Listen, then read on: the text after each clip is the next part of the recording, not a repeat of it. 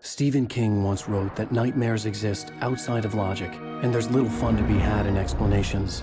They're antithetical to the poetry of fear. In a horror story, the victim keeps asking why, but there can be no explanation, and there shouldn't be one. The unanswered mystery is what stays with us the longest, and it's what we'll remember in the end. My name is Alan Wake. I'm a writer.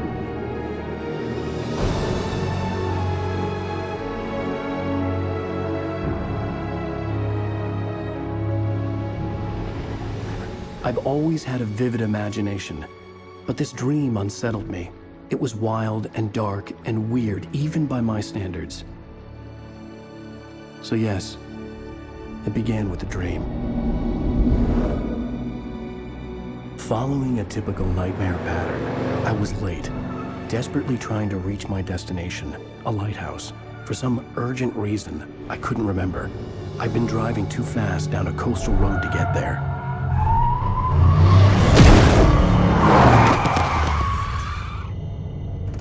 I'd seen the hitchhiker too late.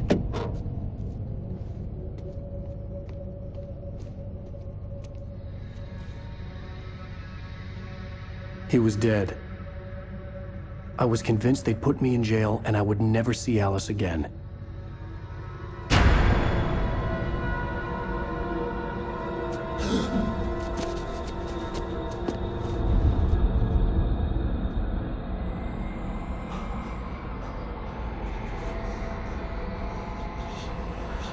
Suddenly, his body was gone.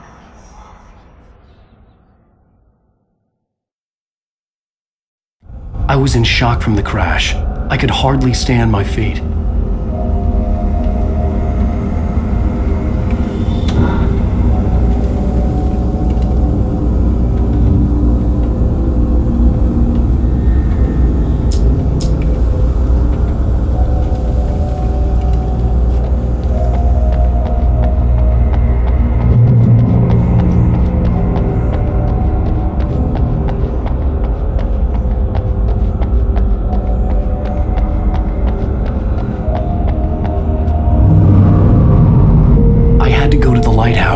I knew there was something important waiting for me there.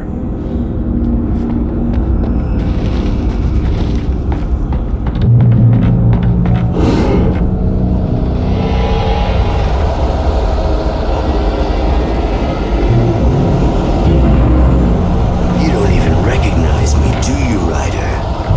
You think you're God? You think you can just make up stuff? Play with people's lives and kill them? You're in this story now.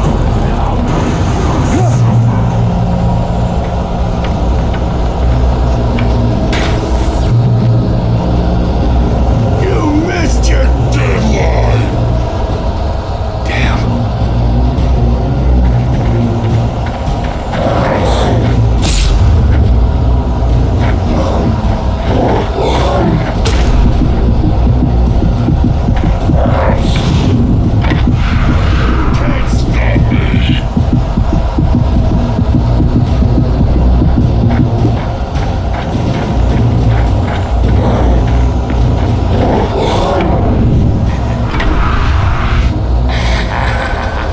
I realized that the hitchhiker was a character from the story I'd been working on.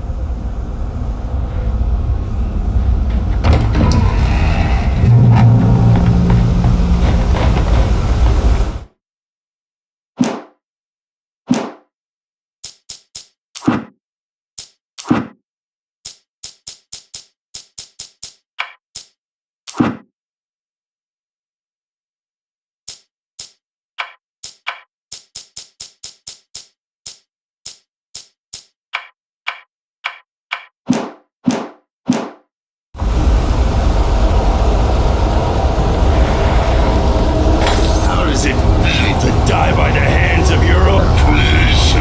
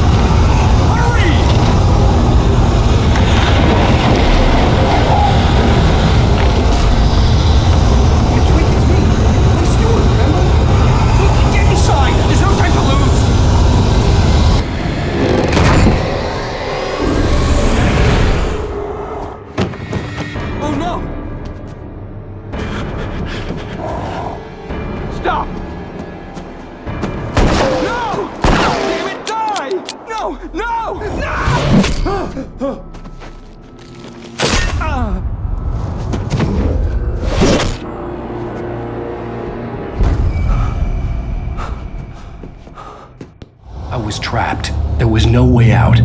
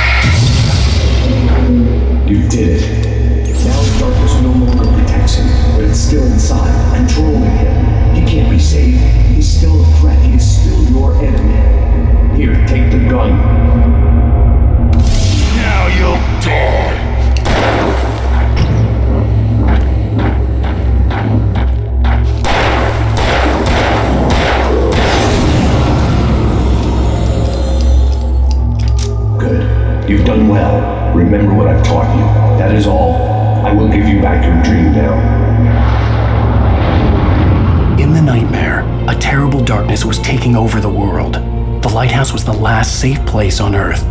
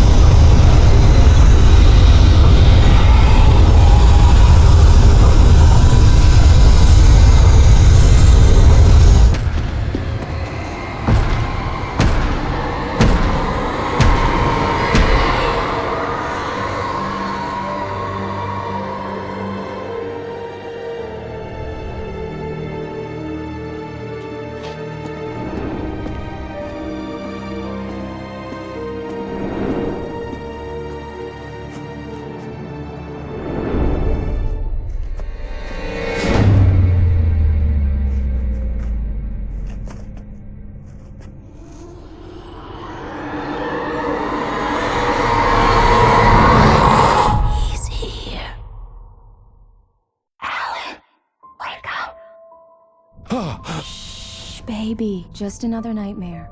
Everything's fine. You dozed off. Right. Anything more than dozed off would be news for everyone. Cheer up, handsome. We're here.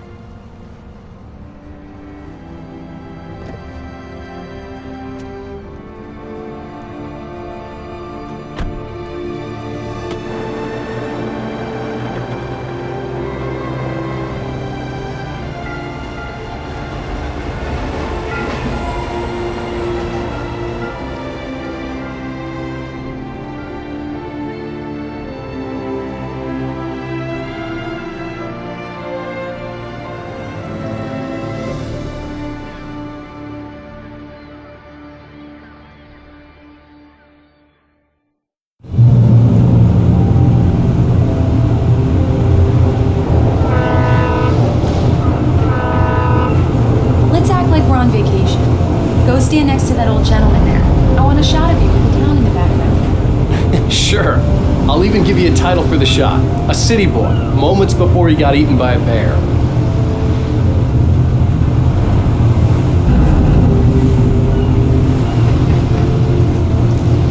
Hi. Hello there. You picked a good time to visit our town. Deerfest is just 2 weeks away. Deerfest, huh? Did you hear that, honey? You have a lovely wife. If you don't mind me saying. I'm Pat Maine, by the way. Nice to meet you. Yeah, I'm Alan Wake. I won't pretend I don't recognize a famous writer such as yourself, Mr. Wake. A pleasure. I'm an avid reader myself. I hope this isn't too presumptuous of me, but I'm the night host at the local radio station. Any chance I can get an interview?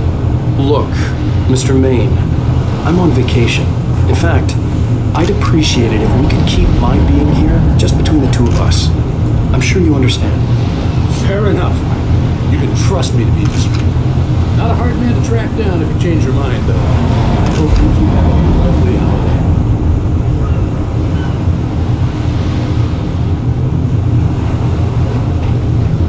Very nice. I got a couple of really good ones. And I see you made a friend. That's cute. Right. Yeah? Hey, bestseller. How's my favorite writer? Are you there yet? Barry. Yeah, we just got it. Are the locals giving you trouble? Just say the word and I'll hop on a plane and come make sure that you're left alone, Al. No, Barry, we're fine. Great. Just want to make sure you can relax and recharge. So, how is the place? Has it gotten your creative juices flowing? Barry, we're just settling in. Okay, Al. I'll call back later to make sure you're doing okay. And you call me if there's a problem, okay? Okay. Just looking out for you, buddy. Talk to you later. I love you too, Barry. You know he's going to be calling you every 5 minutes. Barry is Barry. I can always turn off the phone. What did I tell you? Text message from Barry. He says hi to you too. Alan, we're here. Come on, let's get back to the car.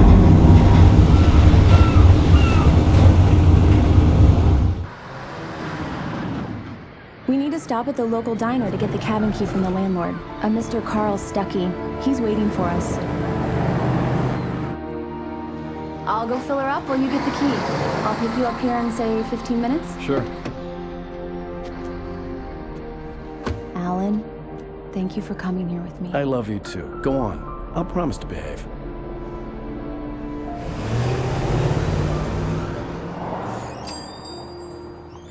I'd forgotten there were still places like this. Towns where everybody knew everybody. Welcome to the Oh Dear Diner. Hi, I was wondering if you could help me. I'm looking for... Mr. Wake. Alan Wake. Oh, God! I am your biggest fan. I know people say that all the time, but I really am. I'm glad to hear that. Rose. Rose, I'm looking for Mr. Stuckey. Carl Stuckey? Carl? Oh, of course, Mr. Wake. He must have gone to visit the restroom. He'll be back in a moment. I can't believe it. I've got all of your books. I got the cutout from the bookstore when they took it out of the window. And you keep it here. Well, okay. Good for you.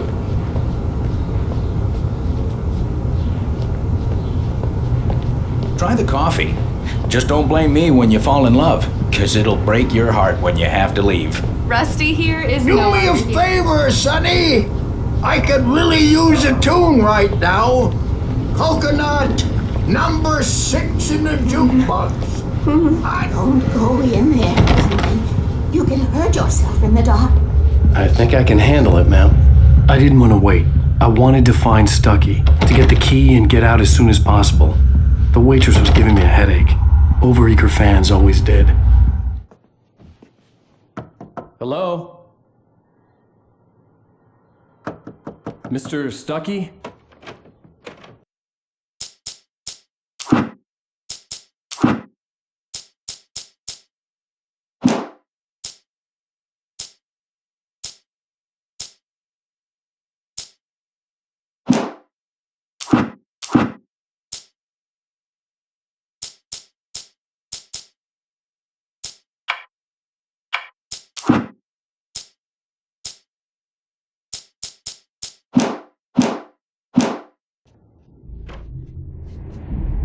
Carl couldn't make it. Unfortunately, he was taken ill. But I have the key for you and instructions on how to get to the lake. Okay. I wish you a good stay in my cabin. I'll come by later to check how you've settled in. And to meet your wife. I insist. Thanks.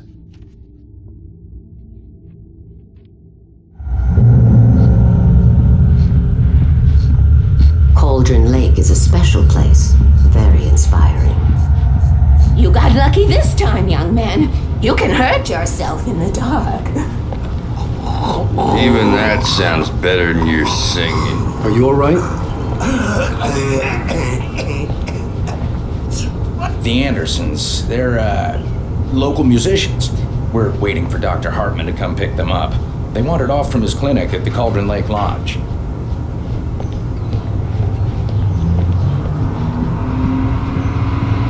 Mr. Blake. Mission accomplished. The key and the directions. My hero.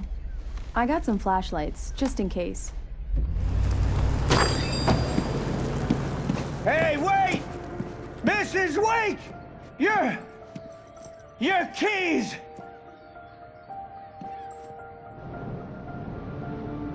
That diner was a real nut house.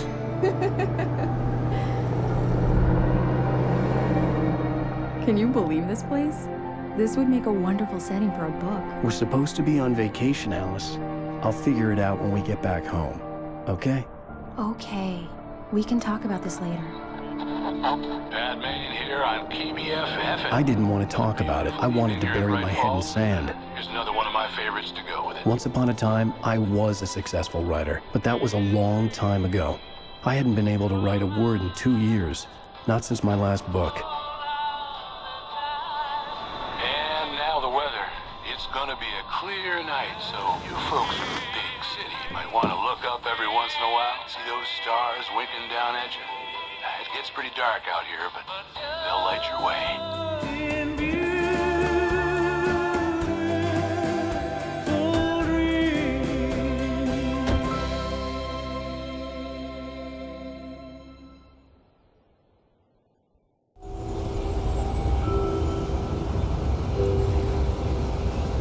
Wow.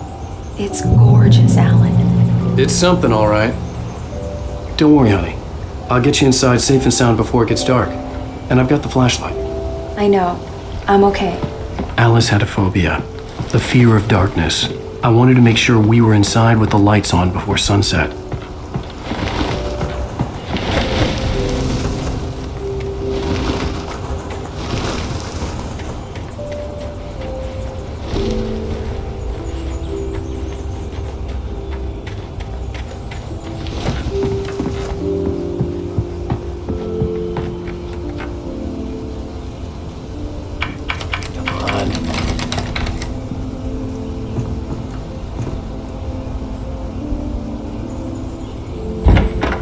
Dark in there. We need lights. Can you figure out how to get the power on, honey? Sure thing. I'm on it.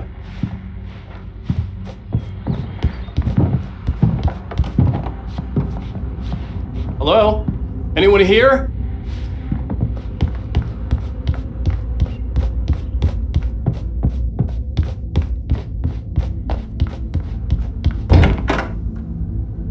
For a moment, the oppressive feel of the nightmare I had seen on the ferry returned.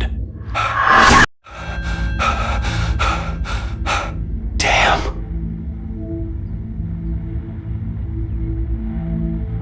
I needed to get the power running in the cabin. There had to be a fuse box or a generator somewhere on the island.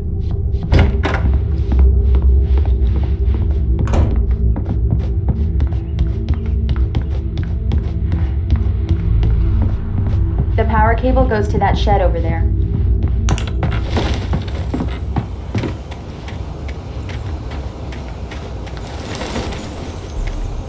The island had once been the site for a love story.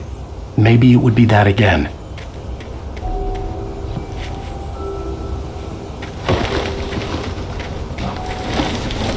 An old generator had been connected to the power cable.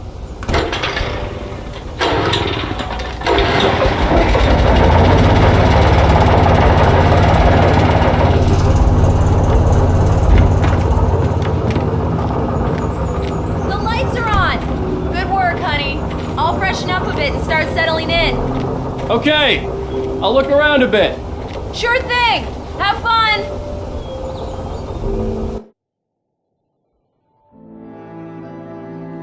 It was a beautiful place. I told myself I could rest here, sleep here, and forget about my work.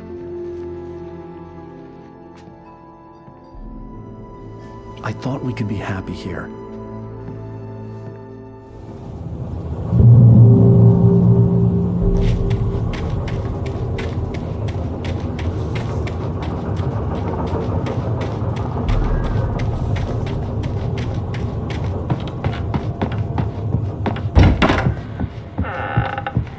Alice?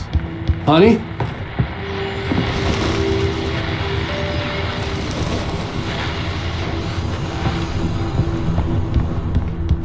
Alan, I'm upstairs. I have a surprise for you. Well, hello there. I'm not the surprise. It's in the study. Go take a look. Okay. Surprise! Alice? What is this? I guess I have a small confession to make. I thought maybe you could write here that a change of scenery would get you past... Damn it, Alice, everyone Hey, keeps... just hear me out. There's a local doctor, Dr. Hartman. I read a book of his. He has a private clinic here. He specializes in helping artists. So now you want to get me committed? No, it's not like that. That's not... Alan? Alan? Just don't! I don't want to hear it! God damn it, Alice! God damn it! I knew she wouldn't follow me in the dark. I needed some time alone to think things through.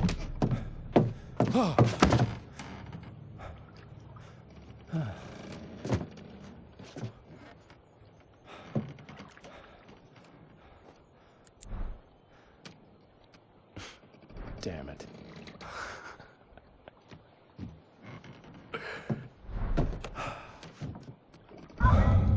Alice? Alice? Alice! The cabin had gone dark.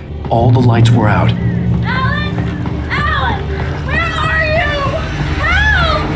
Alice, I'm coming! It's all right, I'm coming! No! What the hell? Alan! Help me!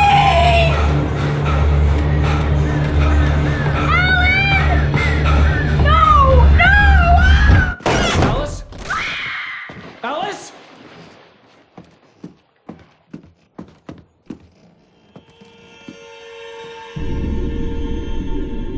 Oh no!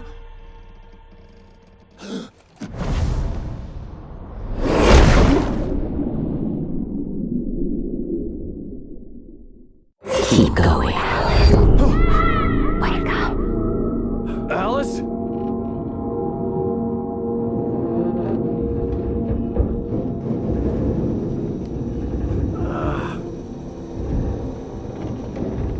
Waking up in the crashed car felt like I had woken from one nightmare and entered another. I couldn't remember how I got there. All I knew was that something terrible had happened to Alice. The phone was dead. I'd have to find help on foot.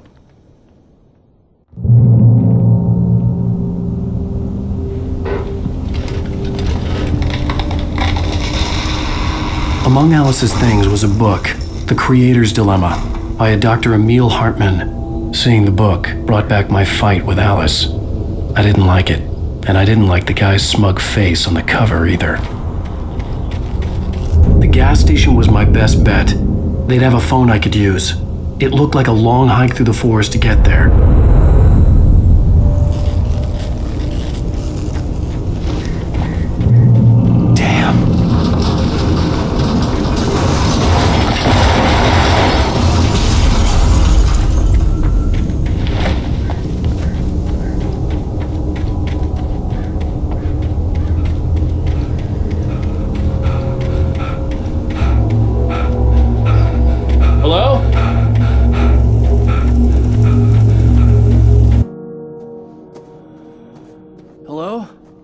Someone there?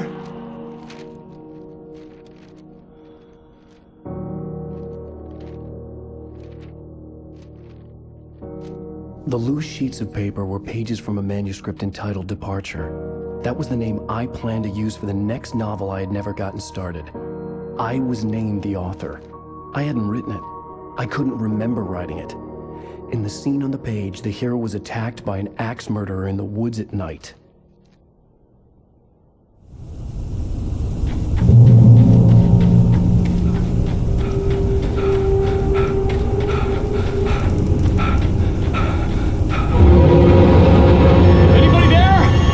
Please! I've been in an accident!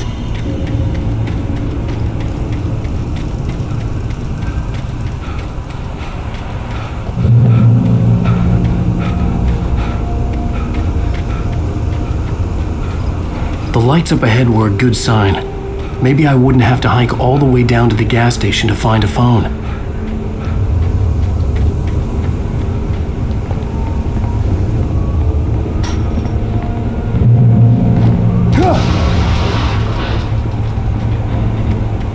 Anybody there? Please! I've been in an accident! Hey! Hey, you! Phil! There's been an accident! I need help! Deposit. I need to... Premium cabins for rent in... Nightfall! Oh, hell. Carl Stuckey. Pleased To meet you. non-refundable reservation Deposit required. Fair and square. There and square.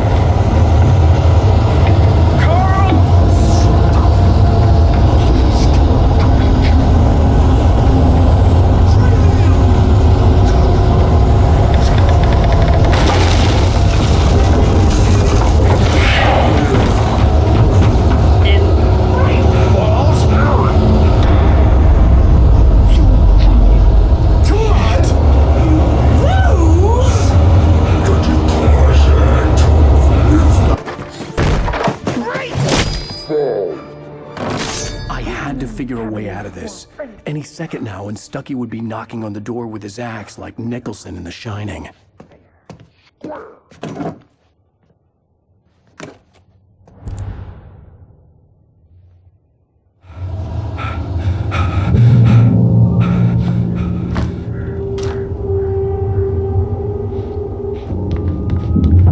During your record, trying. Yes. It's the Bright Falls Sheriff Station. How may I... Hello? Let you kill.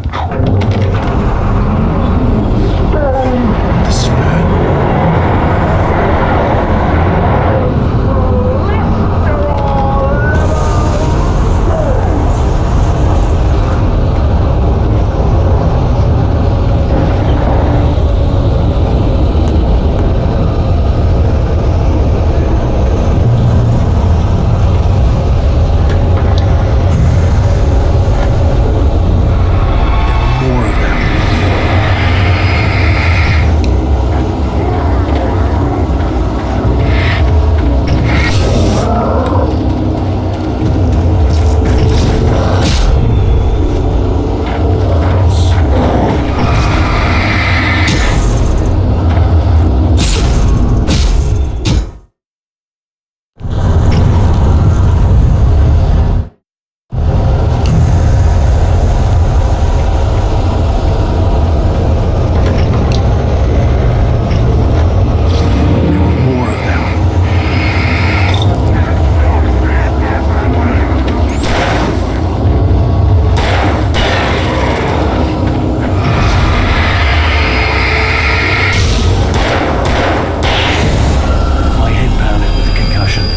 I'd never fired a gun outside a shooting range, and now I just killed someone.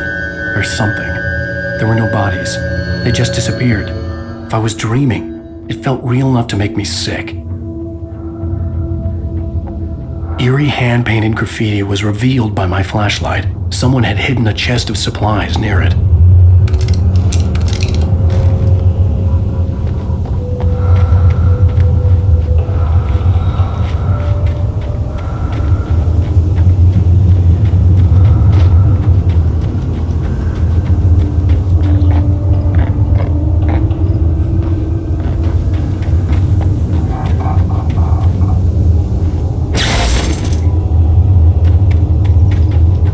The dark forest was the last place I wanted to go, but I had no choice. I had to get to the gas station.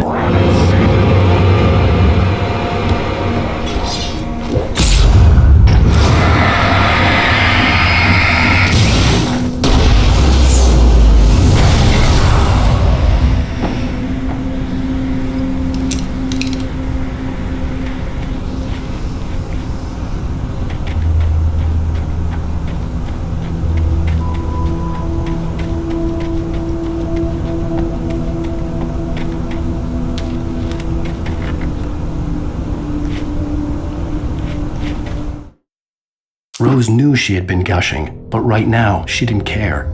As far as she was concerned, her brief meeting with Alan Wake was literally the high point of her life. She watched as he got in the car with his wife. She was pretty, confident, at ease with Wake. Not like Rose. They were perfect for each other. She'd have given anything to be called their friend.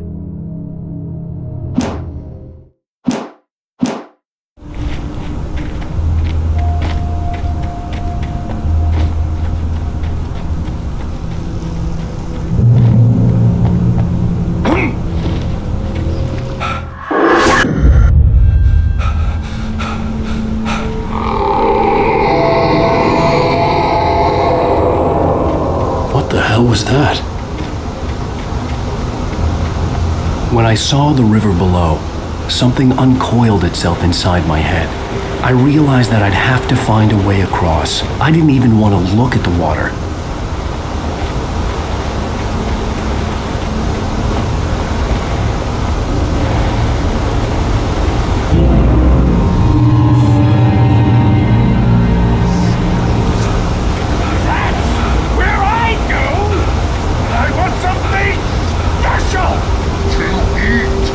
Stucky was still out there, in the dark, stalking me.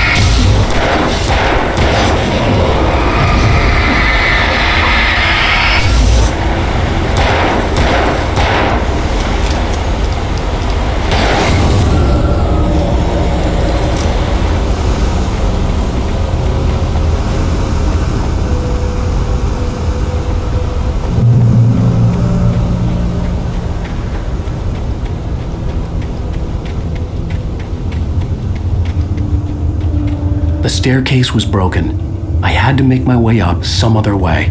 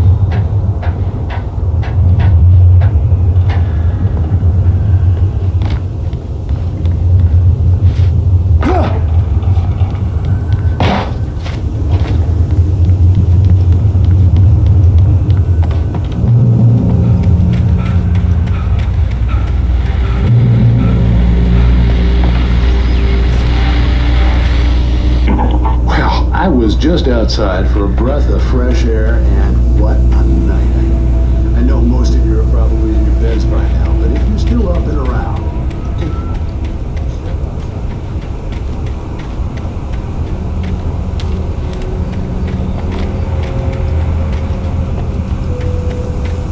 The gas station was closer now, its light welcoming in the darkness. Paul makes the best dogs in the street. Barry Burster is the best with no coat. Is second best. The famous dog is...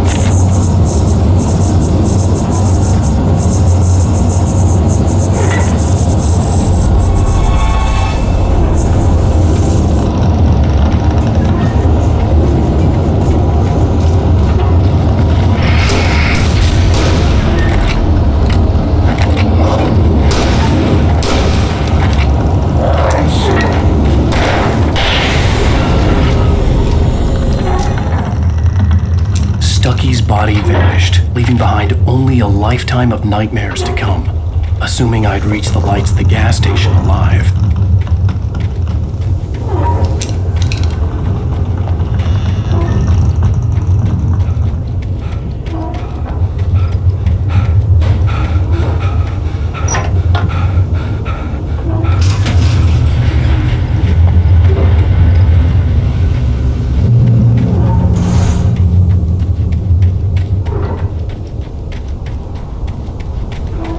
I recognized the parade float I had seen in Bright Falls when I first arrived with Alice.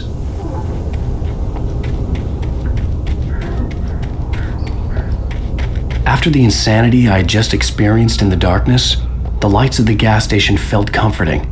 At least for a moment, the sane world reasserted itself.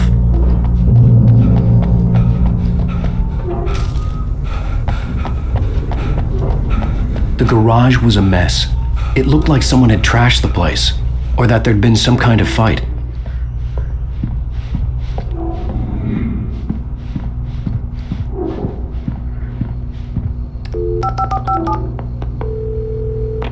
Bright Falls Sheriff Station.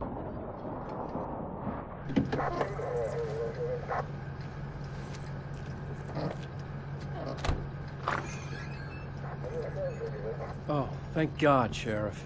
Sheriff Sarah Breaker, you are... I'm Alan Wake, but listen, I was in a car crash. My wife, Alice, she's missing. Calm down, Mr. Wake. We were staying in a cabin on the island, on Cauldron Lake. There's no island on Cauldron Lake, not since the big eruption in the 70s. Please, I can take you there, okay? You look like you've taken a pretty bad knock to the head. Are you okay? Listen. We'll figure this out. Please get in the car. We'll swing by the lake and then we'll go to the station, okay? Mr. Wake, have you seen Stucky, the guy who owns this place? I realized I couldn't tell her what had happened in the forest. She wouldn't have believed me, and then she wouldn't have helped me with Alice.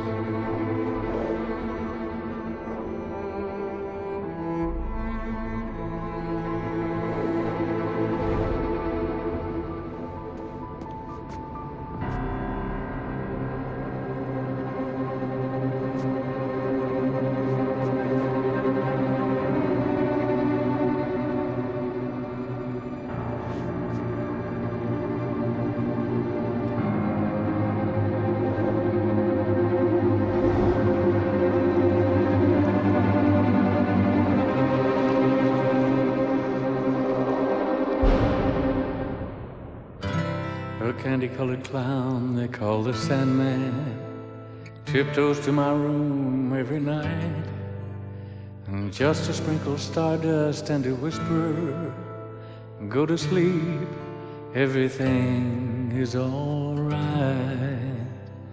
I close my eyes, then I drift away into the magic night. I softly say. Previously on Alan Wake, I came to Bright Falls with my wife, Alice. Thank you for coming here with me. I thought maybe you could write here. I don't want to hear it! God damn it, Alice! Now, she's missing. Alice? Alice? I woke up behind the wheel of a crashed car. I'm missing a week. I was attacked by shadowy men straight from a nightmare. The sheriff took me to the lake Alice and I had stayed at, but the cabin had disappeared.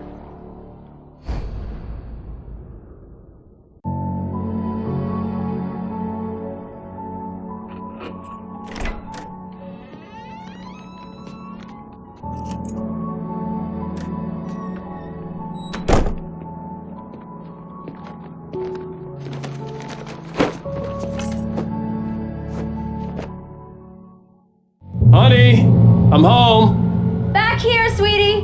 How was it? Worst weather I've ever seen. You should put some coffee on. It'll warm you up.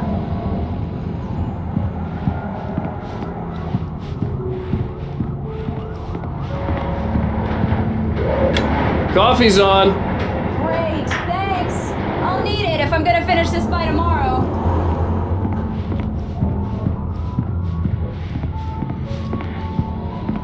Oh, hey, I just finished those cover mock-ups. They're on your desk. Tell me what you think.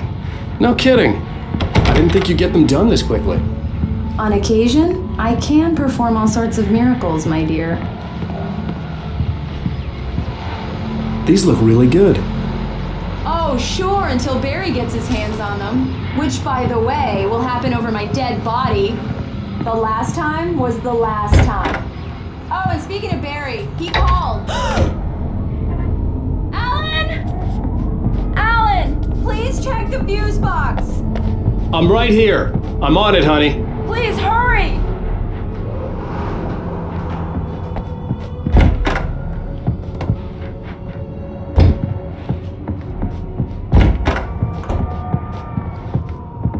I really don't like this, Alan. Please hurry!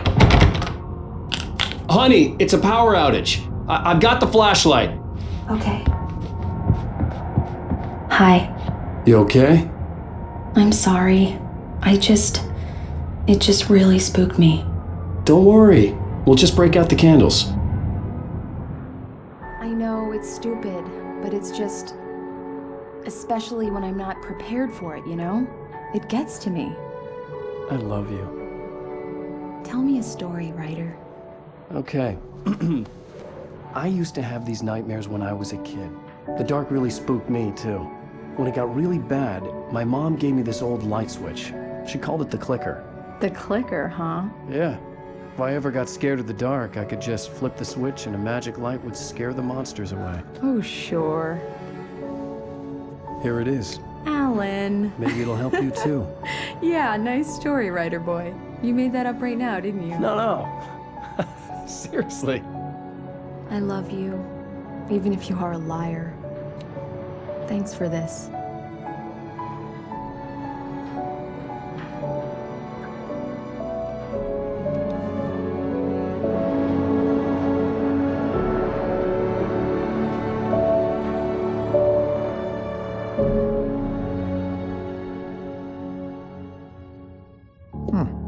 How do you feel, Mr. Wake?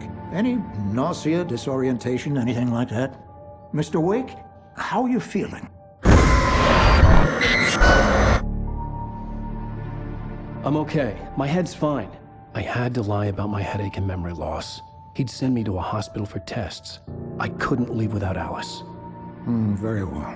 I don't think you have a concussion, but you've obviously been through quite a shock.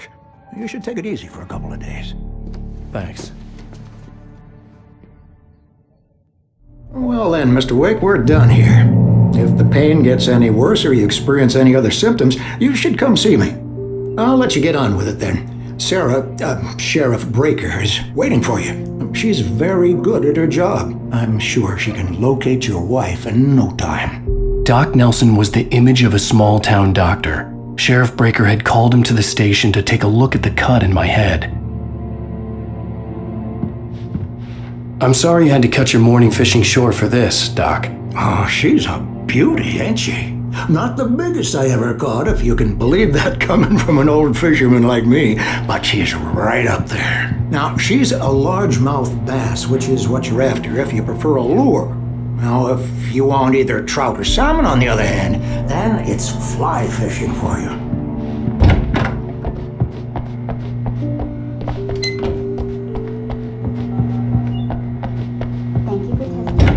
Come in, Mr. Wake.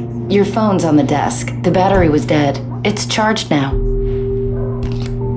Have you started looking for my wife yet? My men are already on it. Now, can you tell me what happened? I'm not sure. I can't remember. We were arguing. I walked out of the cabin. The cabin on Cauldron Lake? How did you end up at Stucky's gas station? I wanted to tell her what had happened last night, but I couldn't. She'd lock me up. Excuse me. I need to take this. Hello? Alan, please help me. Alice? Stop talking to the law. You'll do exactly what I say if you ever want to see your wife. Who is this? Go to the back lot. There's a hole in the fence on the left. Look inside the junker. I left a little something there to convince you we're all on the same page here.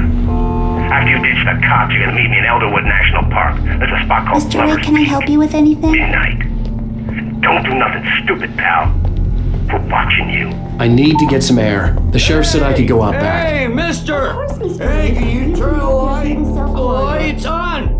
The deputies, they don't understand. They won't listen to me. Hey!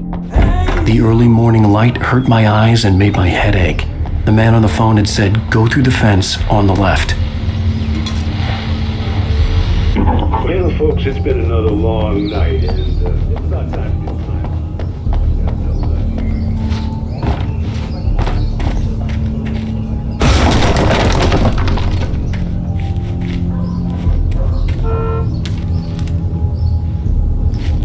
Alice's driver's license had been placed on the front seat. The caller meant business. Barry? Ow! Ow! Thank God! Where the hell have you been? I've been trying to reach you for a week, you and Alice. I've been worried sick. I flew out yesterday. I'm here in Bright Falls. Barry, listen to me. I'm at the sheriff's station. Come and get me. I can't talk now. Al, what the hell is going on? I had to get the sheriff to let me go. I needed to get to Elderwood National Park to meet Alice's kidnappers.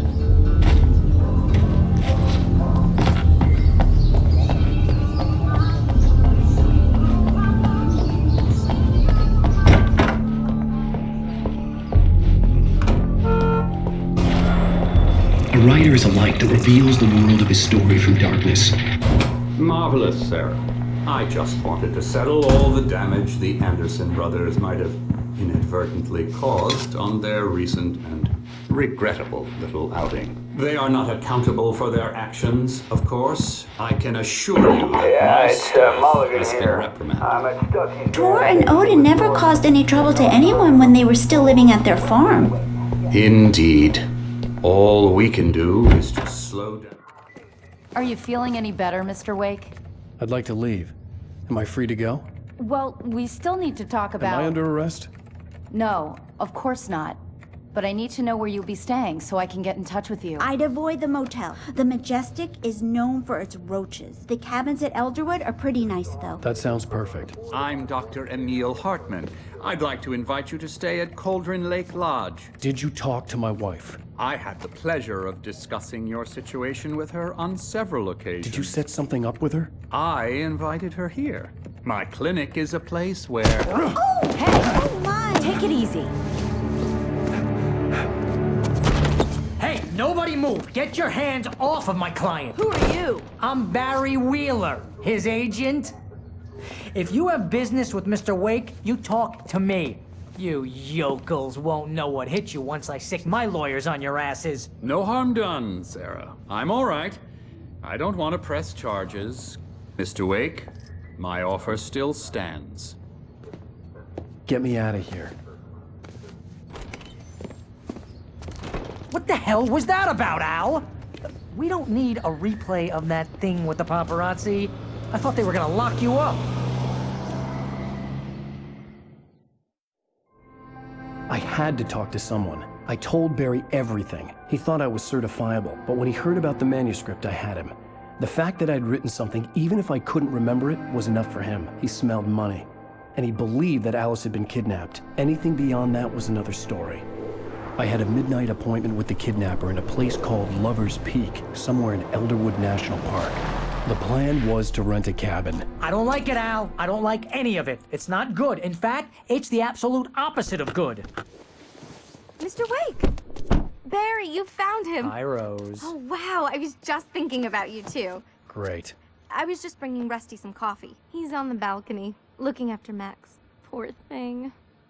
I really need to go. Great to see you again, Mr. Wake. Later!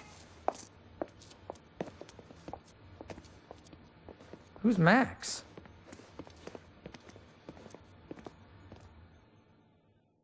What an airhead. Jeez, Mr. Takes a swing at everybody. This is not her fault. She's a very nice girl and, more importantly, a fan. She even has a fan site dedicated to you. And she was very helpful when I was looking for you. Seriously, Al, what you were saying in the car? Just listen to yourself. What, you shot a guy? And his body just disappeared? When was the last time you slept? What, are you high? Have you been drinking? No! Look, Barry, I'm missing a week. And someone's got Alice. Do you and understand everything's just... what it sounds like when you say stuff like that? Don't get me wrong, it's a good story, could be a bestseller. But when you start confusing fiction with reality, you're buying yourself a ticket to the funny farm. All right, wait here.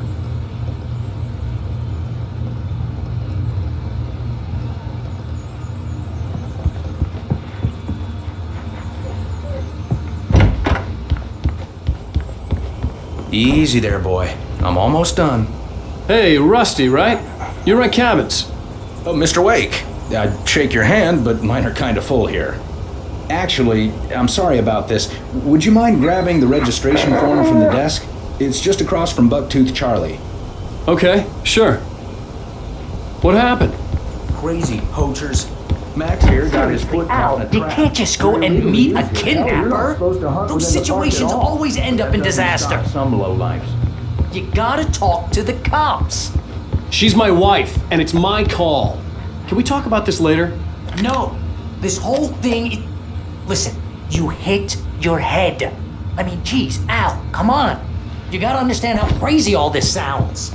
If you try to pull a joke on me, freak me out, it's working.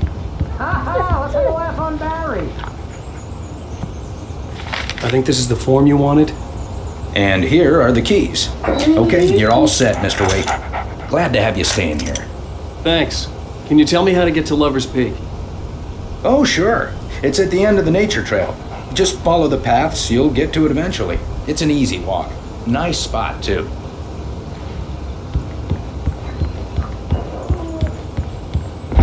Look, Al, you're asking me to believe that you shot a dude who went poof into thin air, a guy who was bulletproof until you pointed a flashlight at him.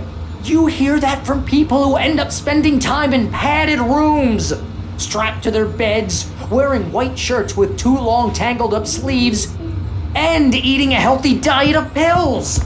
Al, you make cruel jokes about people who believe that kind of stuff. You're the skeptic. You gave me an out.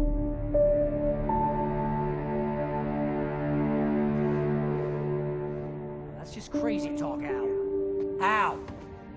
Al? We should go to the sheriff or call the FBI. Damn it, Barry, they'll kill her! This is not a goddamn debate, Barry. I'm going to Lover's Peak. He said to come alone. Okay then. I understand. You're my best friend and I'm worried that you're not right in the head. Tell me what to do to help and I'll do it. You stay here, and if I'm not back by morning, call the cavalry.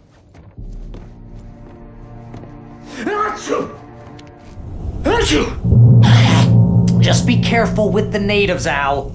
These yokels are dangerous. Everybody hates a tourist, or it'll be deliverance all over again.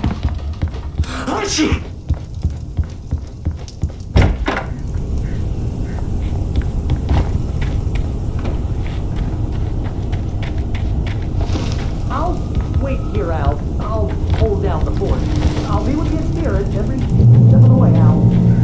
Watch the door now.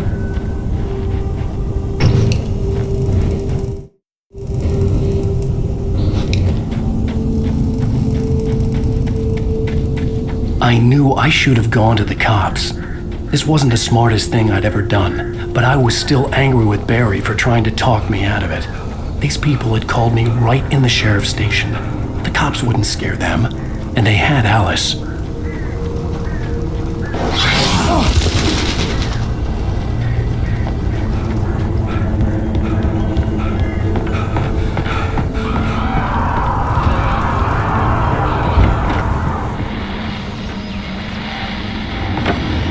Welcome back to the show, folks. As promised, our very own Dr. Nelson has just parked his rear end in the studio. Doc, what's your Deer Fest plan like? My plan? You'll make it sound a lot more organized than I ever set to manage.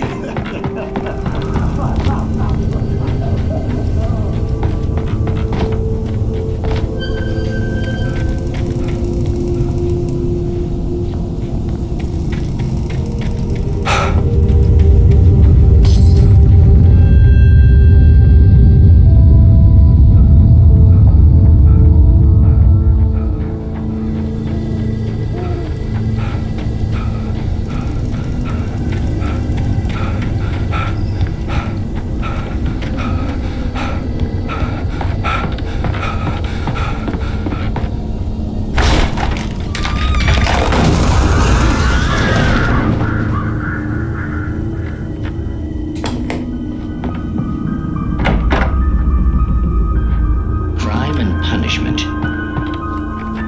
The cancer and cure of civilization. But some crimes are impossible to punish, especially in life's form.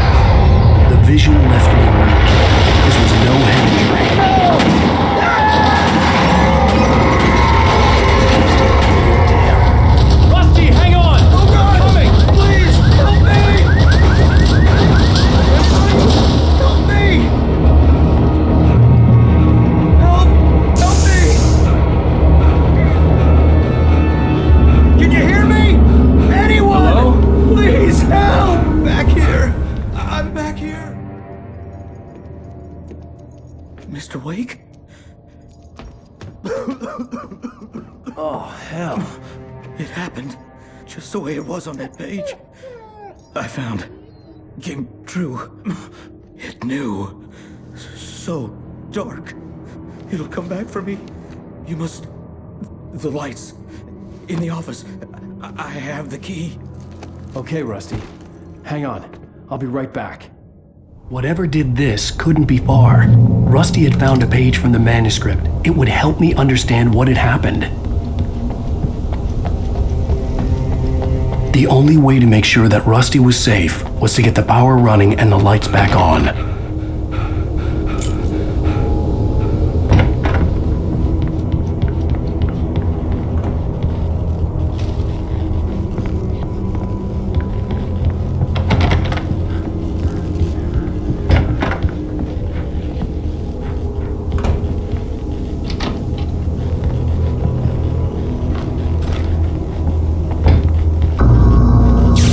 Too late. Someone had destroyed the circuit breaker. There was no way to get the lights back on. Rusty!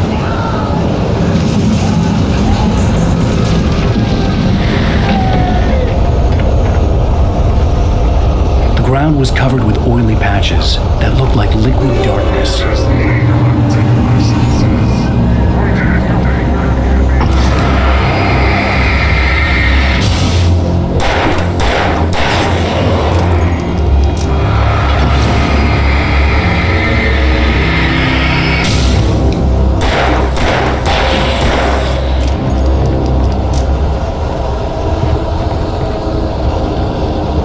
Something had torn a mammoth-sized hole in the wall. Please don't feed the animals.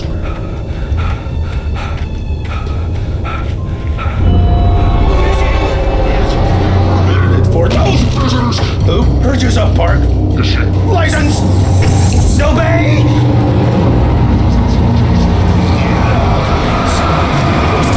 Rusty, no!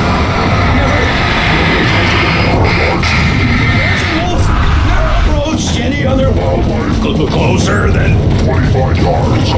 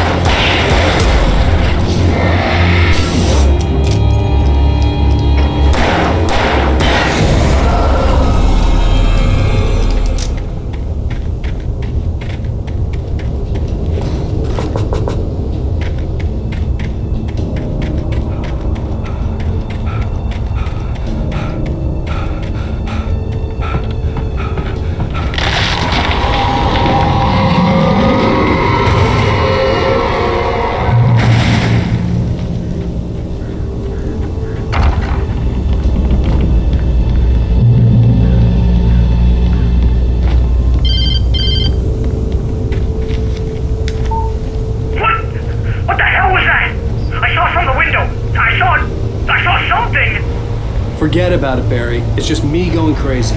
Oh, jeez. Oh, jeez. You're not crazy. I wish you were crazy, but you're not crazy. Ow, be careful. Stay in the cabin. Don't open the door for anyone. I mean it.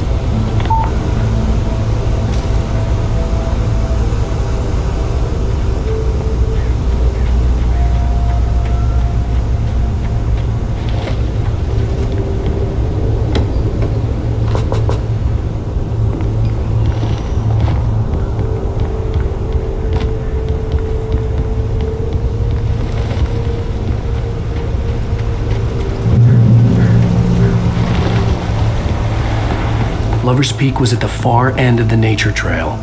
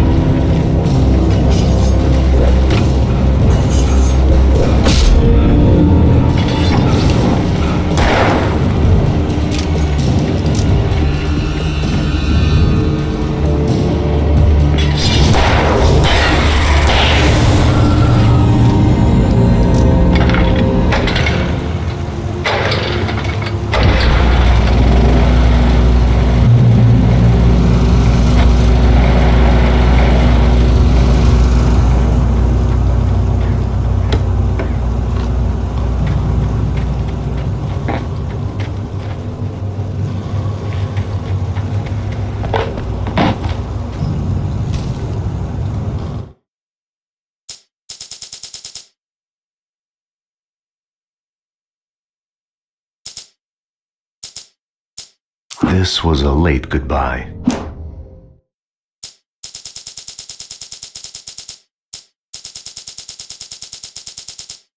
It's true what they say about the fall and the sudden stop at the end. I'd lain here in the snow while the lurid chain of scenes that had led me here kept playing in my head. A rerun of my own private snuff movie. A memory of my corpse. Alone at my own wake. Thinking in metaphors again. The femme fatale was gone. Only a sour taste remained of the kiss that killed me. This was a late goodbye. 13 years after I'd gotten my revenge, it had finally caught up with me. It had been a long time to bear the pain. My blood painted the snow red, a gruesome slushy, dissolved all the scattered painkillers and leisurely dripped down to the sewer, mingling with the bile of the city, becoming one with it. I can see them now, my wife and my baby. Honey, I'm home.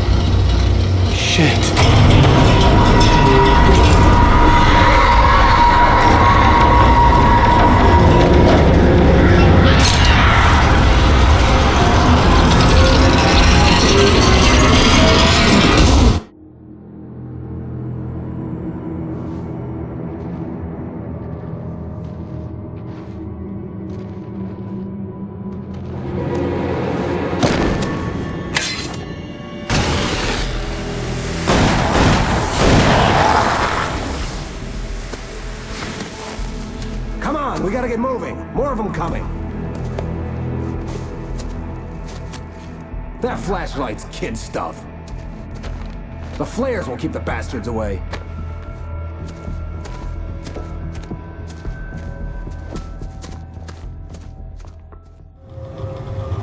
You can see them too? Hell, of course I see them. Come on, we gotta move. Why? Because that's the way the story goes. Yeah, but... Let's move! I lost my gun back there. Oh, I've got a gun. Just keep that light steady on him. It took a moment, but then I recognized him. He'd been on the ferry when I first arrived here with Alice. He knew my name. We were headed in the direction of Lover's Peak. There was no way this was a coincidence. He was the kidnapper. Come on, Wake! You better keep up!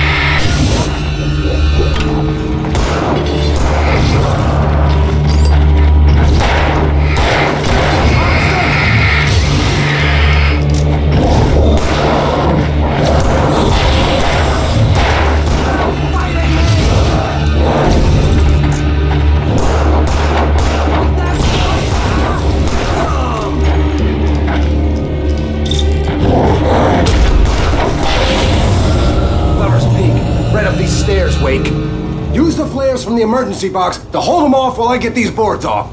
Give me the gun. Yeah, no can do. Are you kidding? Give me the gun! No time for that.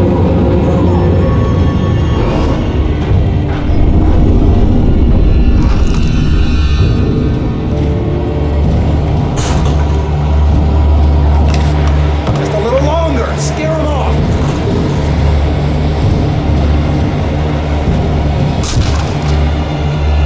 Get some light on those bastards. That'll keep them off us.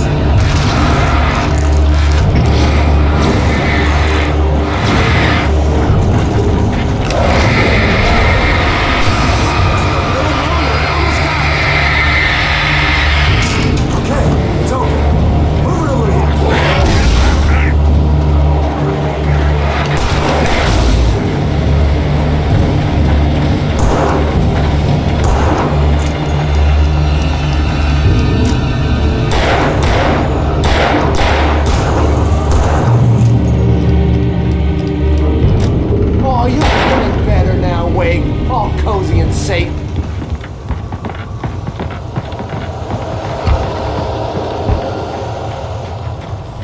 Better get ready. They'll be on us soon.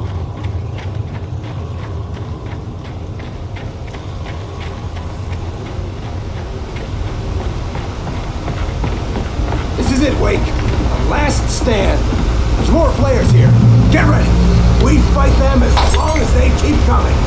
Give me the goddamn gun! They're coming! That's not how this goes. Get with the program, Wake.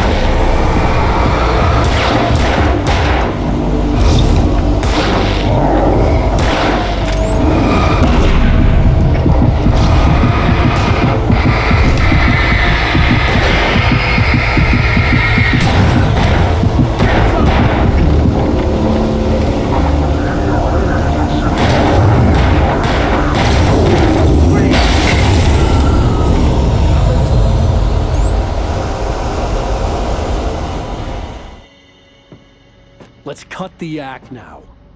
Where's my wife? I knew you were gonna say that. I read it all before. You're a hell of a writer. Congratulations. You're gonna bring about something glorious and terrible once we get you some proper editorial control. What the hell are you talking about? Where's Alice? I want the entire manuscript, or she's gonna suffer bad. You touch her up.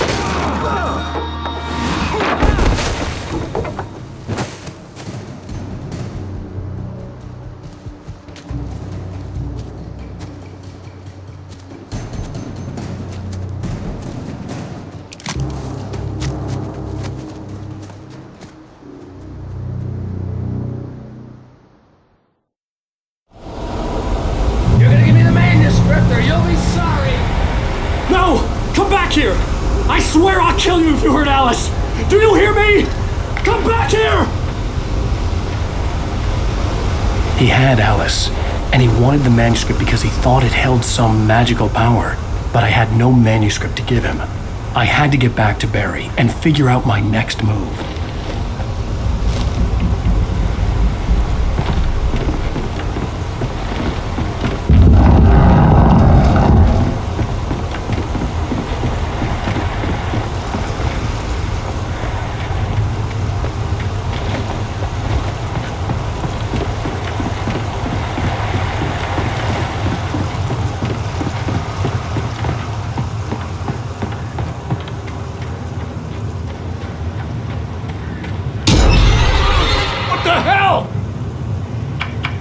Rusty had warned me about these traps.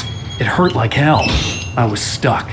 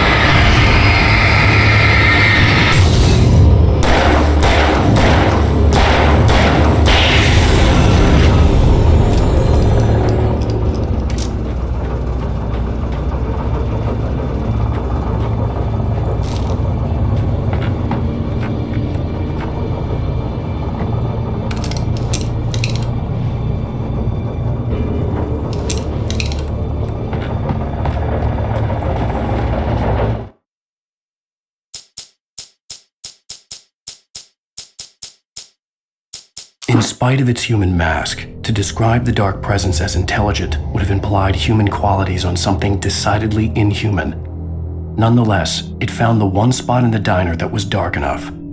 Some light spilled into the corridor, ravaging it. But it took the pain. Horrible as it was, the writer would soon fix that. He would be coming to the one place where it still had power.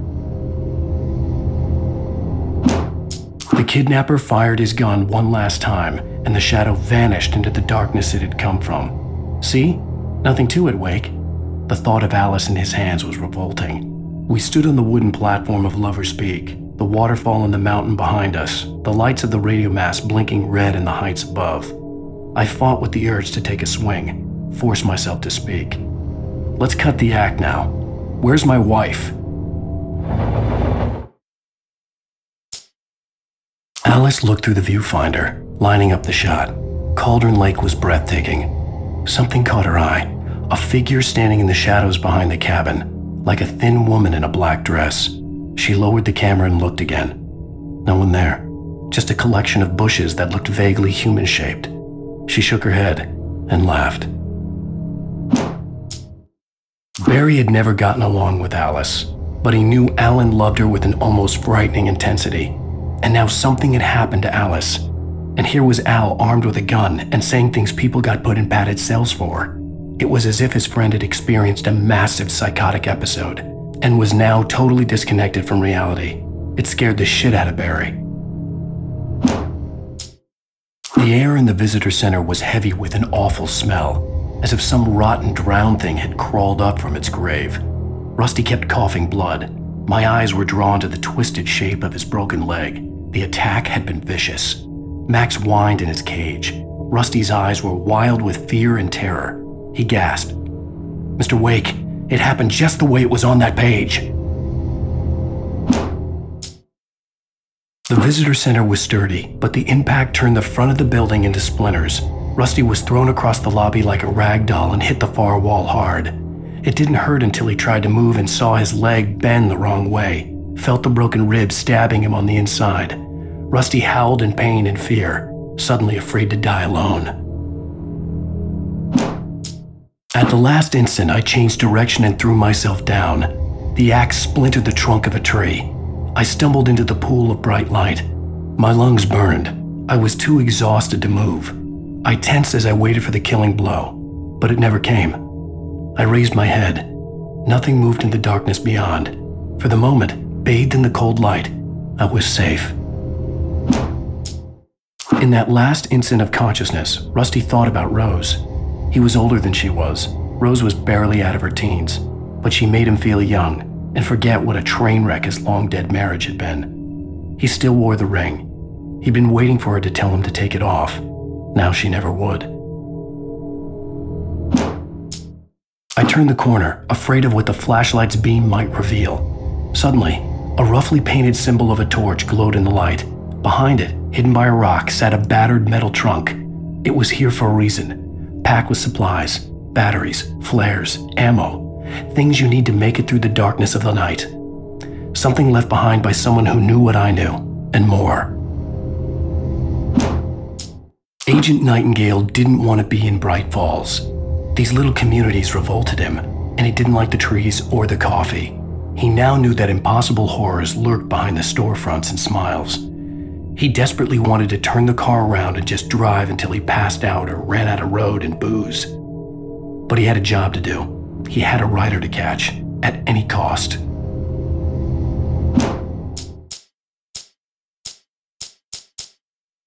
On more than one occasion, Alice had tried to explain to me how it felt to be afraid of the dark. To her, darkness wasn't simply the absence of light, but something more tangible than that. It was something you could touch and feel. Worse than that, it was something with a mind of its own, something malicious and malign. For her, things changed when they were wrapped in darkness. They turned into something else, something foreign, and nothing was safe or innocent anymore. I'd never really understood what she meant, until now. The night had been one desperate situation after another. I was exhausted, and my body felt as though it had been chewed up and spat out. The flashlight was heavy in my hand, and each pull of the trigger sent a painful shock up my arm. but I was finally out of the woods and things were looking up. That's when I heard the chainsaw.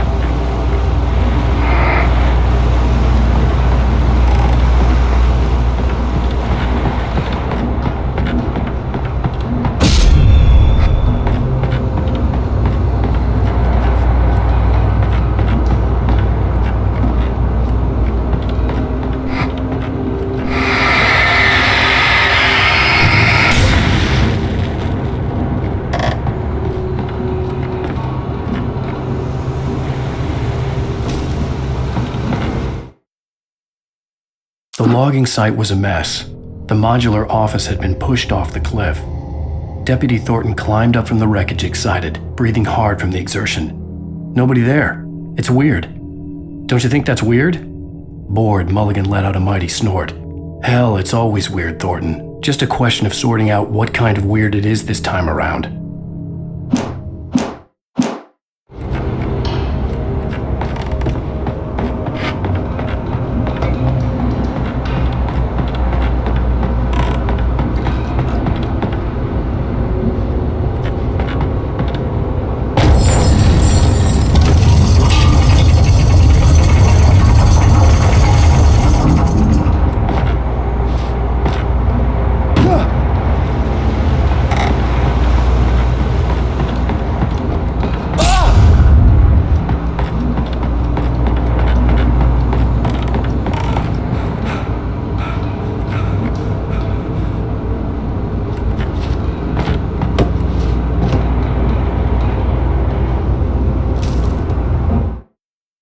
When Barry saw the darkness attack the visitor center, it made him a believer.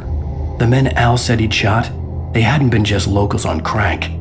Somehow the world had changed, like the channel had been switched without warning. You think you're watching a sitcom, and you're really watching a horror show. When the birds started attacking the cabin, Barry wasn't surprised, just terrified.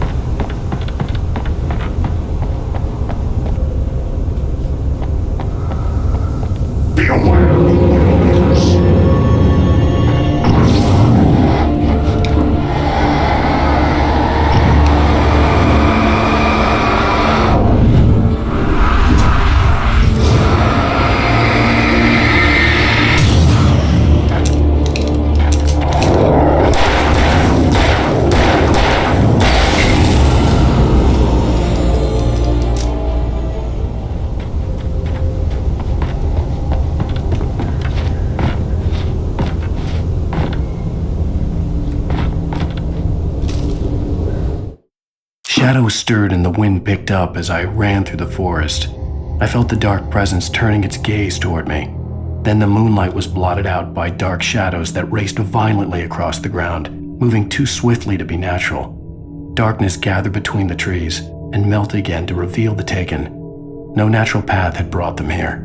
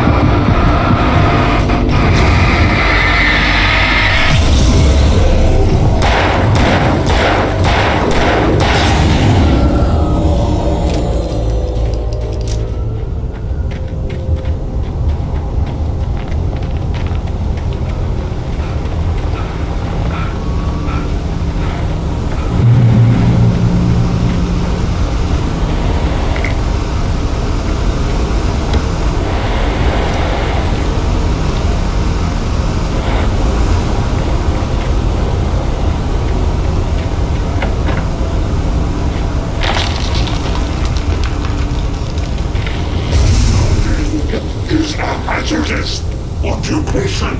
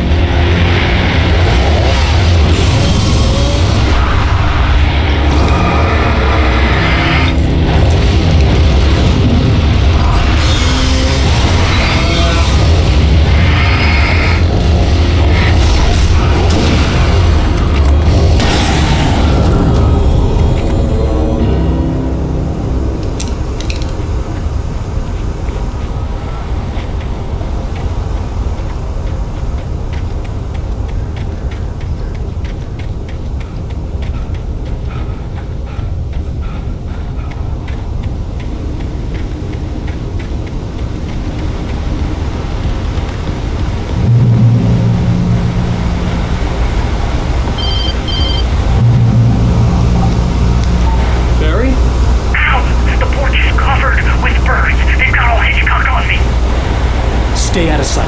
I'm on my way. Don't open the door. What are we, crazy? Stay hidden. I'll be there soon. Just make sure you keep the lights on.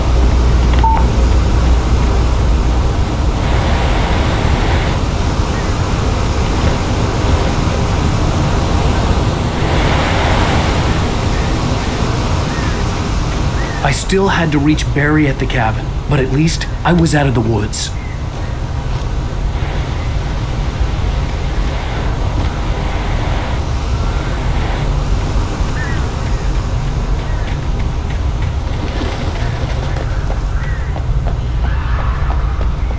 I'd have to get the car from the locked garage. It would get me back to Barry faster, and the headlights were a welcome bonus.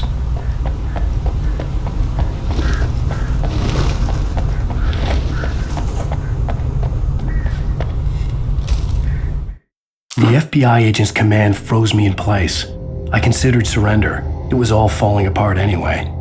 I could give in, let someone else deal with it, but it felt all wrong. Call it instinct, his posture, the way he held the gun. He was no friend. Shots ringing in my ears, I leaped for the hole in the fence and stumbled into the darkness beyond.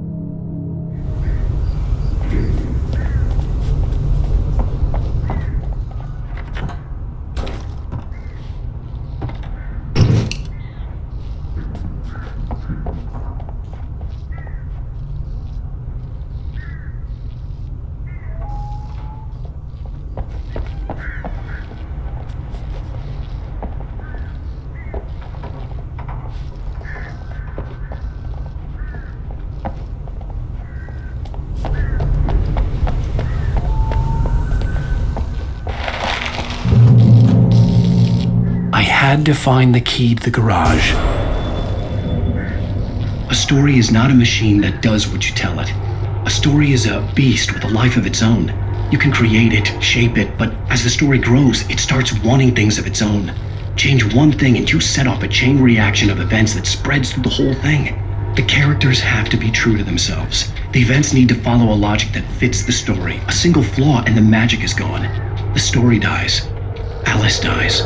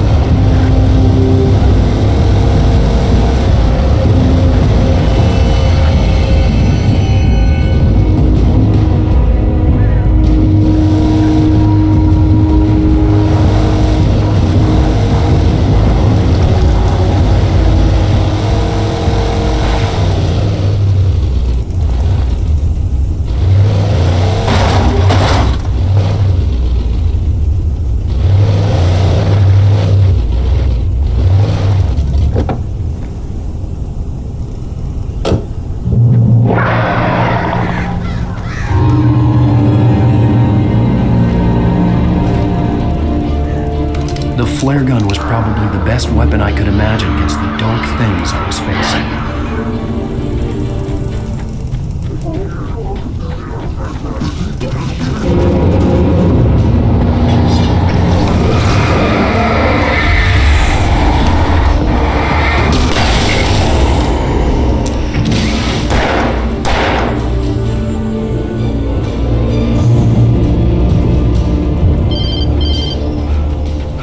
It was the kidnapper.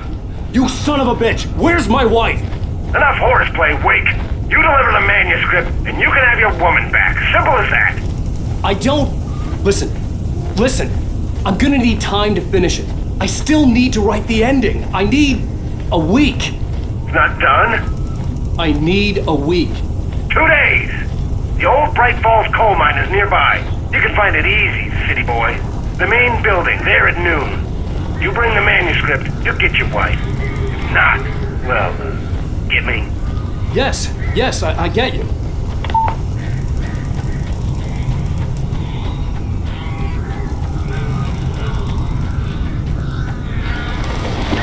Barry had talked about birds over the phone.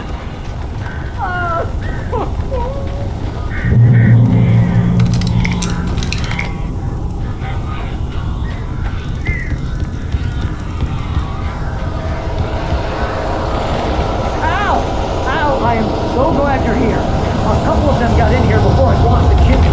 This isn't normal. These birds are weird.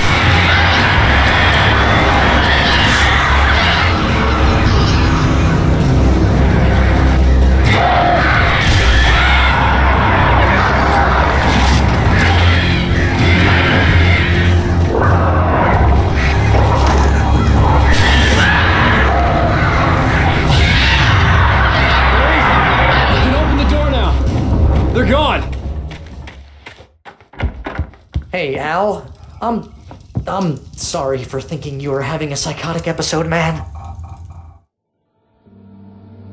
I sent Barry to the town to ask around about a man fitting the kidnapper's description. He'd go through the archives of the local paper. Perhaps he could learn something. Anything about the island and the cabin that had disappeared. The man wanted a manuscript. I had to try to write him one to get Alice back.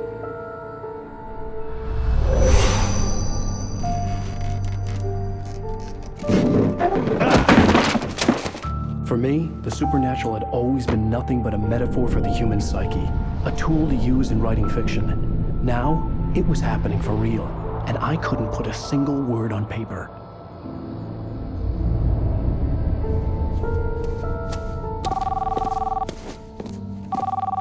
Barry Wheeler speaking. This is Rose. Rose? I found Mr. Wake's pages. Oh, you sweet, brilliant girl. Could you and Mr. Wake come get them? I live in the trailer park outside the town. We'll be there in less than an hour. Bye now. See you soon. Have a great day. Hope you come back soon. Welcome to the Oh Dear Diner. Good girl.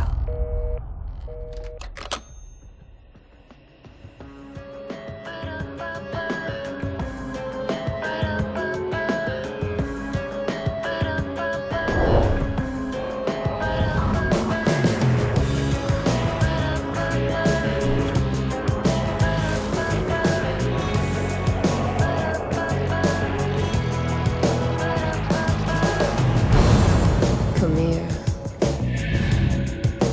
Pretty please, can you tell me where I am? You, won't you say something? I need to get my bearings. Previously on Alan Wake, Alice has been kidnapped. Alan, please help me. Alice? You'll do exactly what I say if you ever want to see your wife again. I can't tell anyone except my agent Barry. Damn it, Barry, they'll kill her! You're my best friend, and I'm worried that you're not right in the head. The ransom is a manuscript I supposedly wrote that's coming true before my eyes. It happened just the way it was on that page. So dark. I have found only a few scattered pages. I want the entire manuscript. The deadline is in 2 days. I found Mr. Wake's pages. Good girl. How the hell did she get her hands on the manuscript anyway? I don't know. She's resourceful. I told you you were too hard on her. Listen, I found out all sorts of interesting stuff while I was digging around. Yeah. Mr. Wake, it's Sheriff Breaker. We have an FBI agent here, Agent Nightingale. FBI? He's anxious to see you. You'd better come to the station. Okay, I'll be right over, Sheriff. Let's make this quick, huh? Help you folks? Name's Randolph. I'm the manager. We're looking for Rose. Works as a waitress down at the diner? Rose, sure. Nice girl. Who wants to know? I'm Alan Wake. The writer, huh? I heard on the radio you were visiting. Well, I'll show you her trailer. That Rose, she's a nice girl. Always pays her rent on time. As I was saying, Al, I found all sorts of weird stuff from the local newspaper's archives. This place is crazy. Disappearances, mysterious deaths, urban legends come true, and get this, most of this stuff takes place around Cauldron Lake. Well, you ain't wrong, mister. The Indians thought the lake was a doorway to the underworld. I'm the God-fearing type myself. I don't hold with that sort of thing. Yeah, okay. Anyway, there was an island there owned by a guy called Thomas Zane. Now, some of the articles I found about him make him out to be a famous writer, but I ran a bunch of searches, couldn't find a single thing he wrote. Zane was heavily into diving, so much so that the place came to be called Diver's Isle. But the volcano under the lake erupted in 1970, and Zane went down with the island.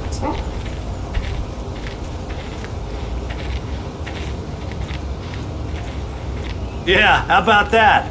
It was there in the morning, as if it had fallen from the sky.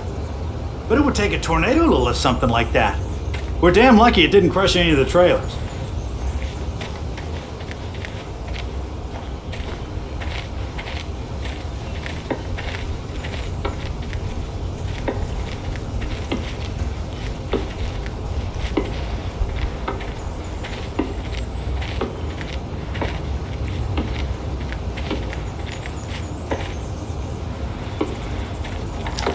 Better.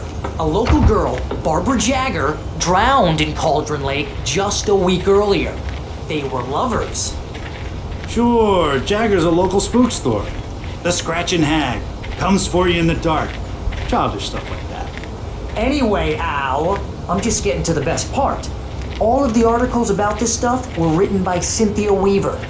I asked around, and she's that crazy bag lady you met. What, the lamp lady?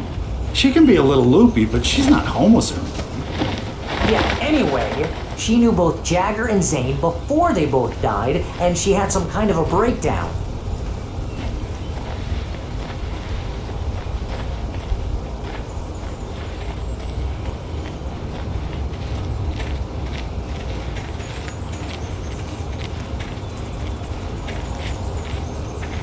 Well, mister, this here's Rose's trailer. You mind me asking what you want with her? We're just here to talk to her, pal.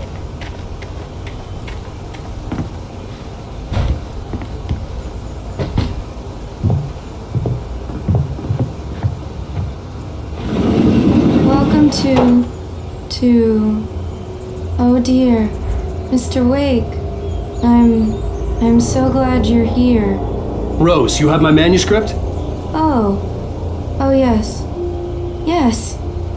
Please, come in. Hey, this is really good. Rose, Yes, my manuscript. I really need it. I understand. I know what you need. A muse to inspire you. Oh, for Barry. She doesn't have anything. Yeah, hey, Al? Al, what's... Oh... Barry! What? What?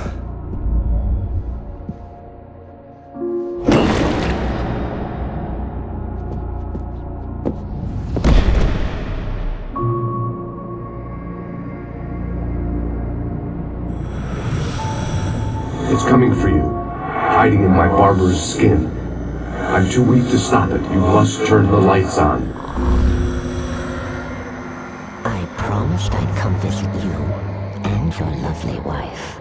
You must finish what you started. I insist. You must turn the lights on. Turn the light on. Back to work, boy.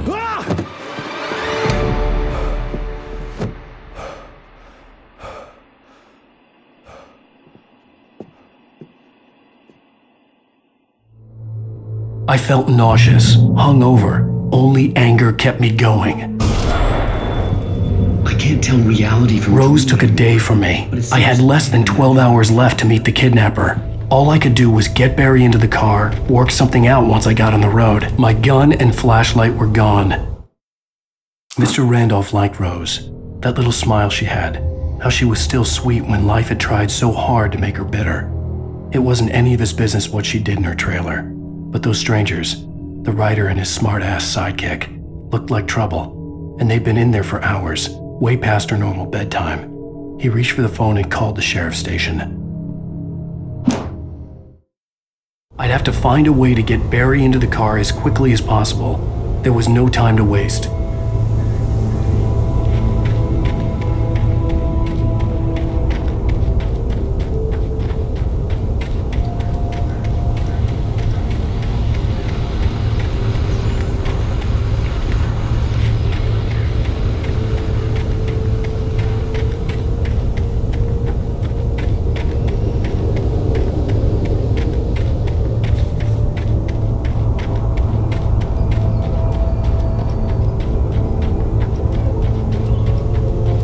Oh, you're gonna get it now.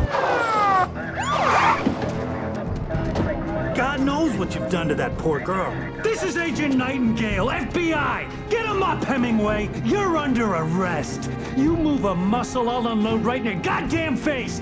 Stay right where you are, Slane!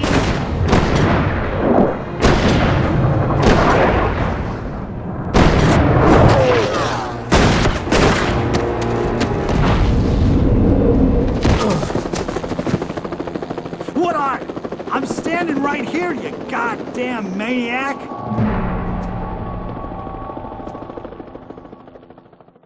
I hated to leave Barry behind. But there was no way I'd miss my appointment with the kidnapper.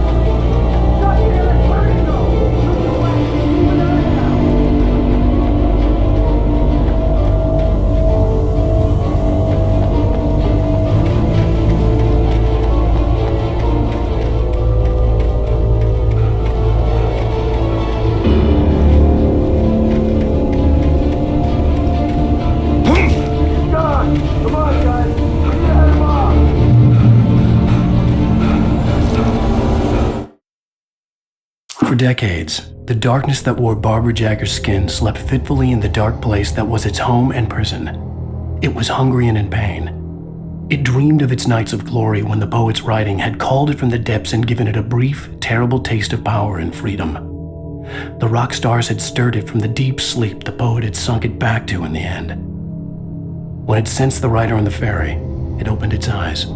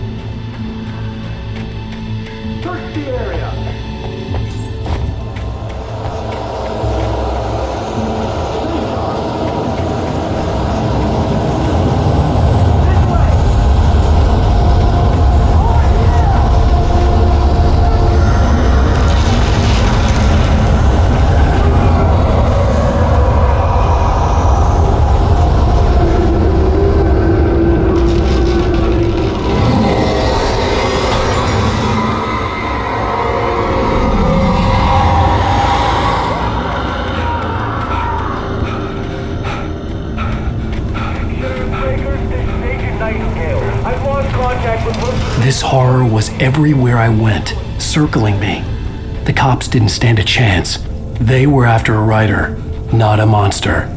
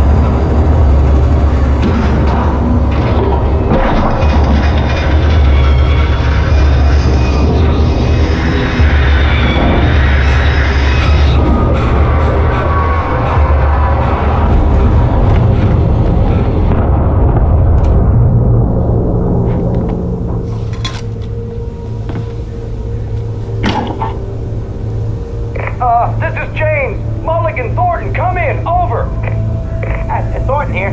James, we got both Wheeler and Rose in custody. They didn't put up a fight or anything. But anyway, hey, what are you... Come on! Sit down and give me that. James, Mulligan here. Over. Go ahead, Mulligan. Over. We got Wheeler and Rose here. Wheeler's drunk or hopped up on something.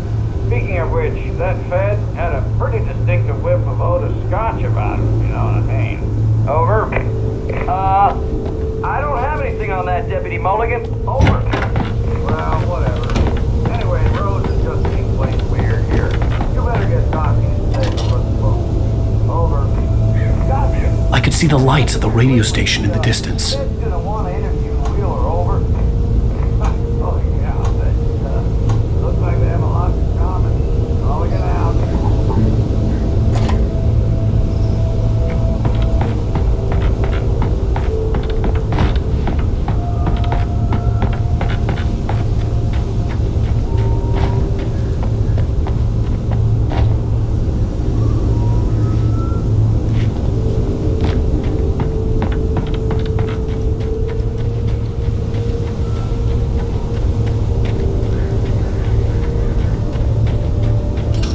I imagined that the broadcast tower in the distance was part of the local radio station. Maine seemed like a decent guy. Perhaps he could give me directions to the coal mine.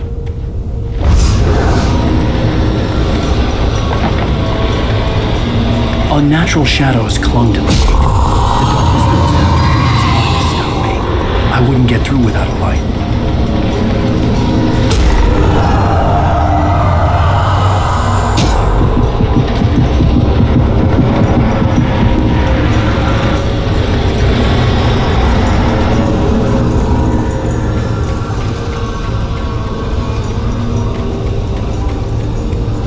There was no power to the searchlight.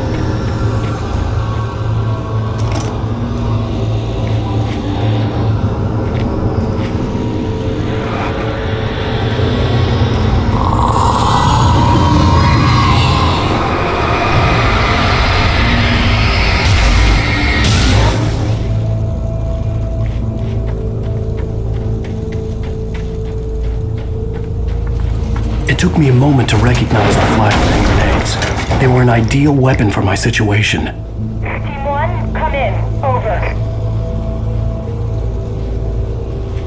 Team 1, this is Sheriff Breaker. Report. Over.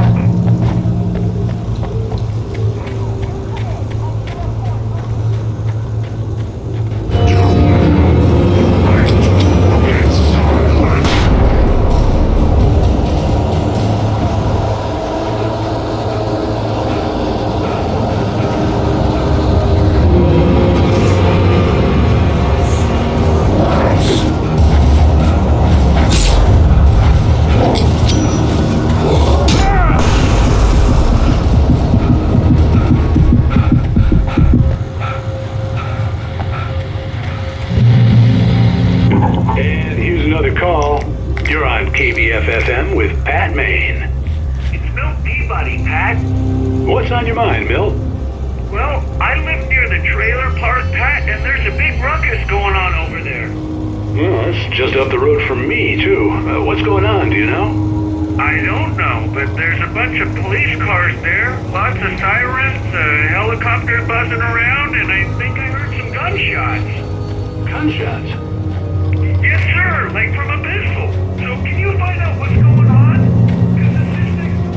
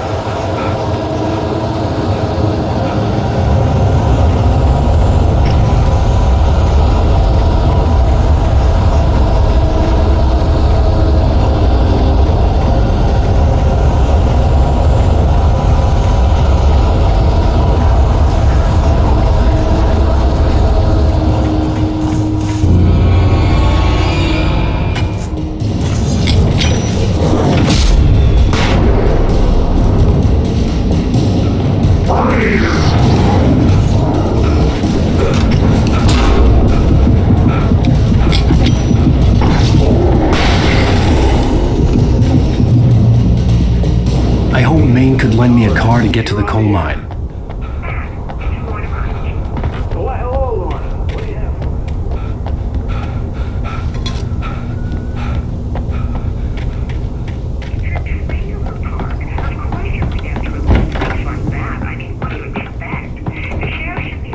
Normal citizens instead of wasting resources on those people. Well, They'll have to try to sort themselves out. I'm sorry, but my granddaddy settled in Bright Falls in 1911. well, thank you very much for that compassionate viewpoint, Lorna. Oh, here's a little surprise. The famous writer Alan Wake just walked in, folks. I'm going to see if I can talk him into an interview. Come on in, Mr. Wake. Ah, I'm so glad you could find the time to do this, Mr. Wake. Nowhere to run now, Dan Brown. You back away from me. Don't hurt. Whoa. Everyone calm down. Put the gun down. We're all friends here, right? Cool your jets, Nightingale. We got him. What the hell's the matter with you? There's a civilian in there.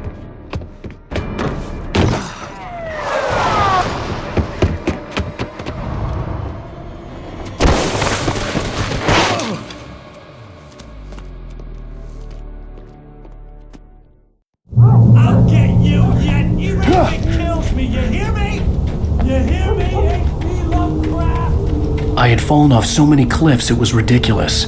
That's what you get for naming a book The Sudden Stop. It was probably good I hadn't had the chance to tell. Nightingale stared through the broken studio window into the dark woods. He turned around, started to walk out, but Maine grabbed his arm. "Young man, you almost shot me. You don't shoot off rounds at people like that. What's the matter with you?" Nightingale shook his arm free, marched out, his cheeks burned with rage and humiliation. Maine, where I was going. I'd have to lose the cops and find my own way to the mine.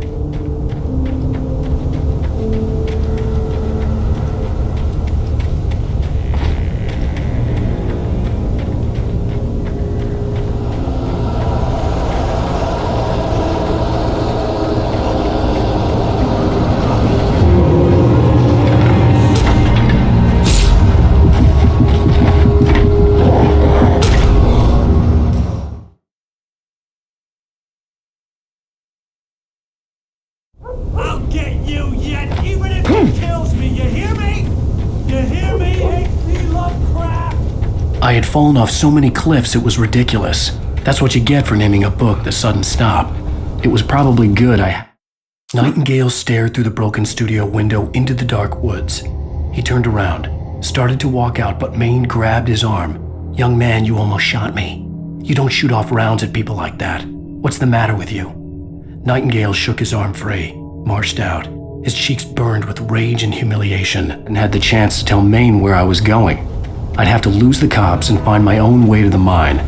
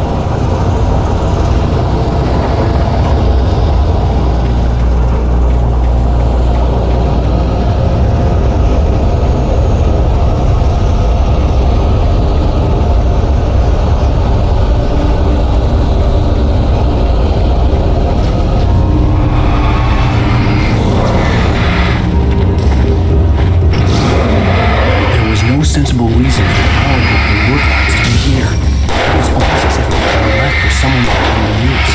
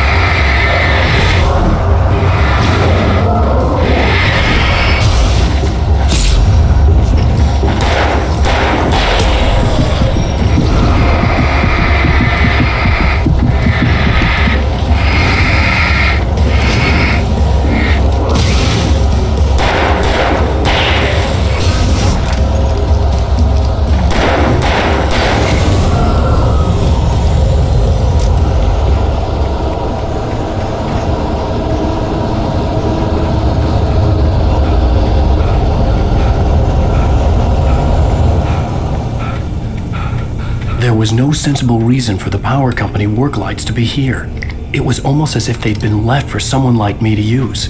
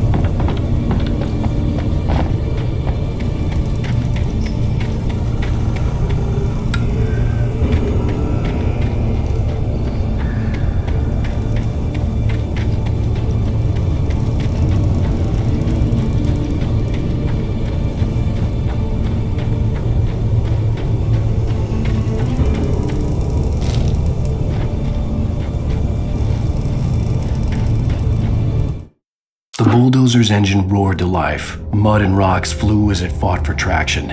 It crashed through the concrete wall and landed heavily in the yard. If it were an animal, it would have shaken its head after the impact, fixed its eyes on me, and charged. Of course, it had no head, nor eyes. Shadows crawled on its form, twisting it into a monster. Then, it came for me.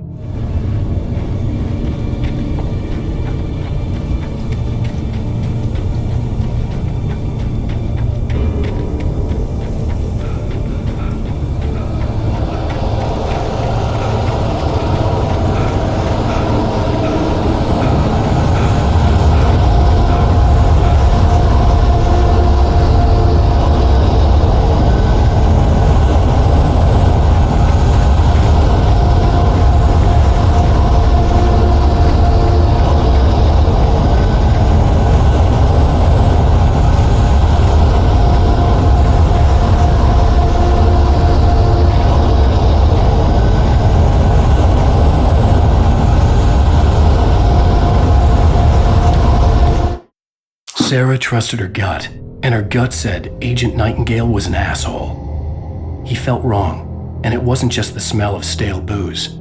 It was in the way he flashed his badge, pulled rank, the look in his eyes when he wanted answers. Where was Alan Wake? What was this about an accident? Where was his wife? And most importantly, why did she let Wake go? He wouldn't answer her questions. Federal business was all he'd say.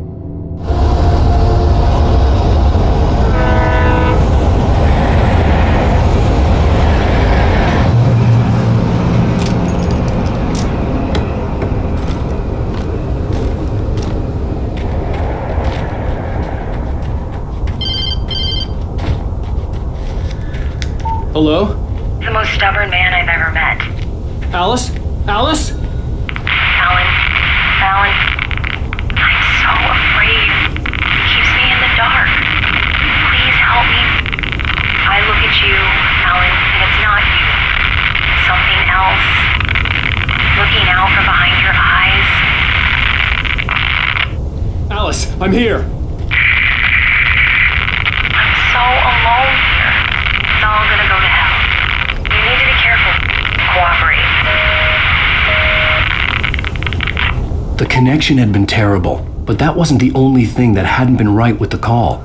She sounded wrong somehow, but she had called me. The pipe wrenched itself loose from the bridge's steel framework.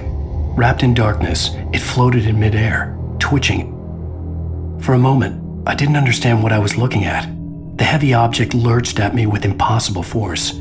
I threw myself out of the way, but just barely. When I turned my flashlight on it, it shook in a dark rage before it flew at me again.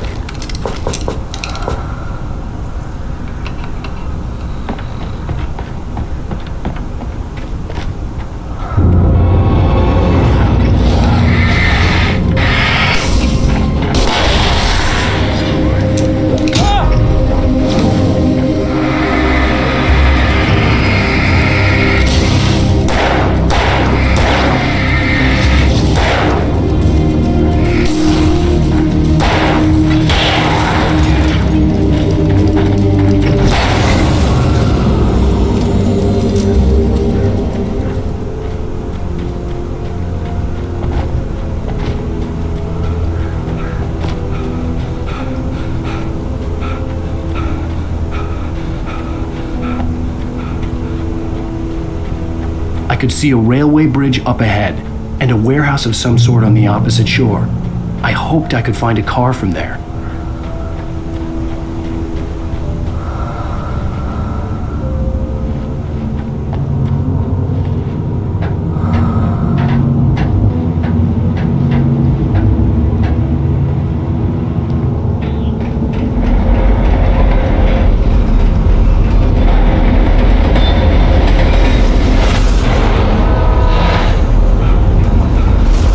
That was pursuing me was growing stronger, and it was taking over everything in its path.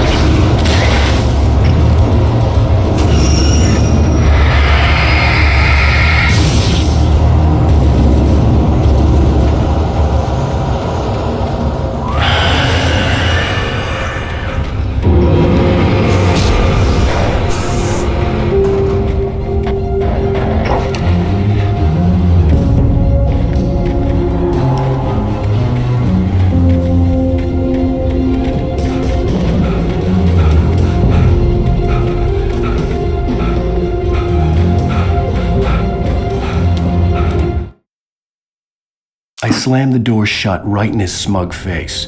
He pleaded for me to open the door. True to form, the asshole actually thought I would obey.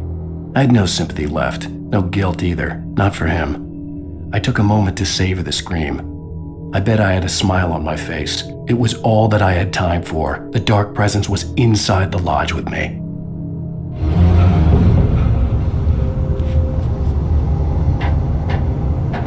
As a teenager, just starting to get interested in writing, Stephen King had been a source of inspiration to me. I thought about all the inanimate objects that had come to life in his books. No one is safe in a good horror story, certainly not the protagonist. That's what makes them fun. This was anything but. The darkness could possess anything, and it was getting closer.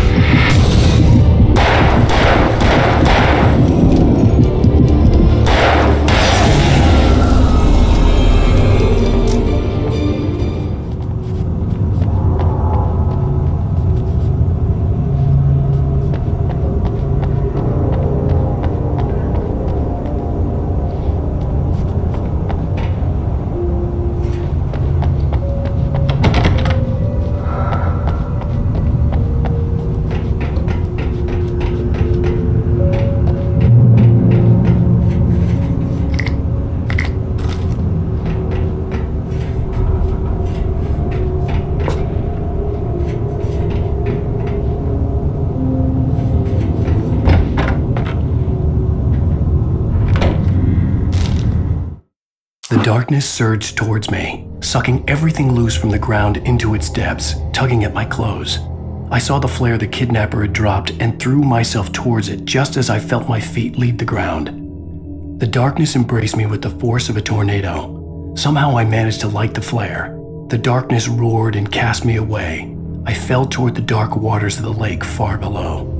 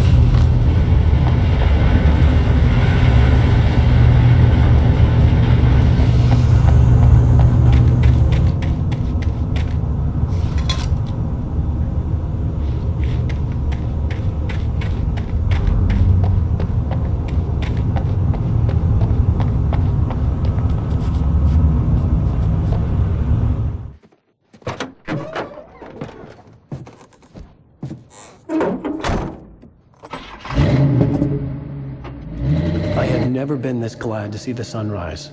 I had a couple of hours to get to the coal mine.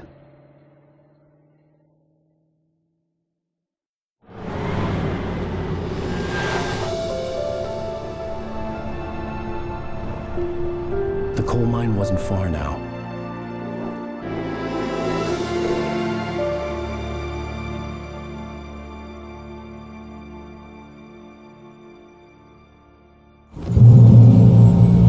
Today, I would meet the kidnapper, and he would give me Alice. I wouldn't give him any other choice. A drowning man will clutch at a straw.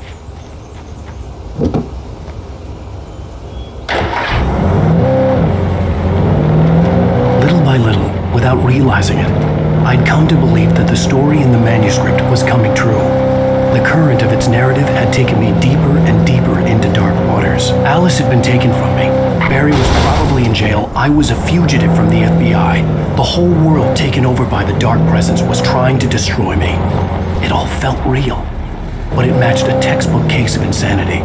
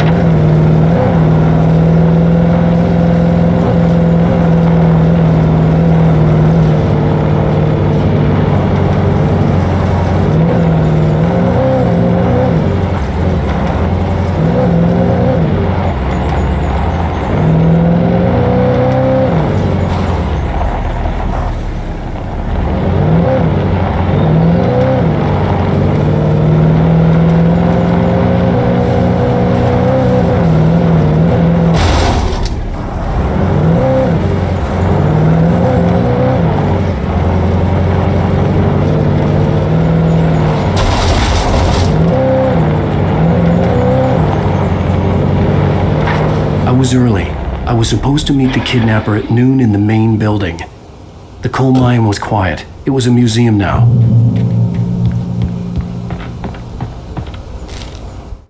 With Nightingale gone and the night wind blowing in through the broken studio window, Maine stared at Sarah. The sheriff looked away. Maine's voice shook with barely controlled anger. That boy's doing more drinking than thinking. I hope you know what you're doing, Sarah. He's got a sickness in his eyes. You take my word for it. He wants Wake for a reason, and it's not for anything good.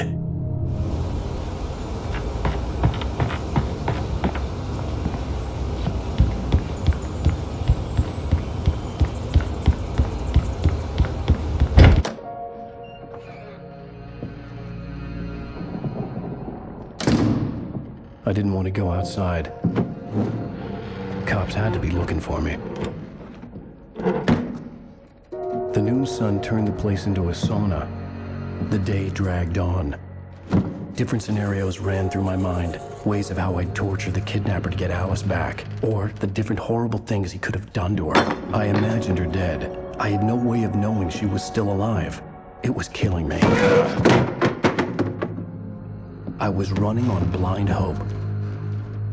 It was all a waste of time.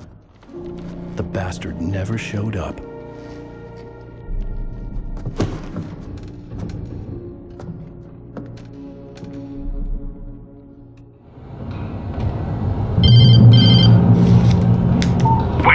Where the hell are you? Change of plans. You know where Mirror Peak is? It's a big mountain north of where you are. You follow the path from the mine, you can't miss it. There's a lookout point there. I'll be waiting. I'm through being jerked around by you. You want to see your wife alive? Because if you do, you better watch what you say to me. Do we understand each other? I want to talk to Alice. Yeah, and I want the manuscript. Don't keep me waiting, Wake. Hello? Hello? Ah! I'm gonna kill it! I had to get to Mirror Peak.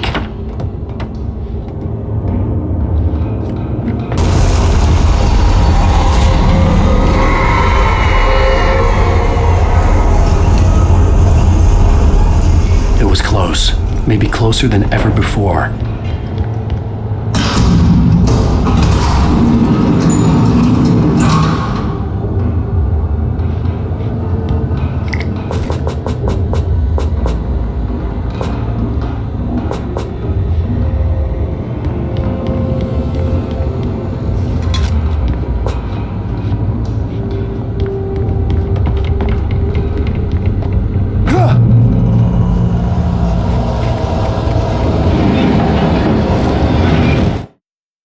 When Thomas Zane fell for Barbara Jagger, it happened fast. She was young, vibrant, and beautiful, full of life. He had never been a very happy man, and without any seeming effort, she had changed all that. Zane felt good for the first time in his life. Everything she did was another piece of a jigsaw puzzle he hadn't even known he'd been missing. And best of all, she made the words flow. strong and sharp. She was his muse, Velvet.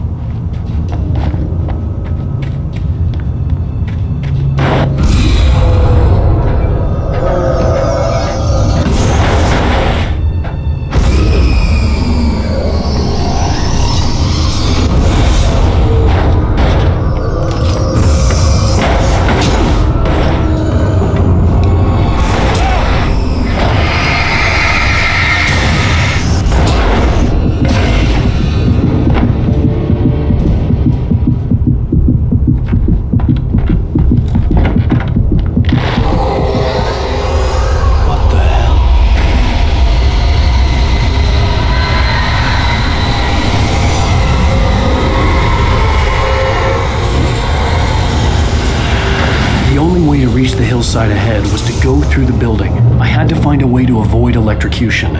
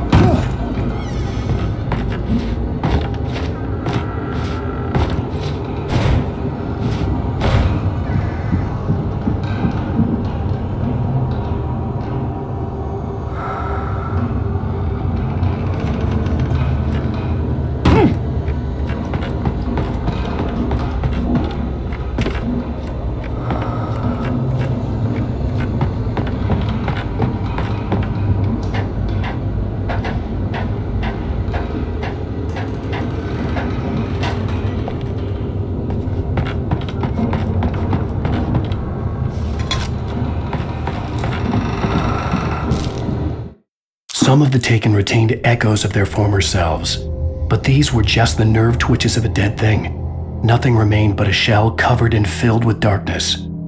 In most cases, these puppets were enough for the purposes of the dark presence. But for anything more elaborate, as with the writer, it was different. It needed his mind. And so rather than taking him over completely, it merely touched him.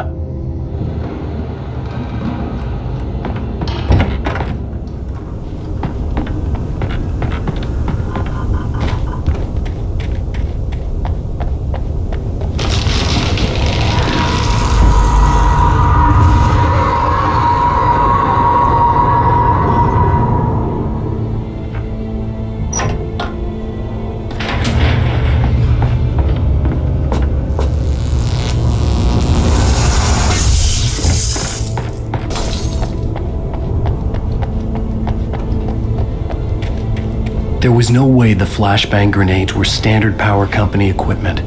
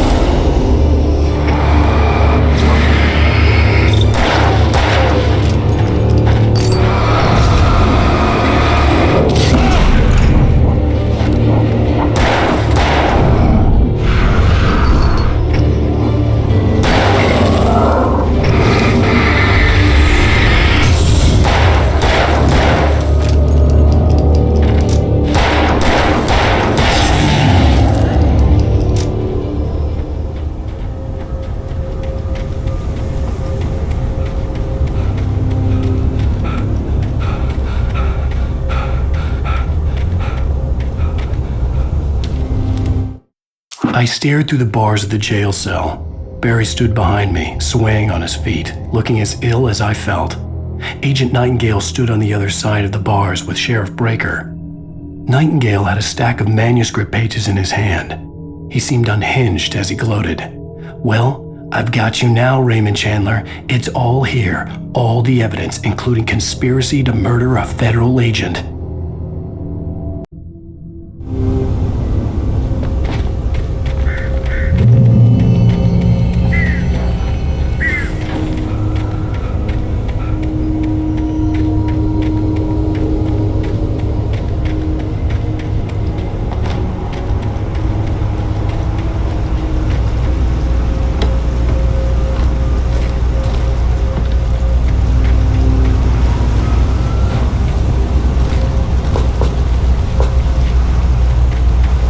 I had no real plan. I was going to give the kidnapper all the manuscript pages I had for Alice. If that wasn't enough, I'd hold him at gunpoint and make him talk.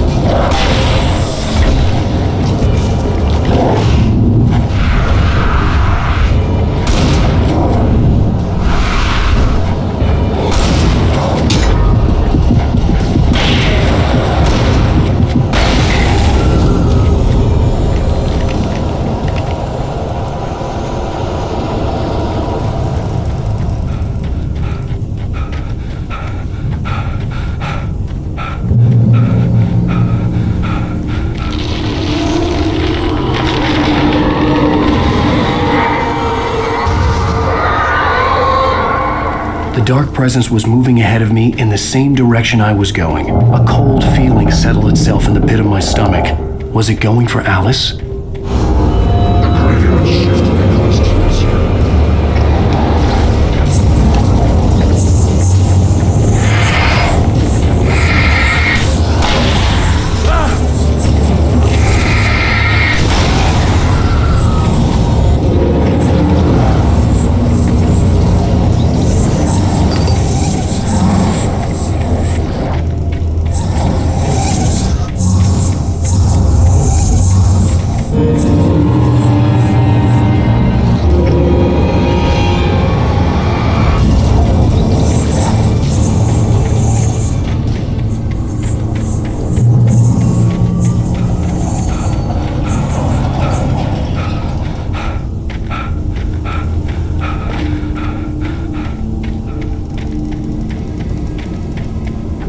The place was dead, a ghost town. Had been for decades, maybe a century.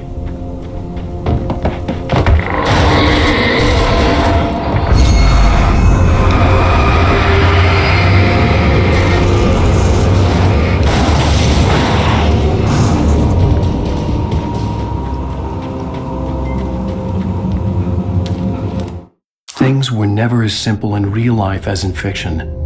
I had lost count of the times I had wished there'd be a clear reason for my writer's block. Something to fight, something to lash out on. There wasn't. I was filled with doubt. I was nothing like the hero in my books. Alex Casey had gone through his life with single-minded determination, never wavering from his goal. Even now, I was angry at myself, angry at Alice, angry at Barry. I was fumbling and I had no plan.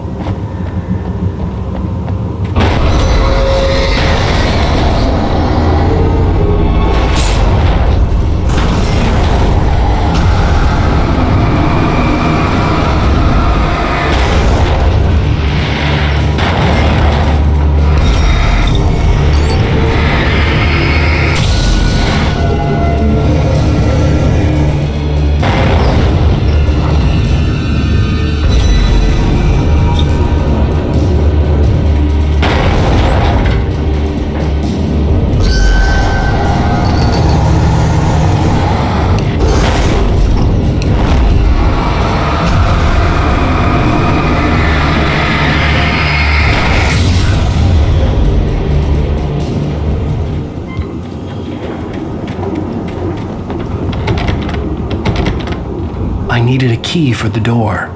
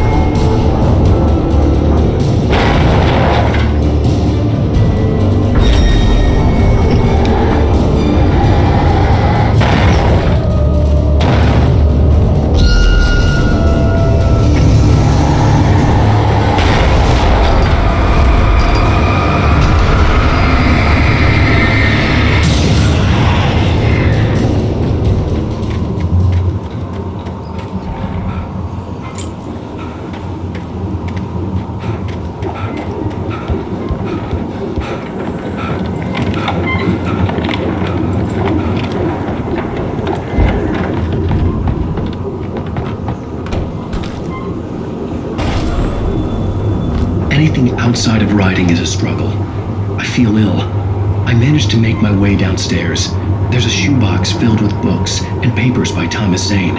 It's very hard to focus, but I managed to read some of it. He's a poet, and a good one. He writes of muses and creators summoning fabulous things from a magic lake, using his powers to shape the world of a realm of gods and dreams and demons, dark things that wait for a chance to slip through, wearing the flesh of men as disguise. Zane writes about himself, his girlfriend being taken over by a dark presence, about growing scared of the lake. Zane believes it's a mirror to the gaping void of darkness above, where some Lovecraftian presence lurks. I crawl back upstairs. I'll leave all these things for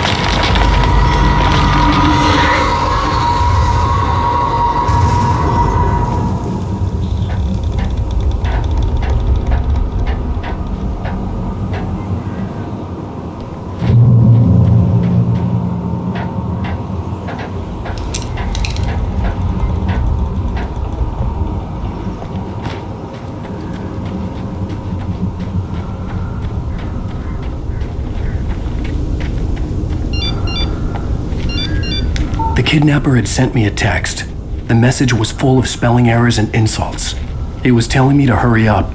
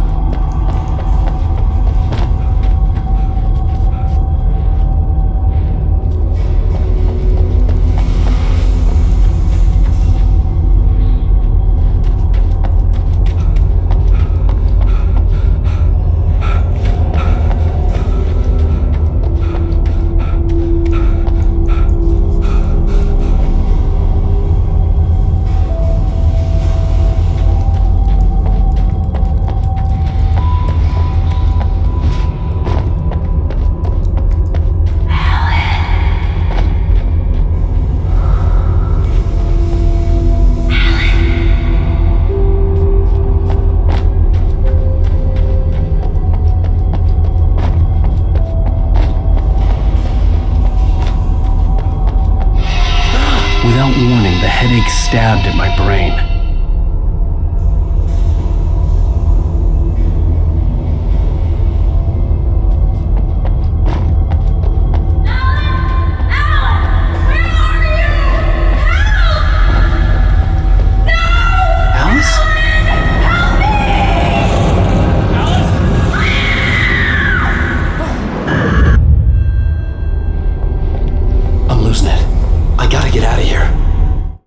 The hunters were big, thick-set men, confident and at home in the woods. They were feeling good, running on beer, ghost stories, and camaraderie late into the night. It did them no good, as they were taken by the dark presence, sucked deep into a darkness far worse than any ghost story they ever told or heard.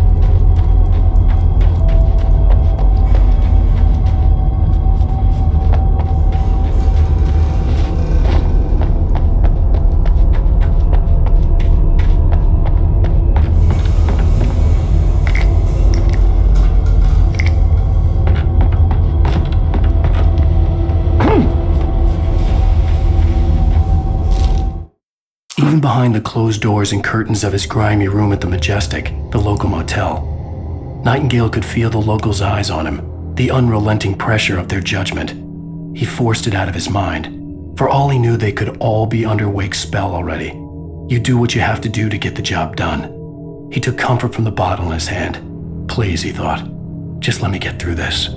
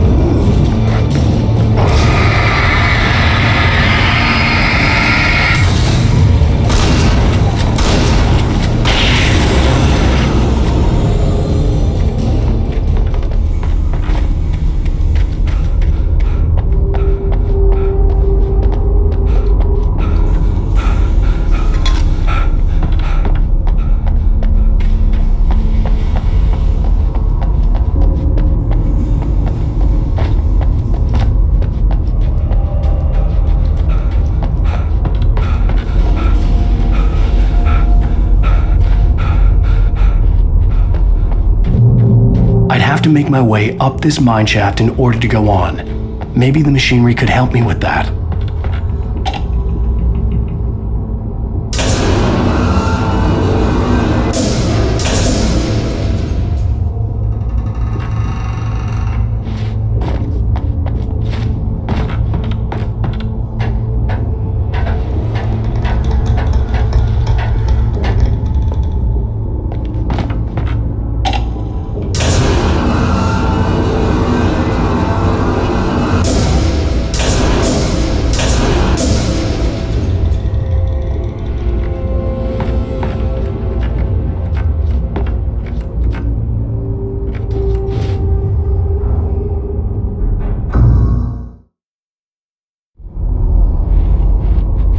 have to make my way up this mine shaft in order to go on. Maybe the machinery could help me with that.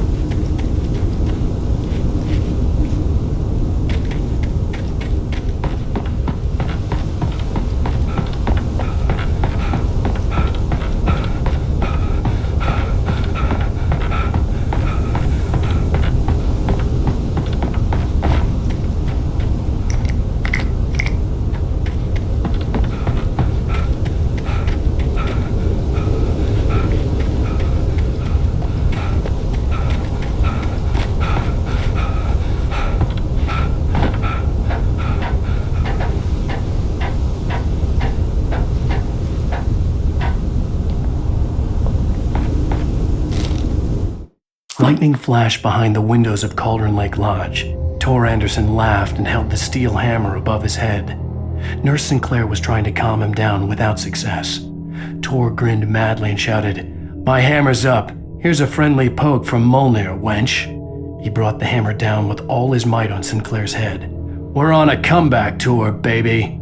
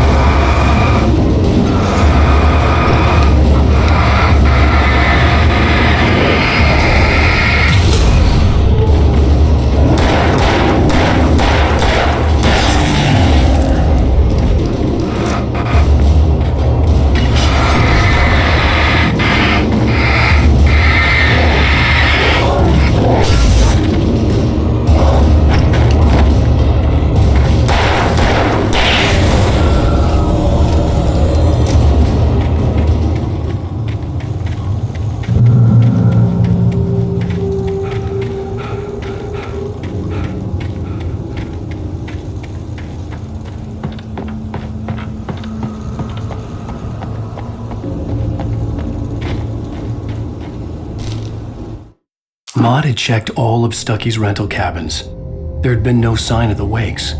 It was dark when he'd found their car parked at the end of the road by Cauldron Lake. It made no sense. They must have taken a wrong turn, but there was no sign of them, and the car had been there for hours already. Frustrated, Mott stood on the rotten ruin of the footbridge that had once led to Diver's Isle before it sank beneath the waves years ago. The boss wouldn't be happy.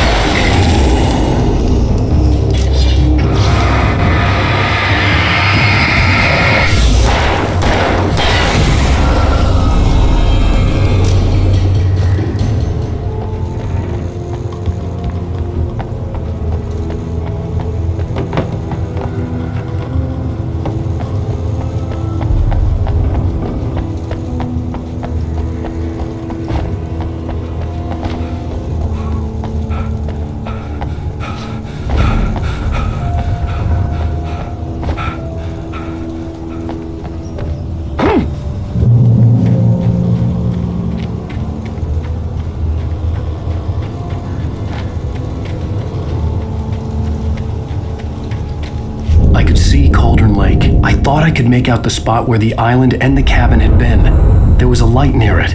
It had to be a boat.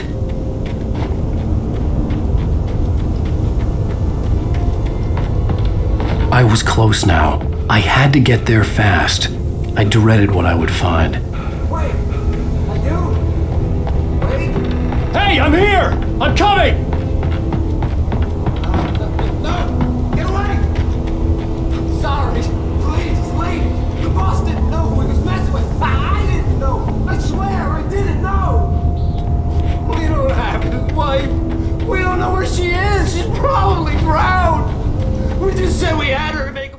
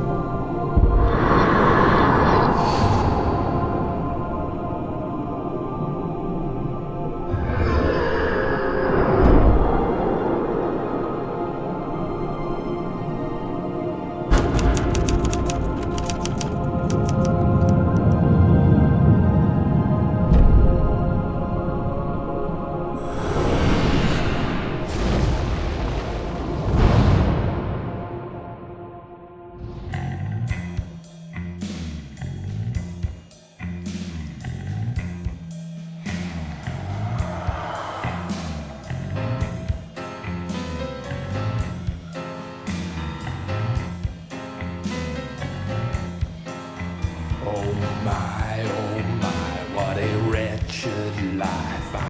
Previously on Alan Wake, I'm hunted by the law. Sheriff, Wake's running. I'm giving chase. Are you seriously telling me that writer just took out my deputies? A thriller I supposedly wrote is coming true. The genre of the story seems to be shifting. It's turning into a horror story. I was told that Alice had been kidnapped, but that was a lie. We don't have his wife. We don't know where she is. Her purported kidnapper was eaten up by the dark presence before it attacked me.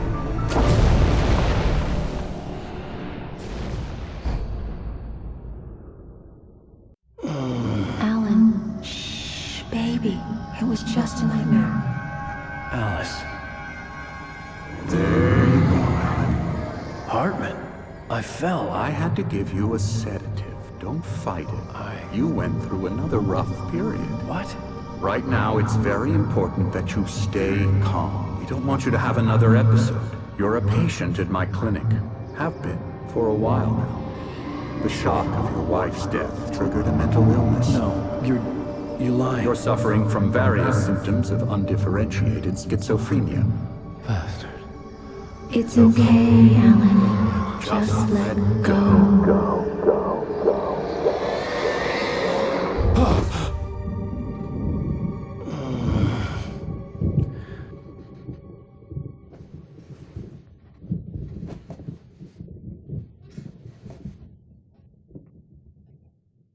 I felt groggy. Whatever Hartman had bumped in me was making me numb. I felt like this was happening to someone else. Someone I was watching on television. I couldn't think. Couldn't focus. The door was locked. I was a prisoner here.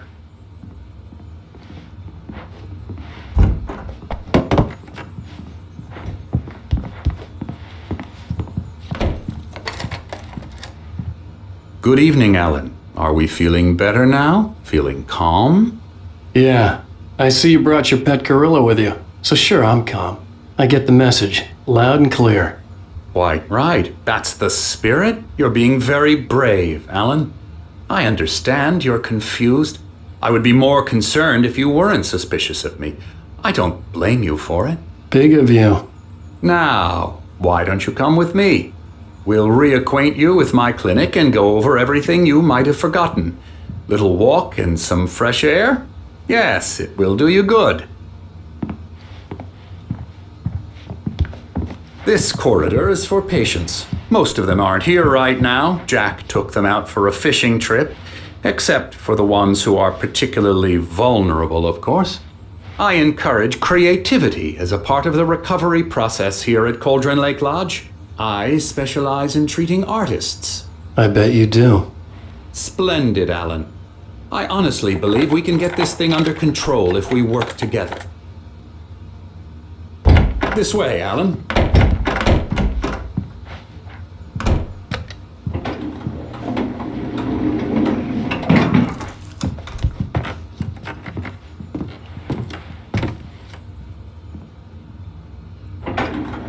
Now, Alan, from past experience with you, I know I need to get right into the heart of the matter as quickly as I can after an episode. So I'm just going to say this. Alice is dead. No. You're in a very vulnerable state until you understand and accept this. Alice drowned, and you couldn't face that. You're suffering from hallucinations, paranoid delusions, unusual thinking, an obsession about light and darkness, a feeling that everything revolves around you, your thoughts and dreams. Your mind has constructed an elaborate fantasy scenario in which your writings are affecting reality. She has been kidnapped and supernatural forces of darkness are trying to stop you. We go this way, Alan. I wasn't ready for another shot, so I went along with it. He had to be lying. But under the influence of the drug he had given me, I had to fight not to believe his words. It's all in your head. You've been making it up. Apart from the tragic accident with your wife, no one has been killed. Your delusions are just a manifestation of your subconscious mind trying to protect you from the too painful truth. Unless we fight the fantasy, it will return. I know the instinct is to resist me, but think about it. Doesn't this make far more sense than the insane supernatural conspiracy you have concocted in your mind? You're a skeptic by nature, Alan. We both know this. Everything can be explained logically.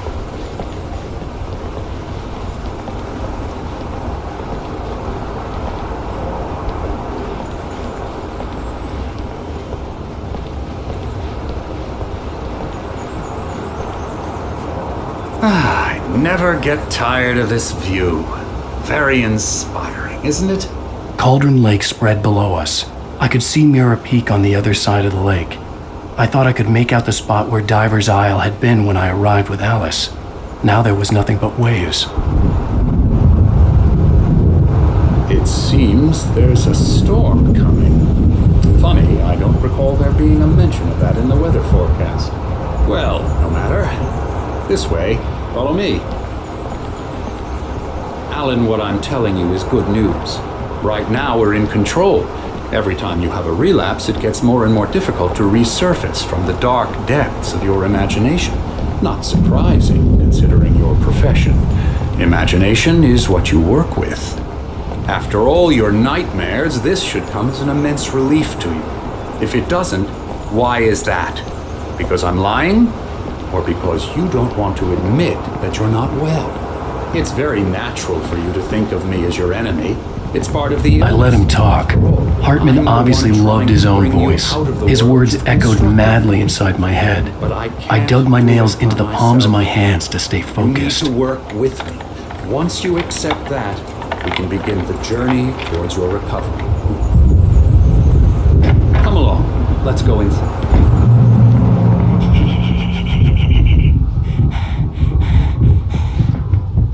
Here's the entrance to the office wing. That's for staff only.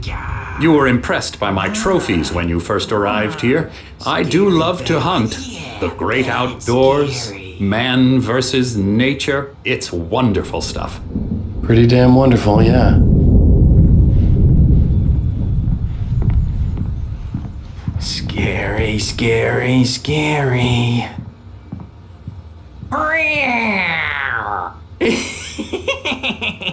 Emerson.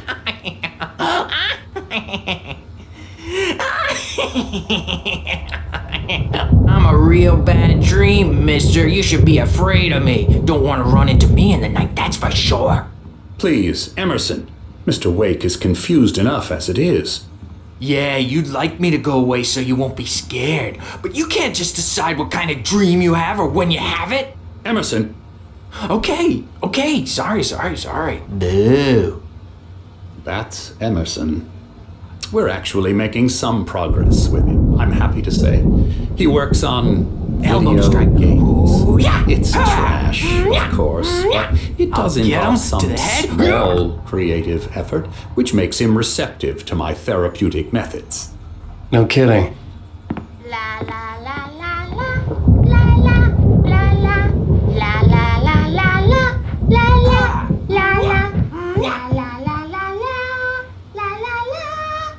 Now, you might have noticed the typewriter in your room.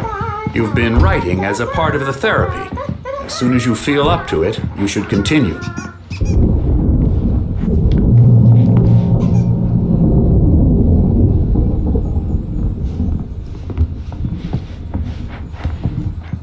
My rheumatism's killing me. There's a storm coming. Oh, What a storm! I hope it wipes this place off the face of the earth.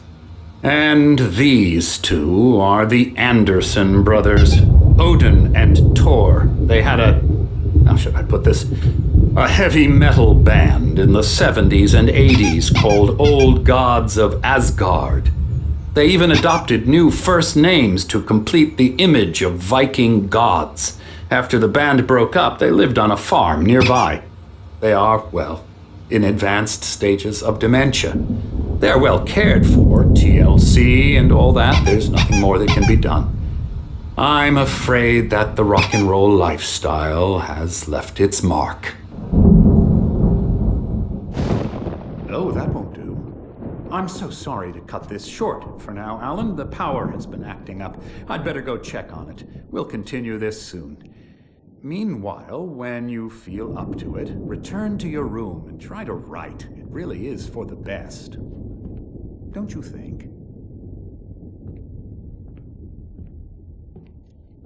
I'd like to bash his head in with a hammer. Oh, he'd love to fish out our secrets, but he has no clue. He's not crazy enough. Not crazy like us, Sonny. Yeah! Being crazy's a requirement, Sonny. Who else could understand the world when it's like this? It takes crazy to know crazy. That's the sanest thing I've heard in a while. Say, you're all right, Tom. Hey, we like him, don't we, bro? He's got to go to the farm. The Anderson farm. Valhalla! We wrote it all down, lest we forget. A crash course. All you need to know to get your head right. You need to find the message. Here, Sonny, here's something for you. Gave me a rash, but I kept it safe from these bastards. My head was... Zane could feel the poems, taking form, shaping things. As he experimented, he imagined he could almost feel the power surging through the keys of the typewriter. It exhilarated him.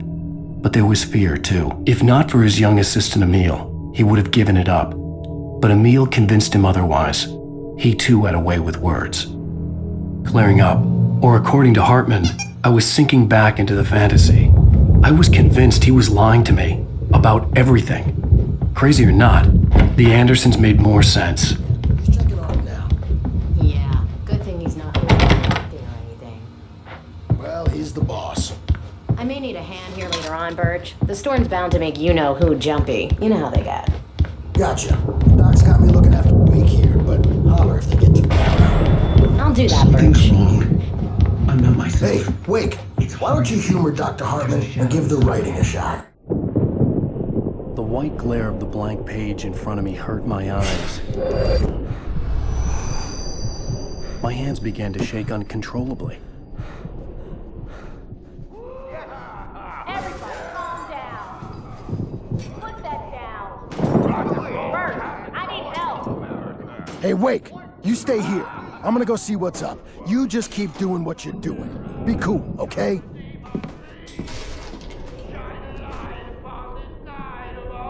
I didn't know what the chaos was all about, but it could be my only chance of getting out of here. Here it comes! I don't know. Here's a friendly poke from the old Oh, afraid of the crazy Sinclair looked brothers, bad. are ya? That wasn't Not a so love weak tap. now, The crazy old are fart we? hit her hard. And if she was one of Hartman's goons, she had it coming. I had to get to Hartman's office. He had taken all my manuscript pages. That's where he'd been keeping them. It's my store. I'm taking it. Face the music, Birch. We're on a comeback. Get out of here! Hartman, do you hear me? I'm gonna sue your crazy quack ass Barry? for threat! Ow! About time! Barry, man, glad to see you.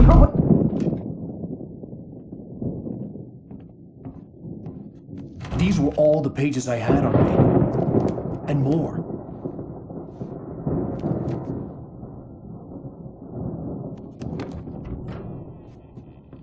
Alan, please. You're sliding back into the... Tell me one more lie and I'll shoot you in the face. Ah, well, it was worth a shot. Really, Wake, come on. Let's work together on this. You have no idea. Hartman, shut up! Barry, get out of here. I'll catch up with you. Get a car. Oh, Al, let's just... Go! Wake, listen to me. This is a mistake. Don't you see? Together we can create something absolutely wonderful. With your ability and mine.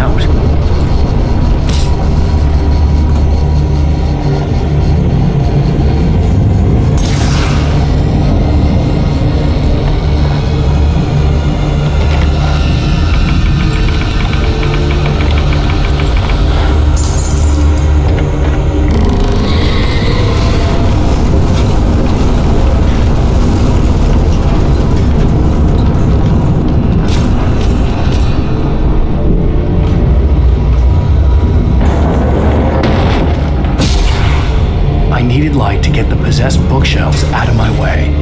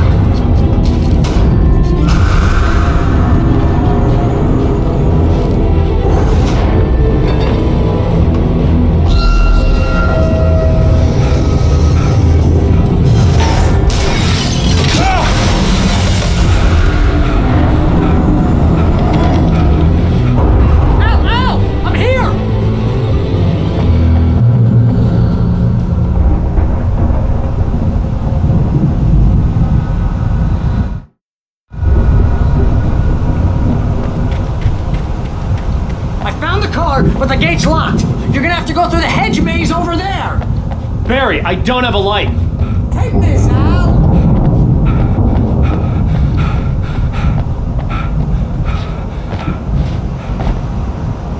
Oh, God! Look at the house, Al!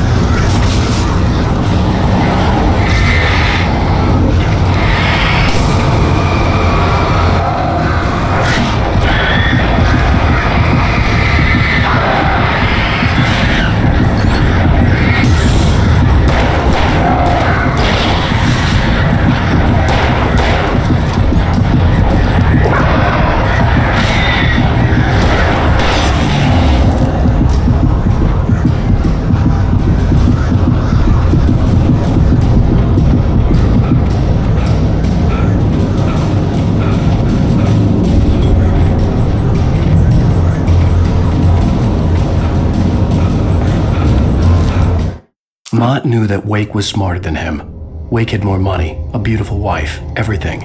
And Hartman said Wake was important. That made him better than Mott. But Mott was calling the shots now.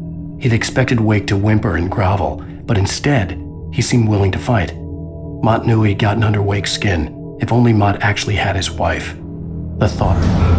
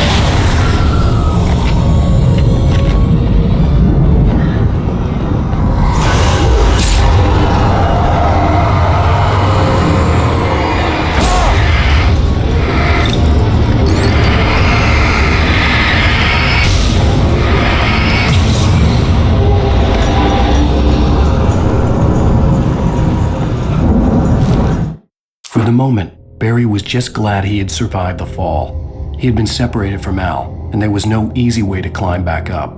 He told himself he'd be okay in the gloomy forest at night. He would just have to wait for a while for Al to find his way down. Barry turned when he heard the heavy footsteps and saw the movement. The man-shaped shadow lunged at him from the bushes, an axe held high. Barry screamed and threw up his hand. The world exploded.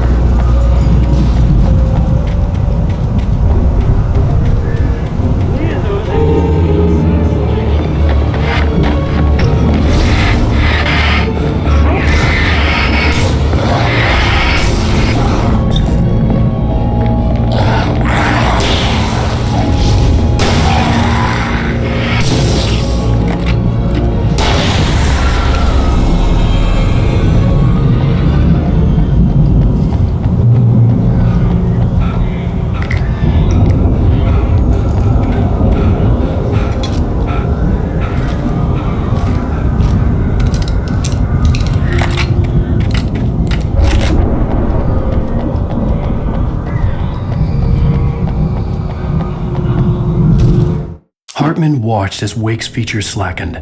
The man was bullheaded, no doubt. Even lying on the bed, he'd almost broken Hartman's nose the second time. But with a little time, he could break Wake down, give him proper direction. Wake was easily the most promising subject he'd had. Well, since Tom, really. "Sleep well, Alan," Hartman whispered with a smile. "Let me take care of you." He sniffed hard to clear his throbbing nose, swallowed blood, and barely tasted it.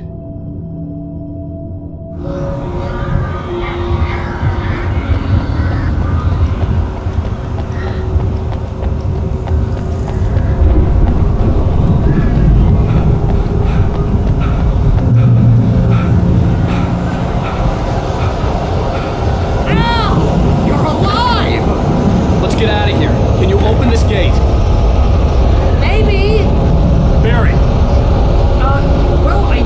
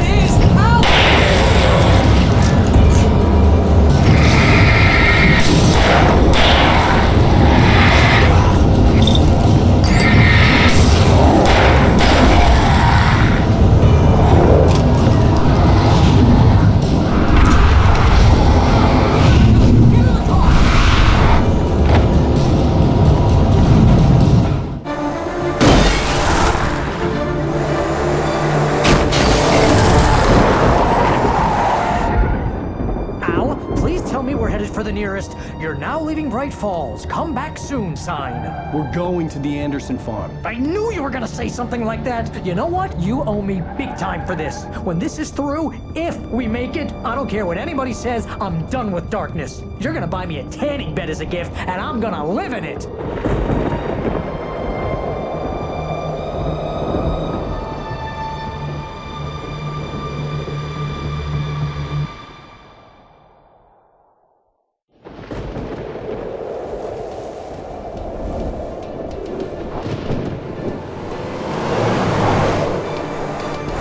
Crazy, but that's fine, Barry. Oh, you got that right, Al. You're barking mad. You are by far the craziest. But maybe that's inevitable when you deal with crazy stuff like this. It helps. This is happening, Barry. Alice, they never had Alice. She's trapped in the darkness at the bottom of the lake, but she's not dead. Al, how can you know that? I know, Barry. I can... Al, No, listen. I can bring her back. I can find her. There's something special about this place. The lake, it does something to the works of art created here. It makes them come true. But there's a catch. The dark presence, whatever that thing is, twists it to its own ends. That's why all of this is happening. It's using my manuscript to take over everything. Al, I believe you. It happened to Thomas Zane before, it happened to the Andersons. I believe you. Crazy or not, you're not delusional. Weird shit's going down. That's a fact. I'm on board, man. I'm with you. The Andersons knew about it, but they were too far gone to tell me with all the drugs they were on. But they wrote it down. There's a message somewhere at their farm, Barry. We just need to find it. Look out!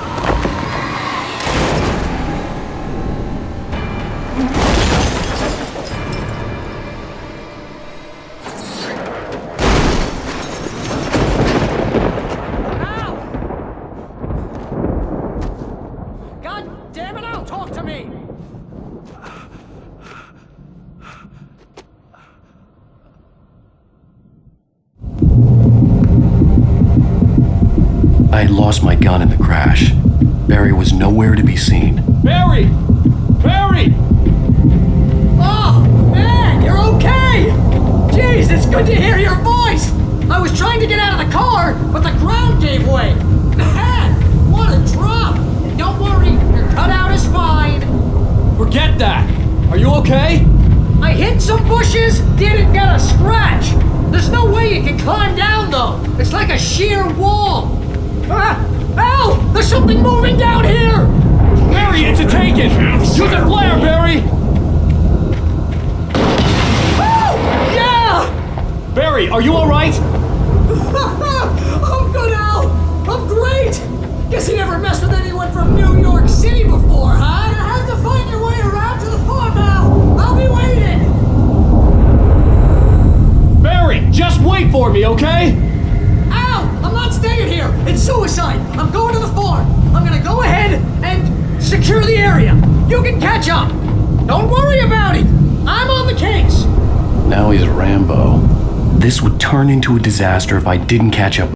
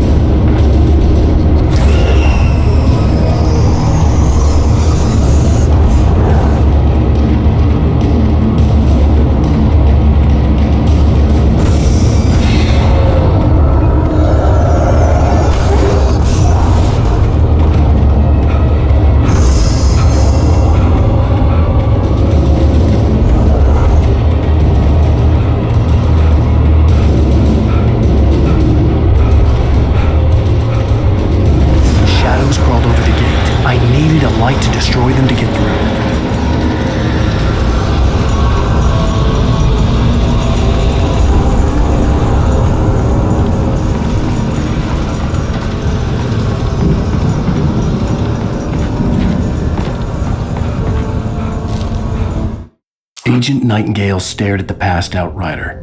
The man was sleeping off one hell of a night. Nightingale felt a stab of envy at Wake's oblivion, but he had a job to do. He put the gun to Wake's head and almost became a murderer. His hand shook and his throat felt tight and dry. Biting his teeth, he tried again to pull the trigger. He lost the nerve. Wake stirred. Nightingale would have to settle for an arrest.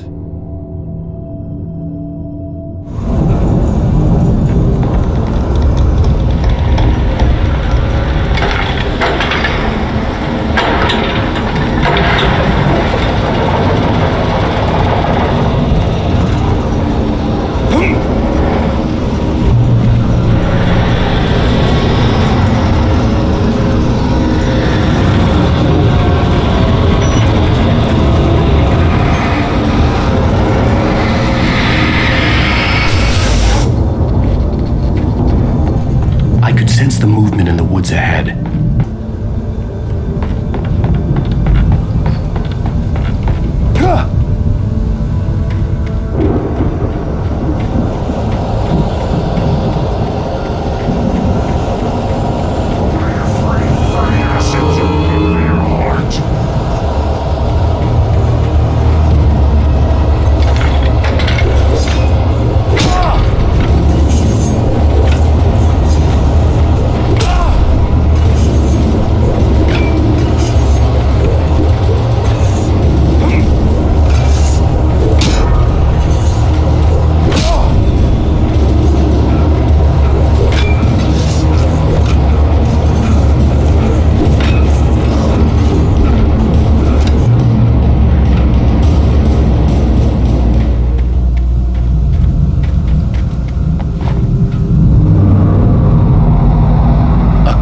Driving away from the farm, headed in the same general direction as I was. For all I knew, it was Barry, caught in the consequences of leaping before looking.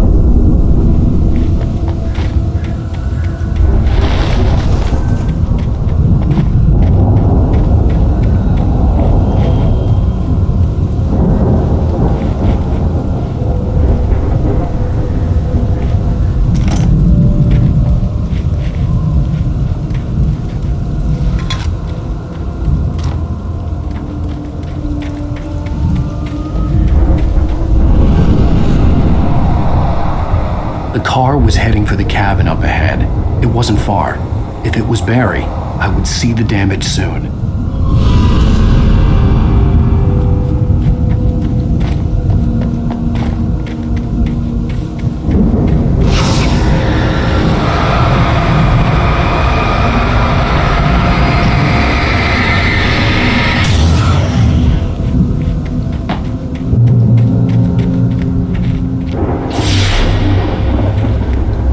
Trying to deliver each page to the right time and place. I'm trying to show you how the story goes. I had seen glimpses of the light before. I had seen it in my dream. The dark presence followed the choreography laid out to it in the manuscript, growing stronger and stronger, moving like a storm from one scene of destruction to the next. But it was still bound to follow the story and chained to the dark place it came from. When the story reached the end it longed for, it would finally be free. It was a strange spaceman or a diver in a bulky suit. He was the one who'd been placing the pages on my path.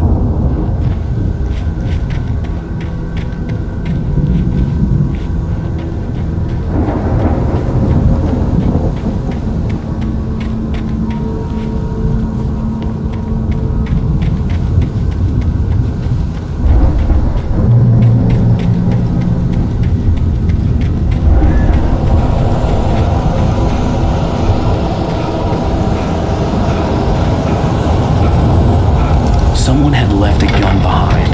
Now I had a fighting chance of reaching the farm.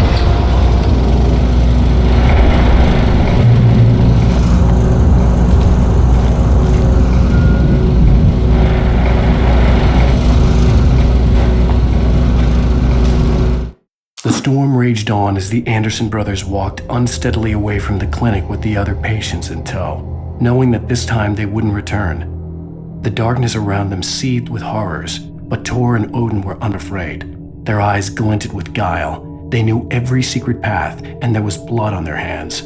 They had fought these shades before.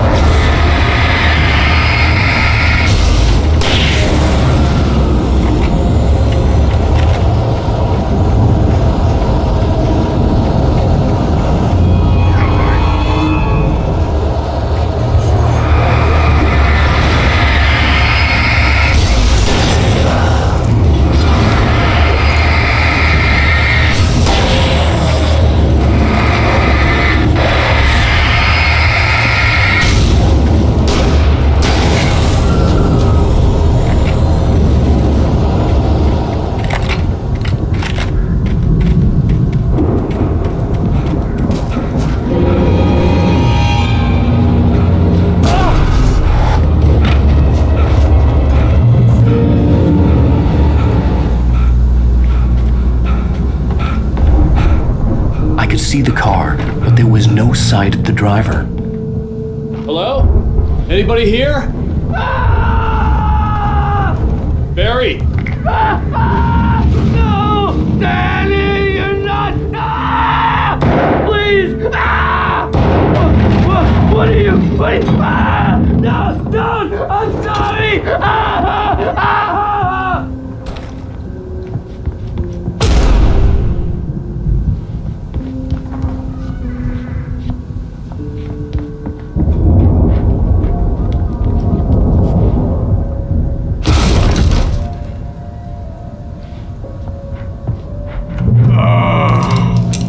I know you.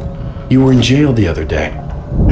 I went to the farm again for the moonshine, you know? It makes you see. They're not gonna miss it. They're in the loony bin. But my buddy, Danny, I lost him. Something's gone wrong with him. It's not him. Like a real bad follow-up to a real good movie. The best friend's suddenly the bad guy who wrote this crap anyway.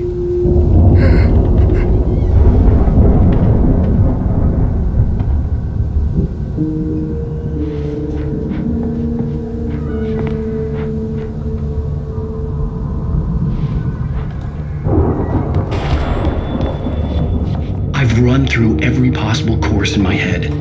If I continue like the Dark Presence wants me to, the story I'm writing won't save Alice.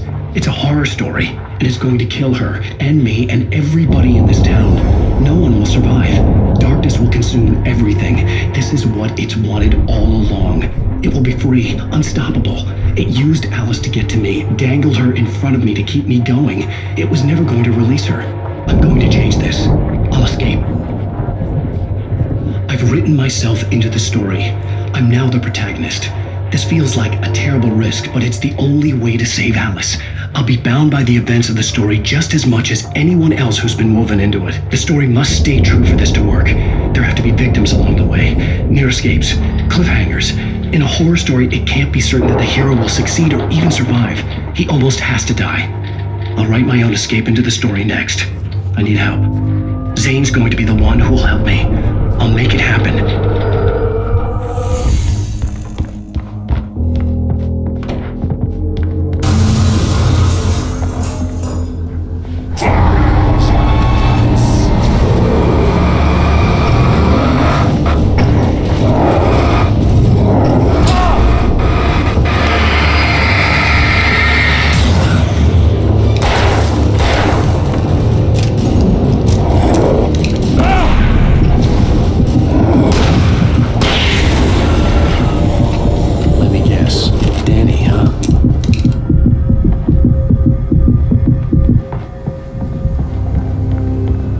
The front door was locked.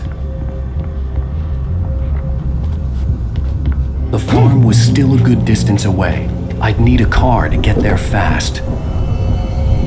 If Barry wasn't up here, he was probably in trouble down at the farm. For a moment, I felt bad for doubting him. After all, I made it this far myself. But Barry was Barry.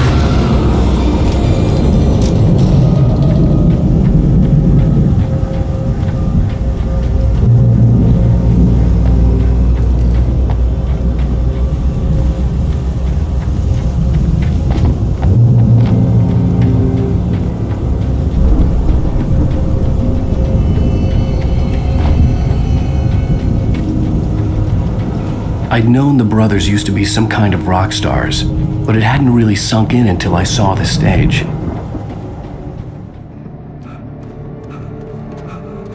Ow! Run! Incoming! There's too many of them!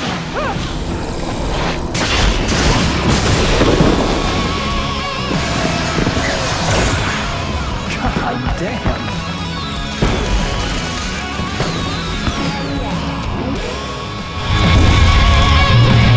Glad you decided to go it alone, Mr. Bronson. Shut up and shoot! Ow! We have to fight them off! I can set off more of the fireworks from here and help you out! Hey, ow! You notice there's a lot of fireworks? This place is stopped! Ow! Hold on! I'm trying to get the stage lights on!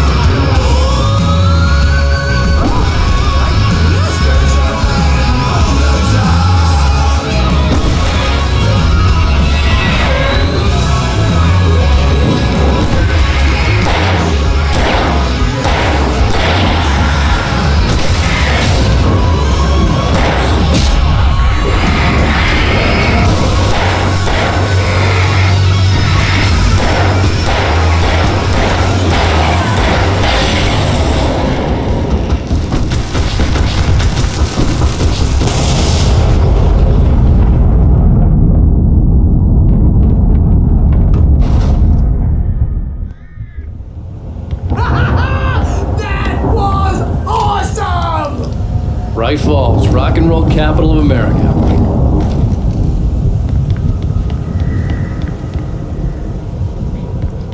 Hey, Al! This way to the farm!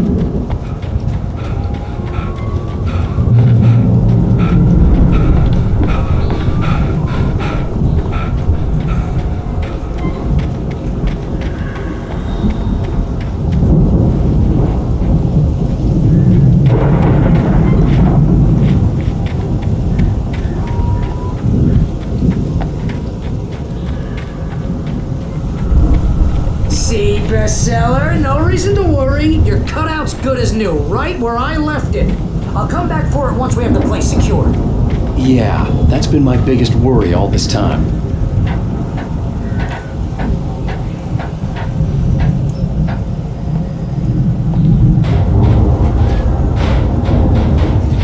Hey, I think Alan Wake here has something to say. What's that, Al? I'm Alan Wake. I'm always right about everything. And if I don't get my way, I'm sorry. Wow! You look at that thing, Al! They really went all out with this Viking crap, didn't they? Look at all this stuff! They must have done okay for themselves. Sleep. We all spend. Oh, Night Springs! Man! What's that memory? Hey, remember when I got you that gig? Your first real writing job. What got you started? Was this one of your episodes?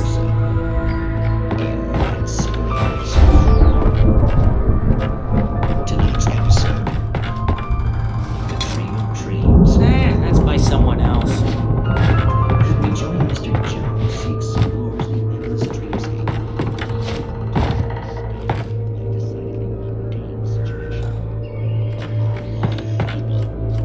Hey, Jones, listen, we're gonna have to wait until His Highness over there is good and ready. Oh, wow. Who's that? You don't know him? What are you, new?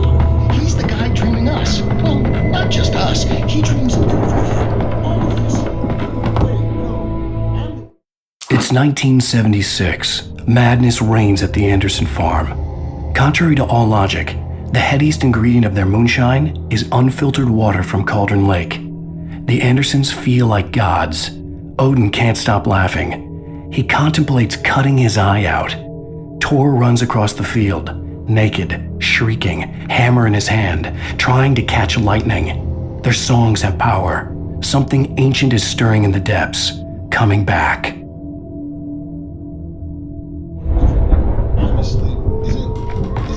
The Viking boat looked imposing, almost like a battering ram. The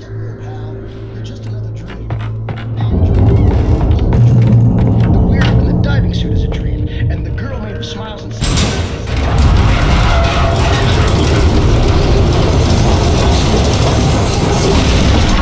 Good going, Al!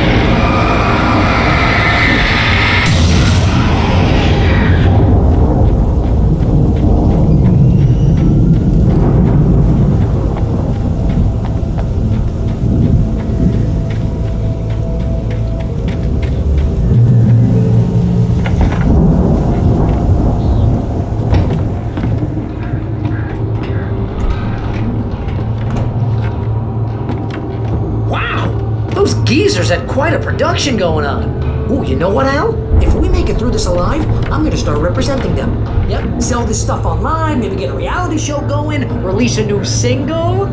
Good luck with that, pal. Hey, you find us a way out of here, okay? I'm gonna take a closer look at this stuff.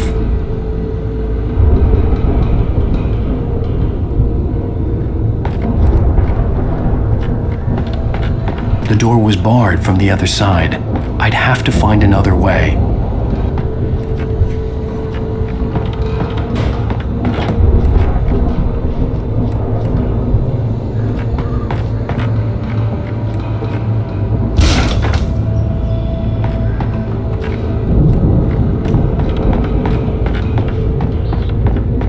Be careful, Al!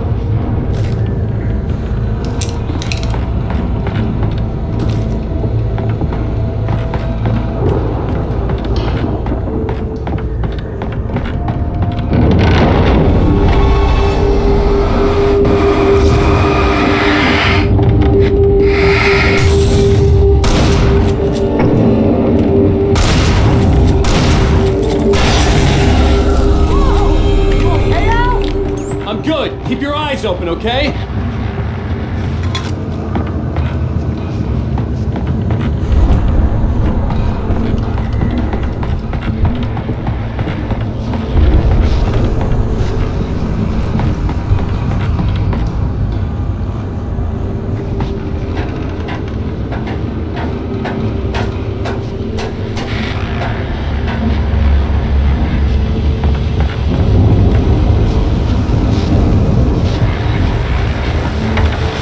As you regular listeners know, I tend to work through the night, but I'm not the only one. Deputies Mulligan and Thornton are taking a couple of moments off their busy schedule to join me here in the studio. Boys, how busy are you now? Your desk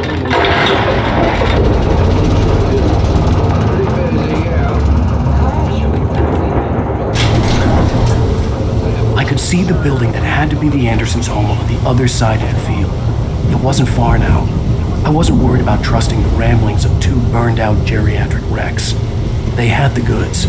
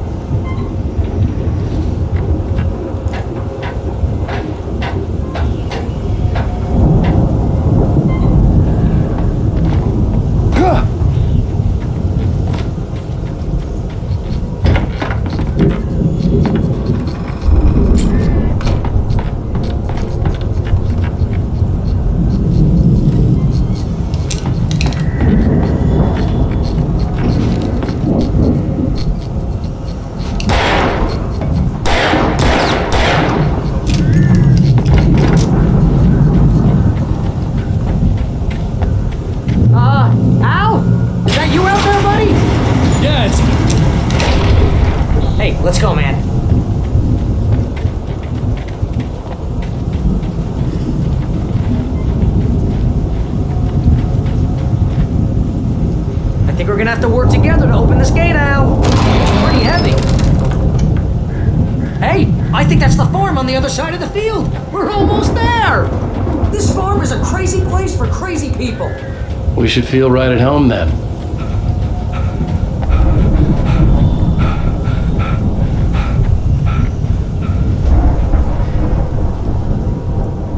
Come on, one more gate. Let's do this thing.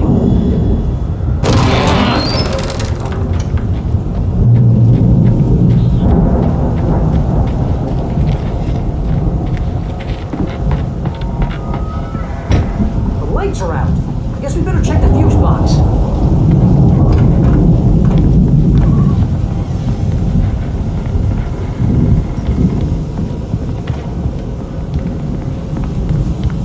You know, this place looks kind of lived in. I thought the Andersons were in the booby hatch.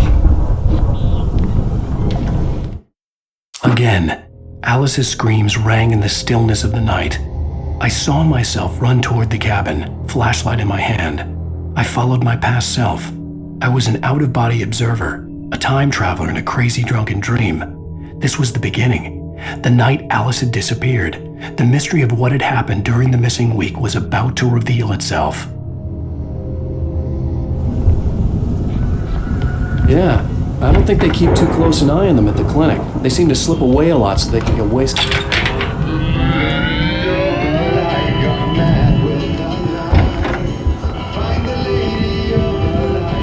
Can you hear that, Al? Music?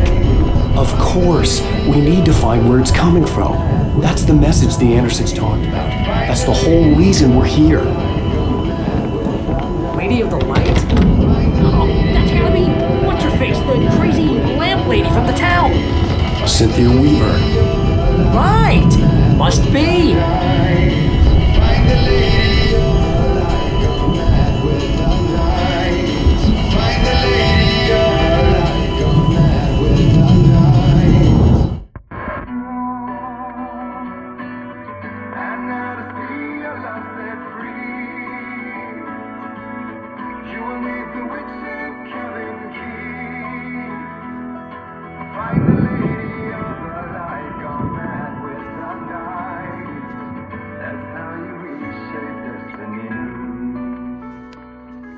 Okay. We need to find Cynthia Weaver. We'll stay here for the night and head back to town as soon as it gets light. Hey, Al. Lots of hours before dawn. Might as well get some rest. And by rest, I mean drunk. Come on, Barry, this is... Yeah, what the hell?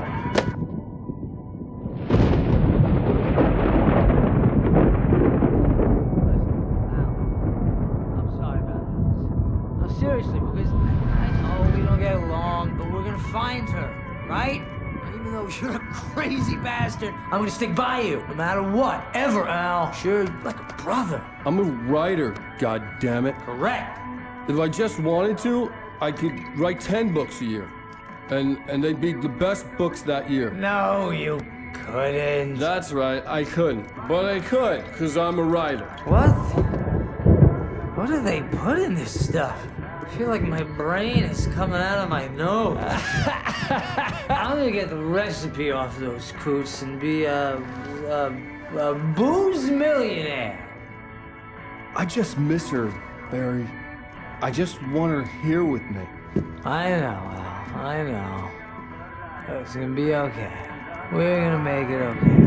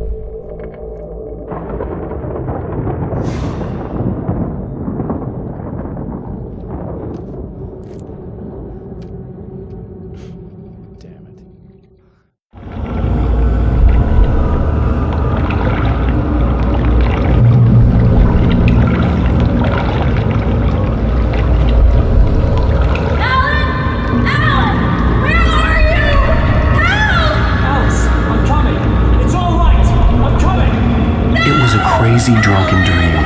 And yet, it was more than that. It was the truth, a suppressed memory unearthed by the Andersons' moonshine. I was there, an out-of-body observer. This was the night Alice and I had arrived at Bright Falls, the night Alice had disappeared. I had a chance to find out what had happened. Alice? I remembered being surprised to see the cabin dark. Alice would have never turned the lights off. I remembered thinking I caught a glimpse of her form underwater, sinking into the darkness. Diving after her was the last vague memory I had of that night. After that, the next thing I could remember was waking up behind the wheel of the crash car and finding the first pages of the manuscript. Beyond this lost memory, there was nothing. I had to follow the footsteps of my past self to find out what had happened that night. I couldn't find her in all that blackness. I must have thought she drowned.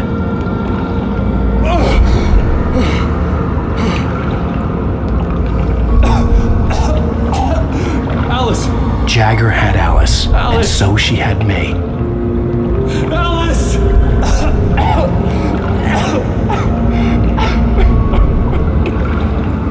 I'd been easy prey. Look at the cabin. Is there someone in the window? Alice? Maybe she didn't drown after all.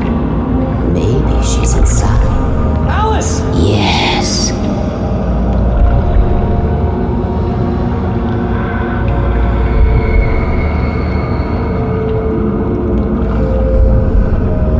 The dark presence had touched me. She had dug her nails into my brain and used me, made me her puppet.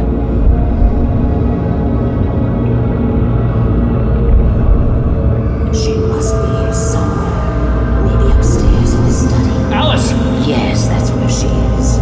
You can apologize. Alice! You'll laugh at the whole thing together and put it Alice? behind you. She's not here. You were foolish to think so. No, she's dead. She drowned. No! It's your fault your wife is dead. You are guilty. All she wanted was to help you right. You killed her. Oh, hush. There's still hope. Cauldron Lake is a special place. Here, you have the power to change things. She wanted you to write. I will tell you what to do.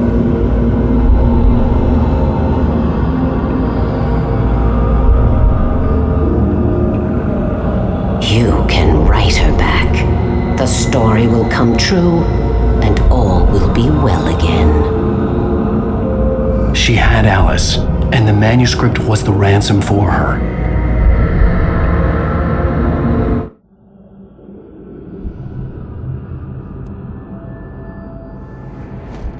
Yes. All right. I'll fix it. I'll bring her back.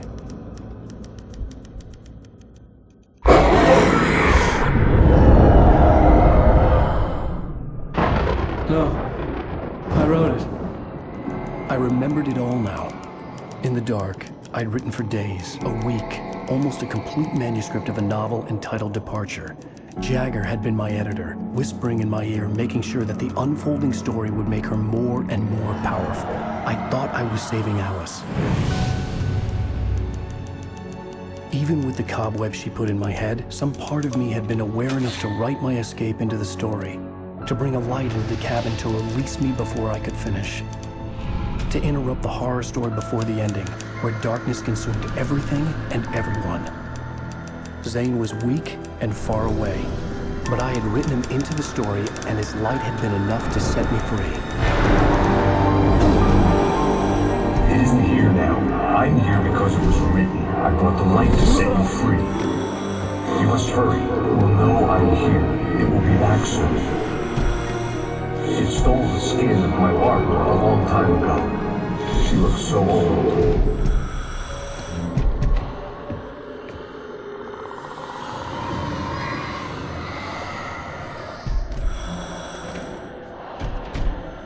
I had woken up, confused and groggy, my mind consumed by darkness and fear. All I could do was to escape.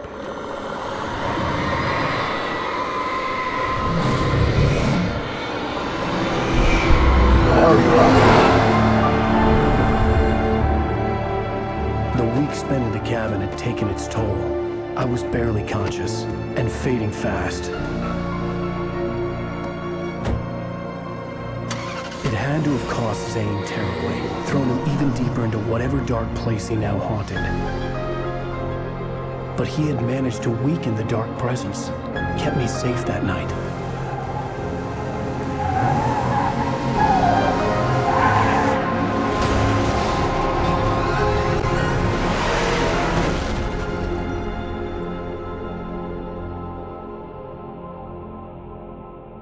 I wrote it. It's my fault. That's right, James Joyce. It's your fault, and you're gonna pay for it.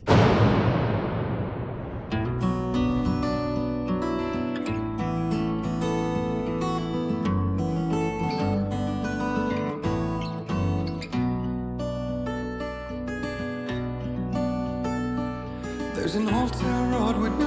Previously on Alan Wake.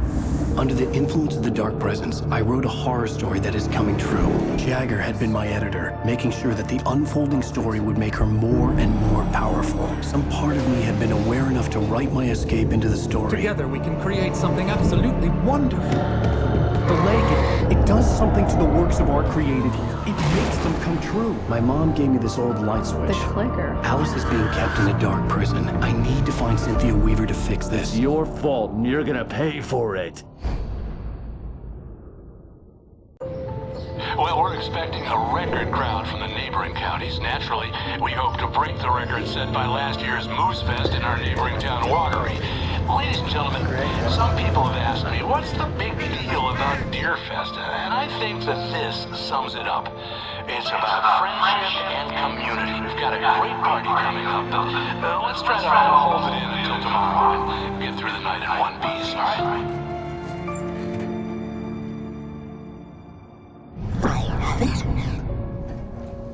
Someone will come for it when the time is right. Thomas said so. He wrote it. The key is insurance. It's my job to keep it safe. Safe in the light. Always in the light. Hello.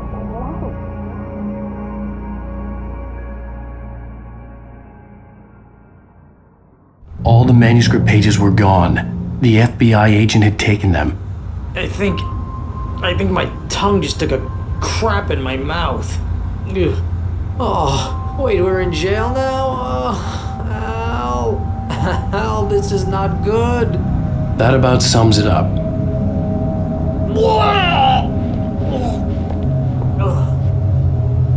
Oh, I am never drinking again. I need to talk to Weaver. She's the one in the song. The Lady of the Light. What, the crazy lady? Ugh, whatever you say, Al, but we're stuck here. They're not gonna... interview Wake. I had some reading to do first, Sheriff, and let me tell you, it was an interesting read. Well, I've got you now, Raymond Chandler. It's all here. All the evidence, including conspiracy to murder a federal agent. There's no way you're walking out of here. You hear me in there, Bret Easton Ellis? Huh? Agent Nightingale, I want to talk to your superior. Well, we all want things, Sheriff. I wanted my... Look, that's not possible right now. Agent Nightingale, I insist.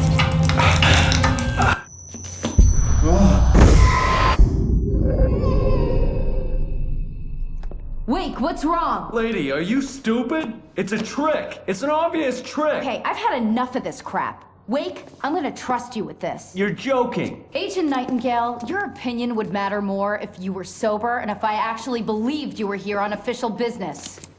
Whoa! Get back in the cell, Stephen King. The only way you're leaving this place is over my dead... Wait a minute. I know... Oh my God! Light. We need light. It's the only way to fight this thing. In my office. Nightingale tried to make sense of the manuscript. It was disjointed and strange. He didn't understand half of it, but it all rang true. Impossibly true. He took out his hip flask when he reached the page that described how he reached the page that made him take out his hip flask. It wasn't the booze that made his mind reel. I've got your things there. Follow me. Oh, man! Nightingale felt the situation veering out of his control, but the gun at least felt steady in his hands. He was ready to fire, resolved that he would let this happen over his dead body. And yet he hesitated. He had seen this moment before, read it in the page. He was transfixed by the deja vu and the horror that he was a character in a story someone had written. Then the monstrous presence burst in behind him and dragged him into the night. We're sitting ducks with the lights out! Stay cool. I can get the emergency power on.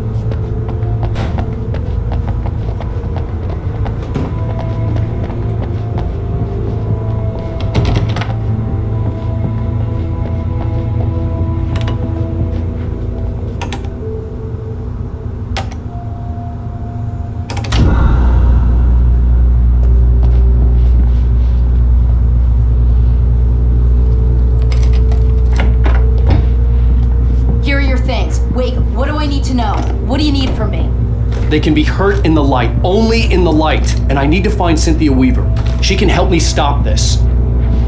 Light. Check. Cynthia. She lives in the old decommissioned power plant. I can get you there pretty quickly in the rescue chopper. Come on, let's get back to your friend. Wheeler, I need you to stay here. What? No! We're going to fetch our ride, but I have friends who need to be warned about this, and I can't be in 2 places at once. I need your help. Well, okay. Here's a list of people and phone numbers. I need you to call them and tell them you have a message from me. Night Springs, okay? They'll know what to do. Night Springs? Like the TV show? Gotcha. Oh, hey, that radio guy is on the list, Maine. Who's Frank Breaker? He related to you? My dad. Hey, is this like a secret society? Can you do this? You'll be safe here. The backup power's on. These guys need to be alerted just in case we don't come back. You'll come back for me though, right? As soon as we get the chopper ready. Thanks, Wheeler. I owe you one. Okay, let's go, Wake. Through the back. Hello, Mr. Breaker. This is Barry Wheeler. Yeah, I know it's late, but listen, Sheriff, Sarah.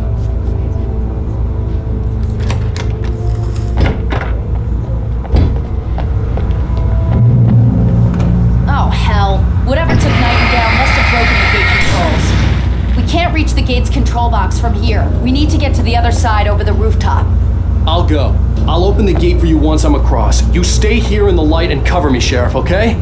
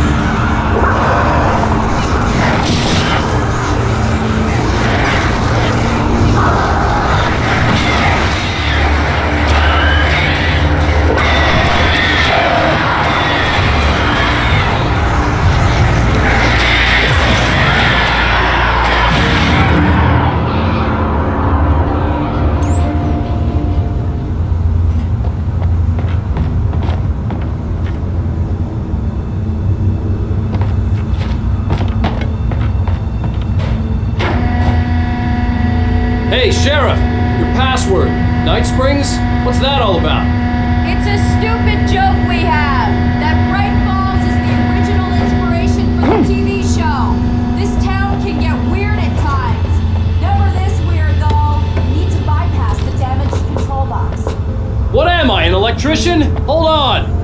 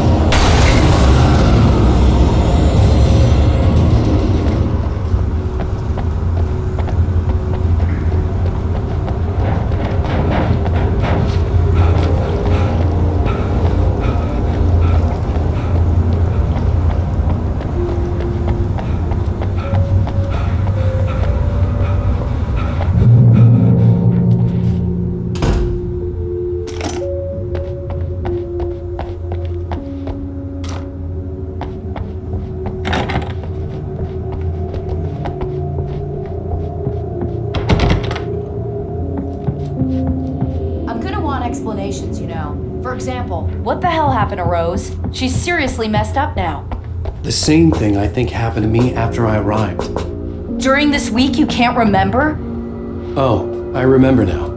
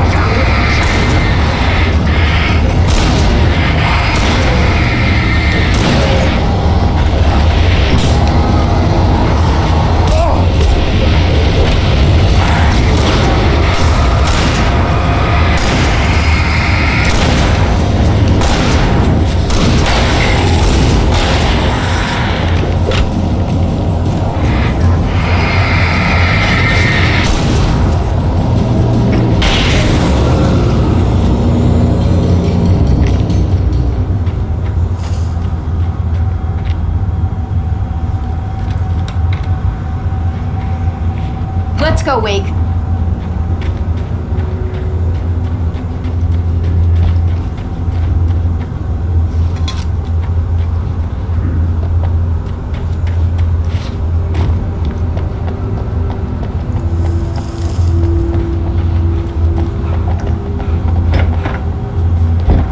Okay, someone's messed with the fuse box here, but you should be able to jury rig it while I find the keys. I already got electrocuted once today. How about I look for the keys and you get burned for a change? Fine. They should be in the clerk's office on the other side of the building and near the main entrance. The keys aren't upstairs, Wake. I'm just gonna take a quick look.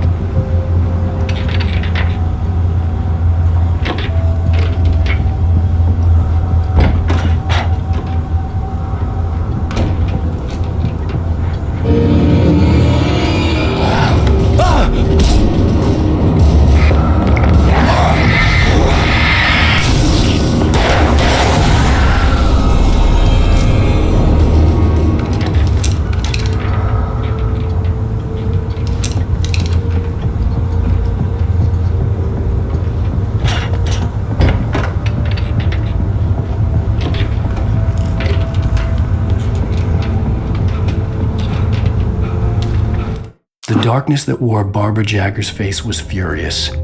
The story in the manuscript had been making it stronger all the time, but now the light had set the writer free and hurt it, weakened it. It was only a matter of days before the dark presence would be strong again, but meanwhile, it would be difficult to recapture the writer.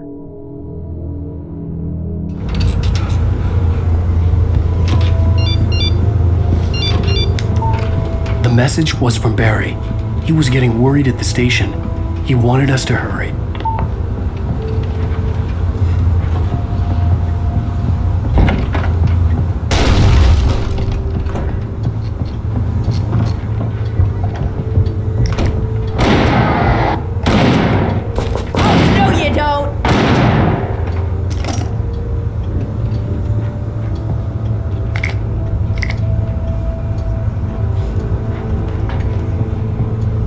Okay, Sheriff, I got the keys.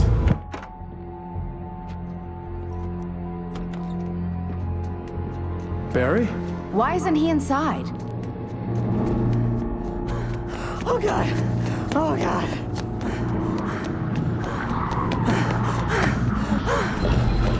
Barry!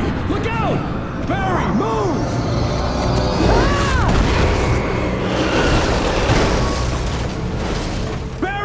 He made it inside, Wake. He's okay.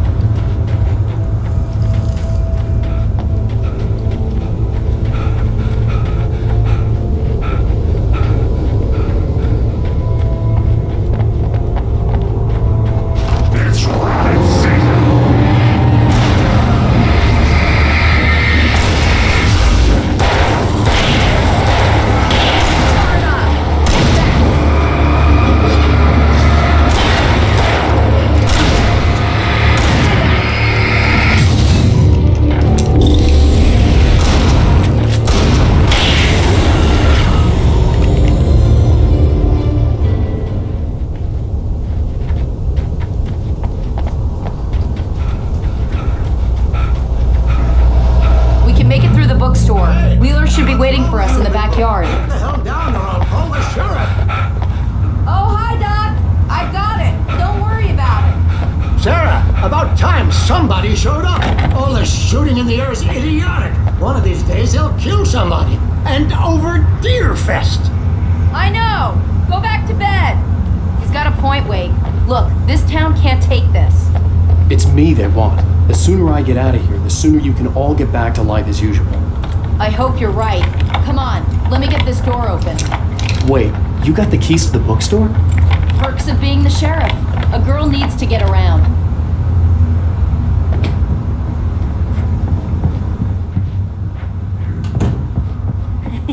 They're really taking advantage of your presence here, Wake. I heard they're selling a lot of your Alex cake. Cynthia Weaver worked hard, following her obsessive rituals, sometimes fighting them, always giving in to them in the end. She haunted the halls of Bright Falls abandoned power plant. She marked her caches with light-sensitive paint that could only be seen by eyes that had been touched by darkness and saved by light like she'd been. She was preparing defenses and supply lines for the war she knew would come. The war between the forces of light and darkness. Easy books. Right now, I'm not a big fan of my own writing.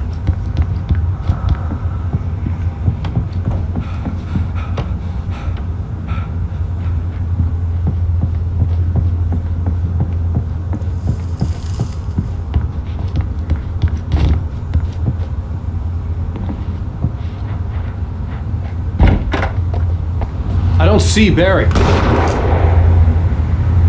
Look, wait, maybe that's him. That's the way to the chopper.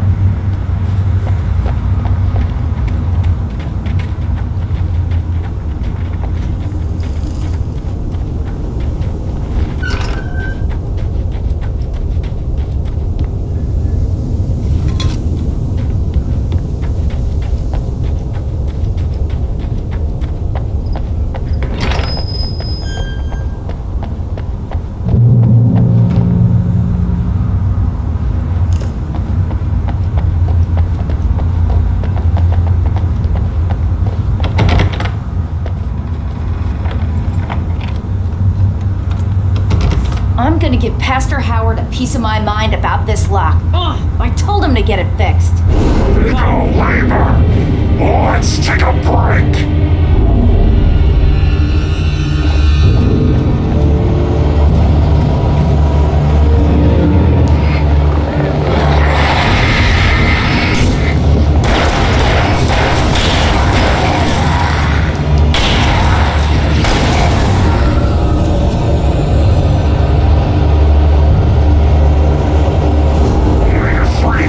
Acids are good for your heart.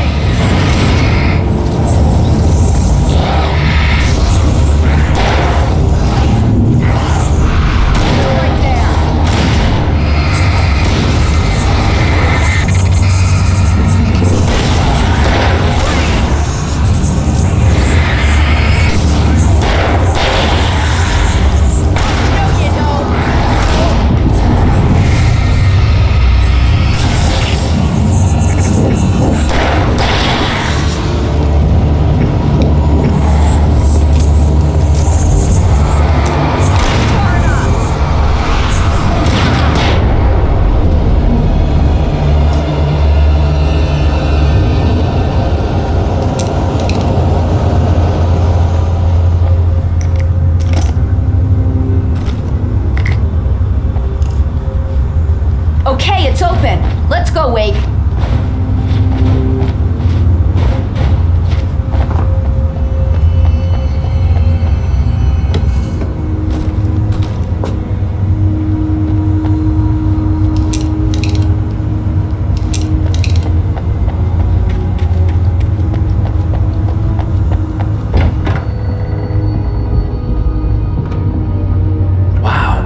We keep them lit all night long on the night before Deerfest.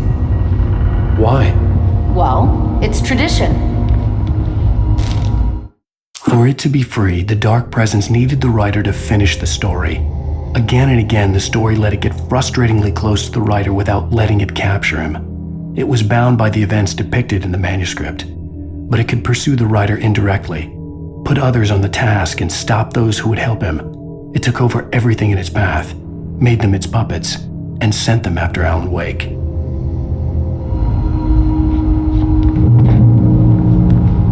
We're almost there. We'll have to go through the basement to get to the parking lot. Yeah, there's no way going through the crypt will turn out to be a bad idea.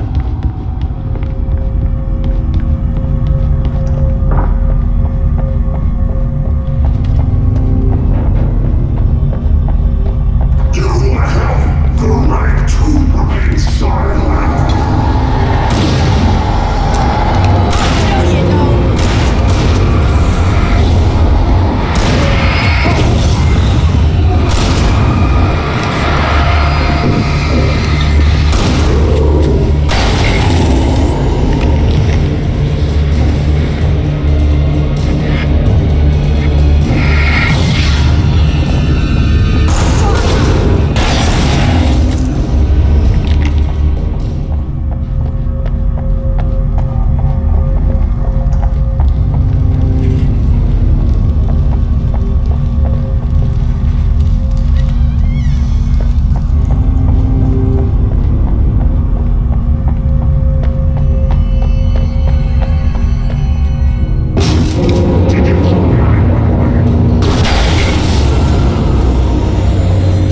Guess that one saw the light, huh?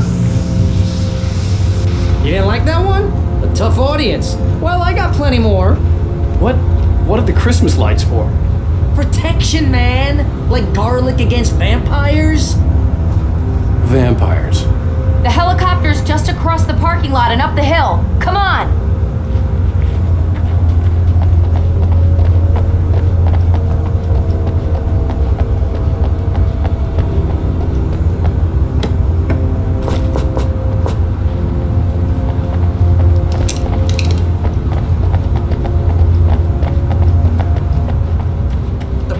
General Store is now my favorite place in the entire world.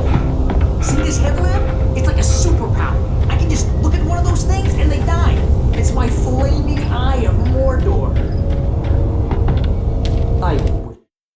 Alice had screamed until she had no voice left to scream. Around her, the darkness was alive.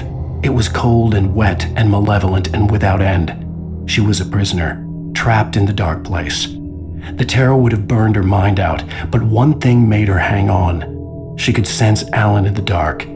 She could hear him. She could see the words he was writing as flickering shadows. He sensed her too. He was trying to work his way to her. Hey, I want a headlamp. Last one. Bastard.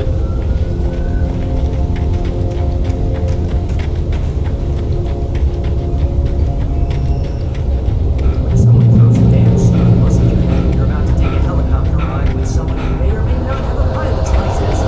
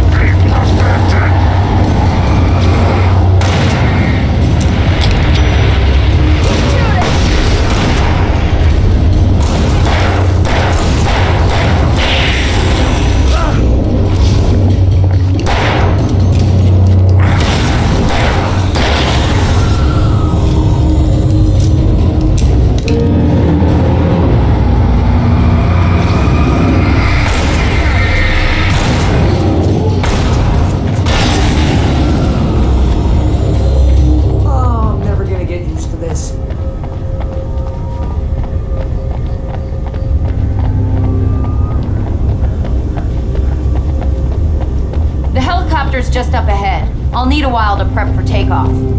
Don't take too long. I want to get out of here.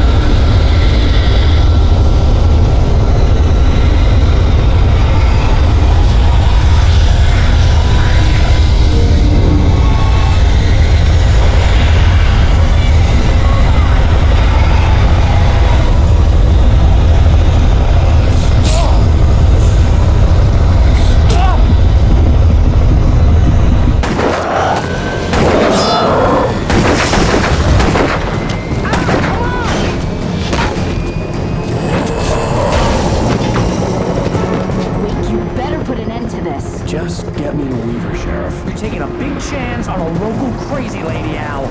I hope you're right about her, or we can kiss this town goodbye.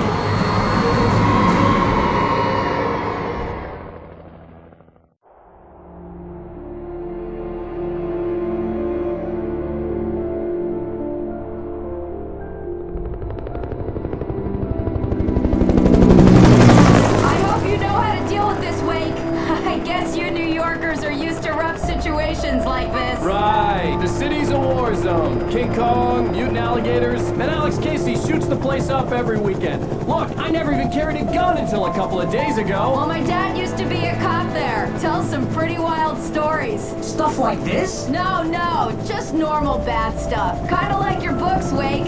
I used to tease Dad that he was just like Alex Casey.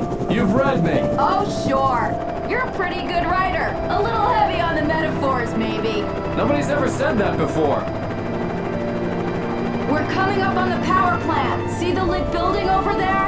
And that's the dam further up the river. I can't land here. I'll take her down the road across the river. Just get me there, Sheriff.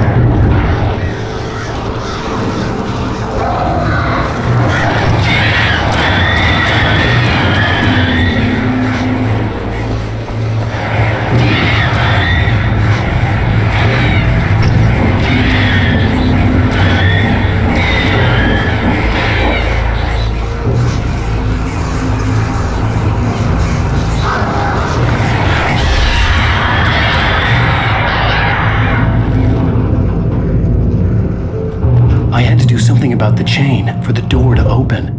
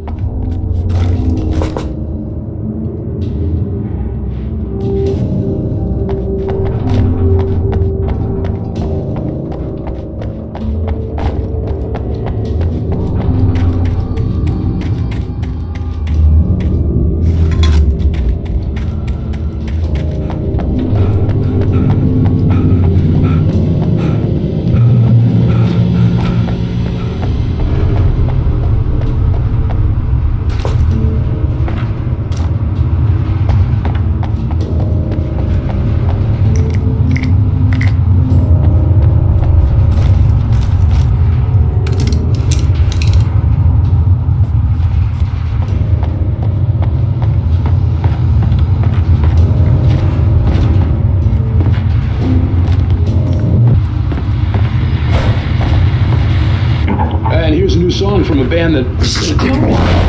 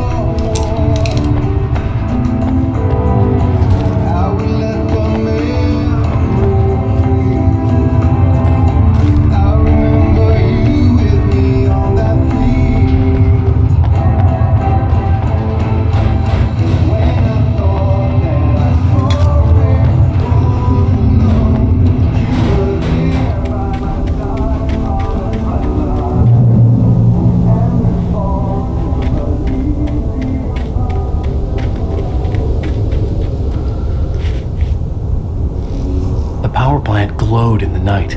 It was close, but I had to find a way across.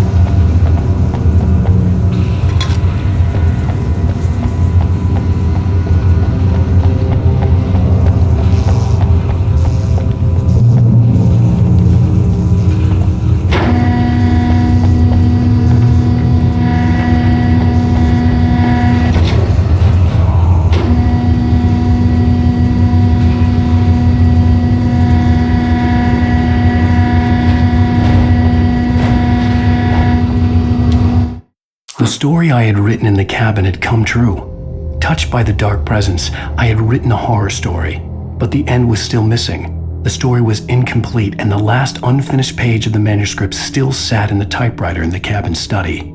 If I could get back there, if I could read the page, then I could write my own ending to this story and save Alice.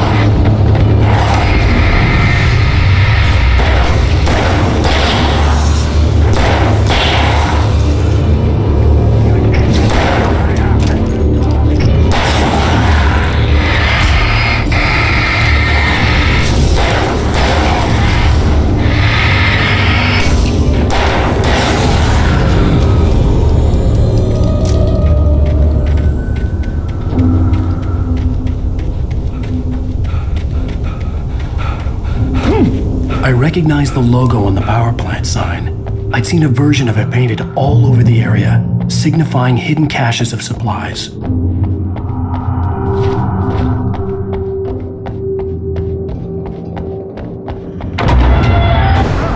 it right there! Miss Weaver, Cynthia, I'm a friend. Prove it! You knew Zane, Thomas Zane. You're the Lady of the Light in the song. You can help me. About time. Young man, I've been waiting a very long time for you. It's in the well-lit room. Excuse me?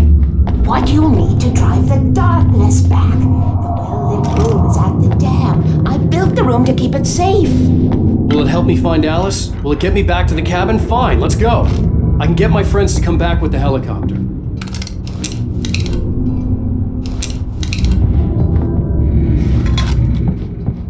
We won't go outside. Never at night. That's rule number 1. You've been breaking the rules, young man, and where has that gotten us, No, I have a secret route, a lit route, an old water pipe. Something was damaged at the transformer yard. It's draining all the reserve power. Without it, the pipe will go dark. The power to the yard must be cut. Let me guess. You want me to do it? Young man, you're the one who likes to break the rules. I can't be outside in the dark. The kill switch is outside.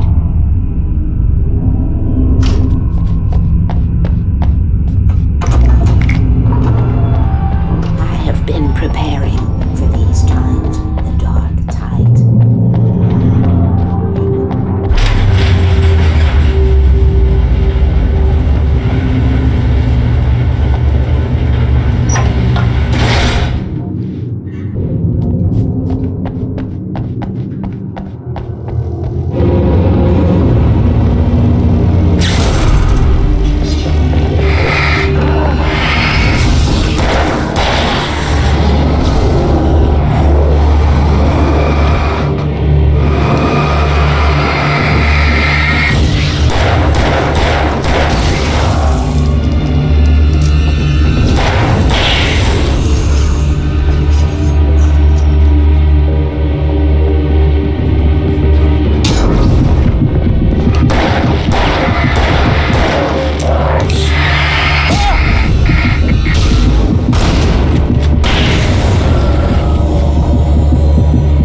Sent me to cut the power to the transformer yard. I was willing to do grunt work for her to get her to help me. I hoped Weaver was dependable. I'd stumbled into this crazy world a little over a week ago. She had been living this insanity for decades.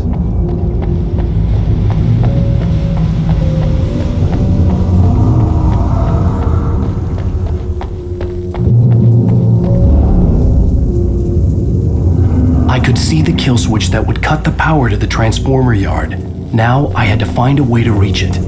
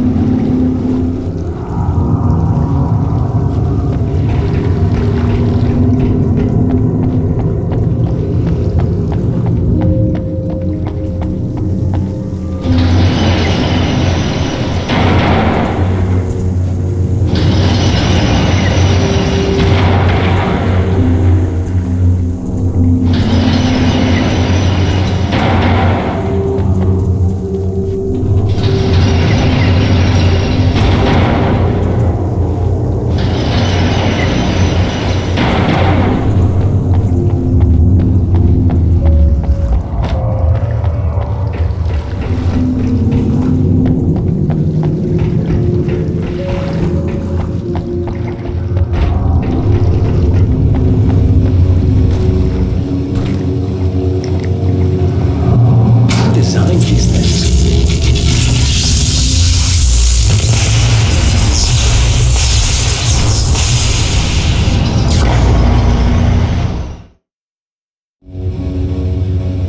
Who designed these things?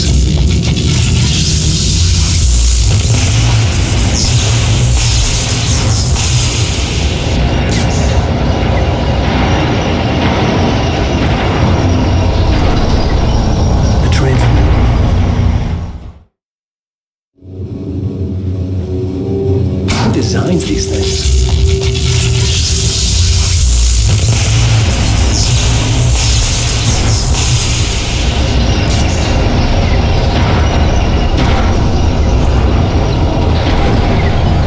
The transformer yard went dark and dead. Weaver's water pipe passage should now be good to go.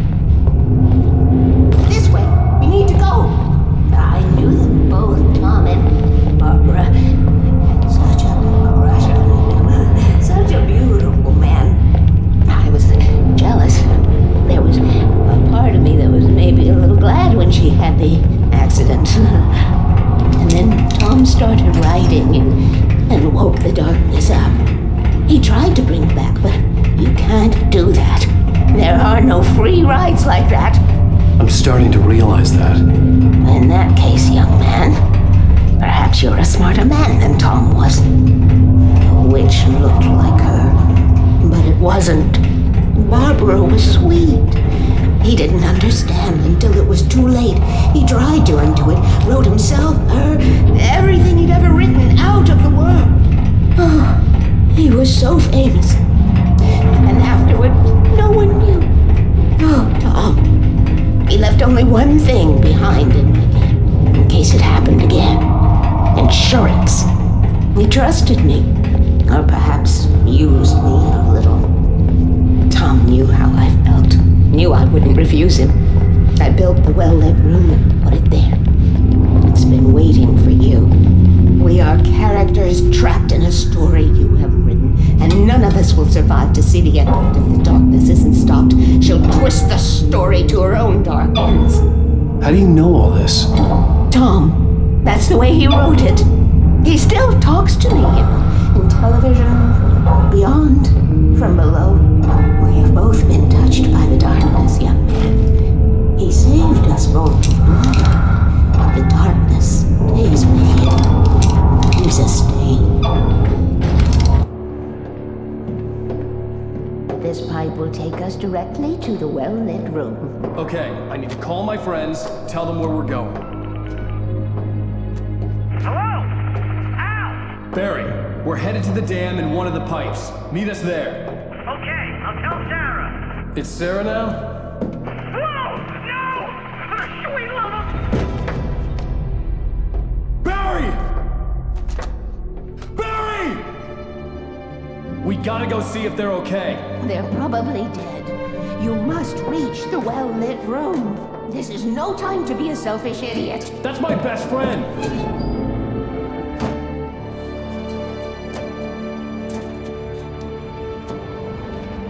Well, be a fool. I'll use the pipe. I'll meet you at the dam if you make it.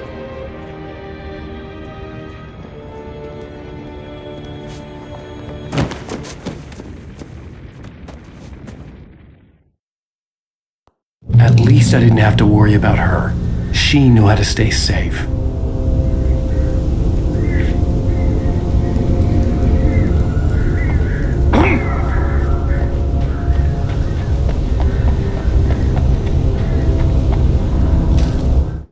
Sarah was almost starting to relax. Maybe they could turn this into a win yet. Suddenly, there was a piercing sound, like a table saw gone wild, as 100 birds made out of shadows swarmed into the rotor. The chopper bucked wildly and the board lit up, telling her what she already knew. They were going down. Barry Wheeler screamed next to her.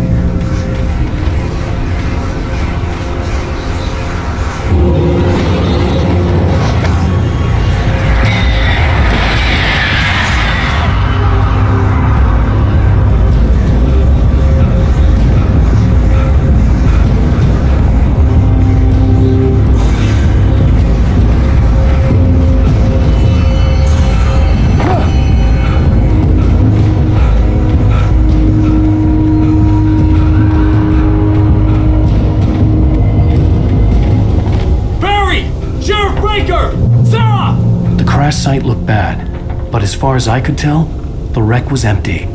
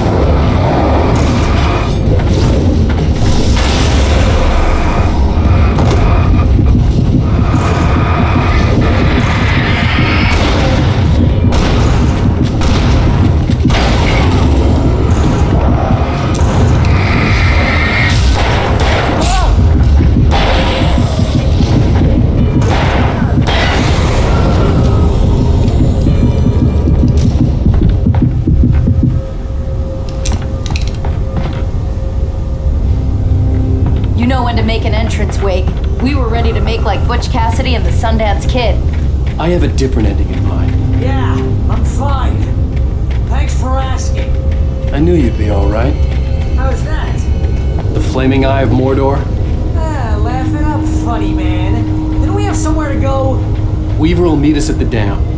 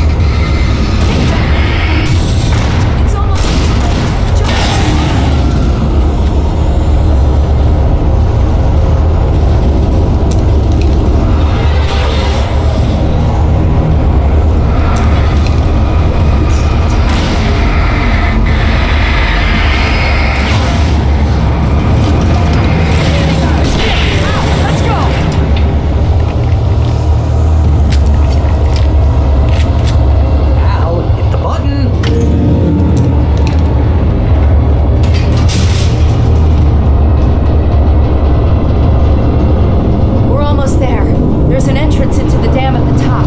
What's the plan, Wake? Well, Weaver's crazy, but she's got something Zane left behind. Something to fix this. Gee, could you be a little more vague?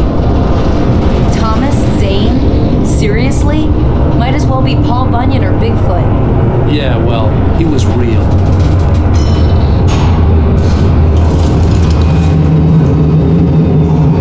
Let's be careful, okay? Aw, jeez, I hate this. The door. I think something's broken. Hold the button down so we can get in.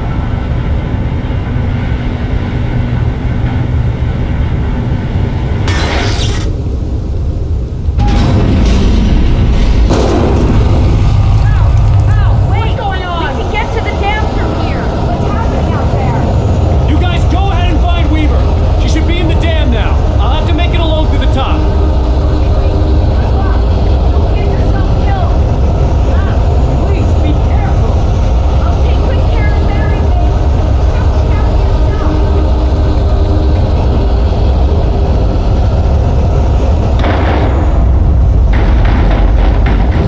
Kidding me.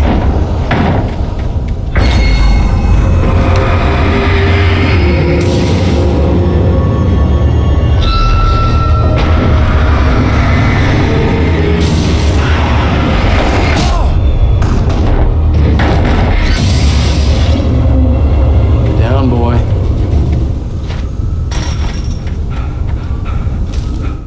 Thomas Zane knew he had to remove all that had made this horror possible, including himself.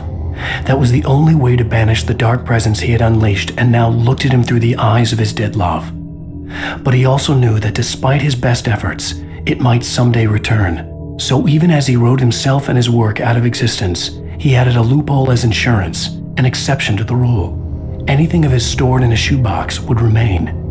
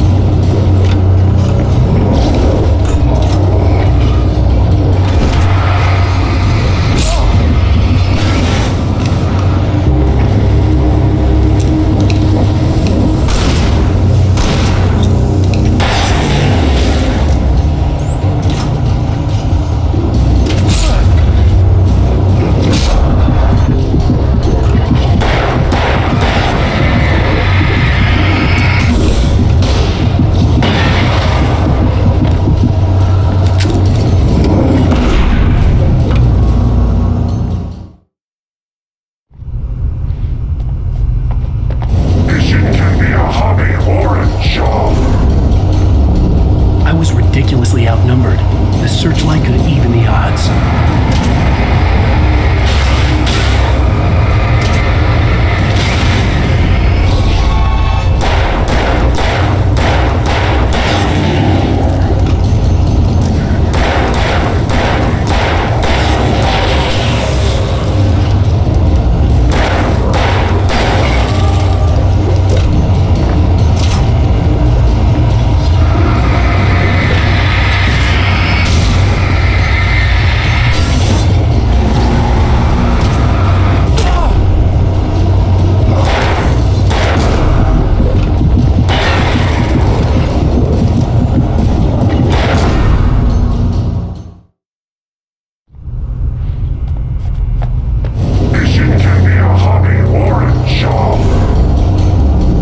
I was ridiculously outnumbered. The searchlight could even the odds.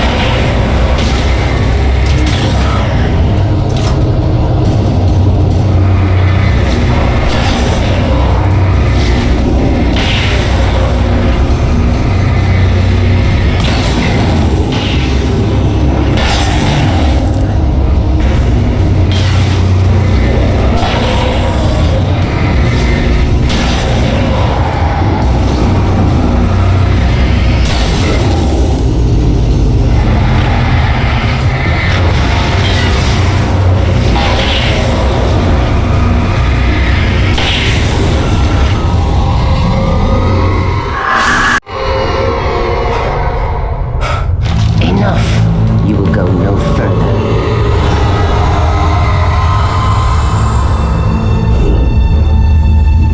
Stop now.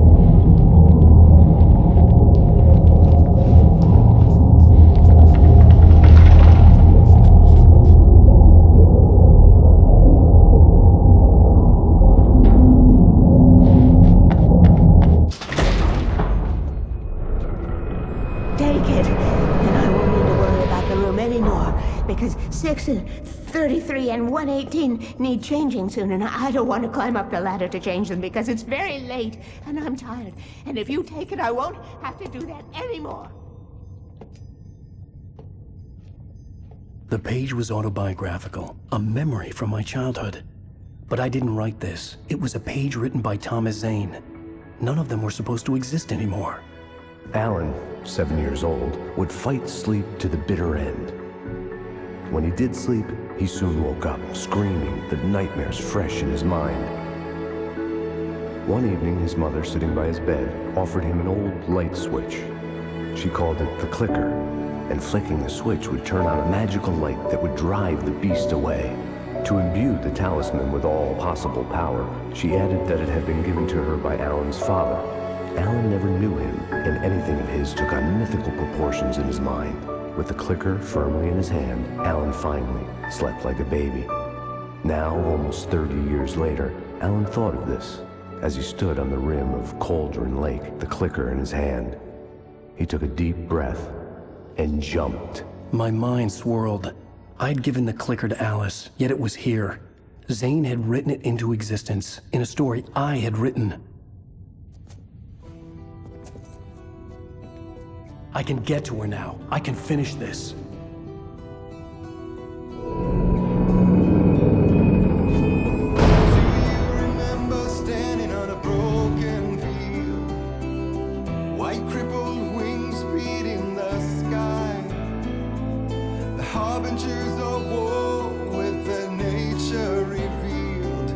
Chances flowing by. If I can let them. Previously on Alan Wake, I wrote a horror story that has come true. Thomas Zane did the same in the 70s. You will go no further. If I continue like the Dark Presence wants me to, the story I'm writing won't save Alice. It's a horror story. No one will survive. You knew Zane! Thomas Zane! You're the Lady of the Light in the song! He left something behind to help me. The clicker. Alan thought of this as he stood on the rim of Cauldron Lake, the clicker in his hand. He took a deep breath and jumped. I can get to her now. I can finish this.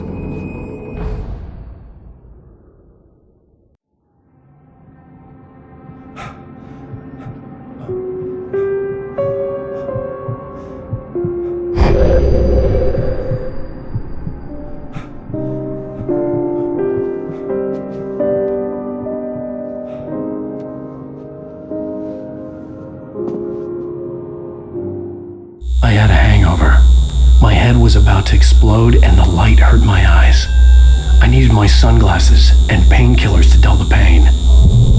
In one of my finer moments of self-deception, I swore to quit drinking.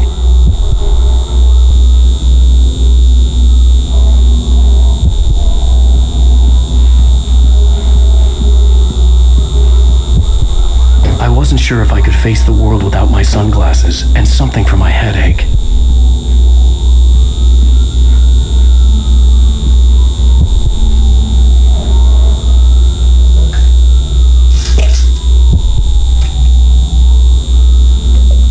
Worked fast. The prospect of being awake started to seem bearable again.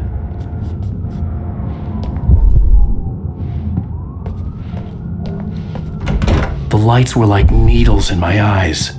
I needed my sunglasses. Ugh, the sunglasses made the world look bearable. Now I could keep my eyes open without feeling like a vampire in the sun.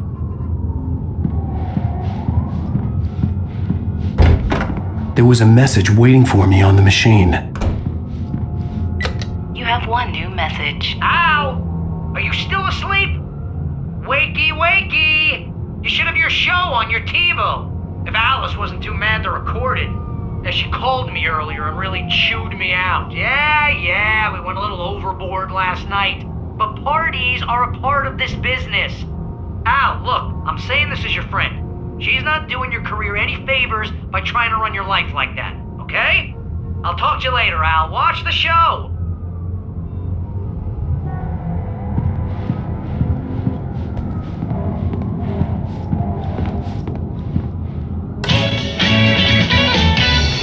Ladies and gentlemen, welcome back to the Harry Show. Thank you. you, everybody. We have a great show tonight. I've been talking with the best-selling author Alan Wake about his new book, The Sudden Stop.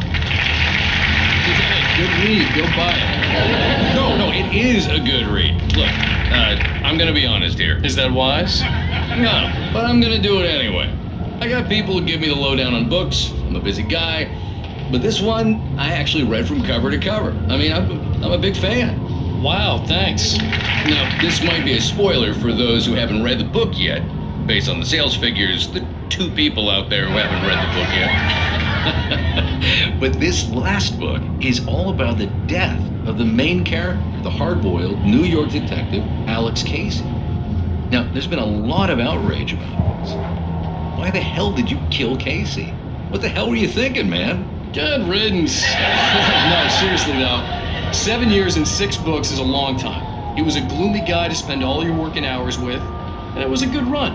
But it's time to explore new things. My next book will be a departure from the old for me. You selfish bastard, always thinking of yourself. Well, you've certainly given us a lot of entertainment over the years. And now that you mention it, Casey was a gloomy guy. Never had much luck with his love life with the ladies. Was that autobiographical in any way? Yeah, no kidding. Casey's lady friends tended to die on him. With Casey, it was all about his pain. No, nothing autobiographical about that. I'm a happily married man. My wife is my muse. Well, congratulations. That's great to hear. So, how's the publicity tour been treating you? Good, great. But I gotta say, I'm glad to be back home in New York. Well, you've certainly been on the news a lot lately. Lots of parties and, you got into a fight with some paparazzi. Oh, man. Well, that guy was really in my face. I lost my temper. I know that wasn't cool. You are famous for that temper. Well, I did also write several books. Well, your latest novel is called The Sudden Stop, and it's in bookstores now. Go get it. That means the 2 of you out there who haven't bought it yet. Ladies and gentlemen, that's all we have for you tonight. I want to thank all our guests for the evening. Alan Wake, Sam Lake. Once more, do the face for a Sam. And our musical guests, Poets of the Fall. Thank you. At least I'd been funny. I told myself I could live with that. I didn't say anything stupid if that's what you want to know. Are you going to start with me about drinking now? You know what? I should have followed her advice, but suddenly I was angry, mostly at myself. What? Now you can't even talk to me? Well, this morning I was angry because you said you'd be home at midnight and you showed up at 7 a.m. and passed out in mid-sentence. Now I'm over it. Are you angry? This goddamn tour. It's gotten out of hand. Oh, honey. It's almost over, right? We can get back to normal. Then you can start writing again. I'm sorry, honey. Alan, you're not thinking straight. Just take a shower and go back to bed, huh? Yeah, you're right, honey. I'm sorry. Once this is over, let's go away together. A vacation. Just you and me. Some peace and quiet.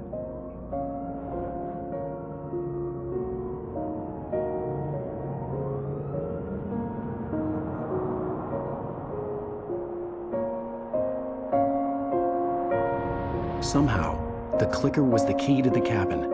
I had to return to Cauldron Lake to save Alice.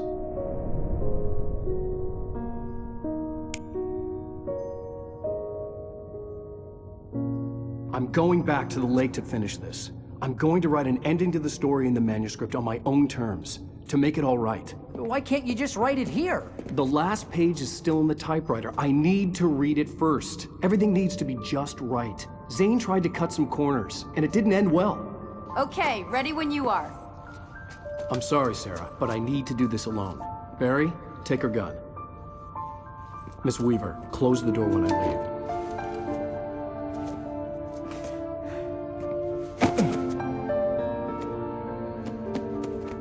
Good luck, Al. See you later.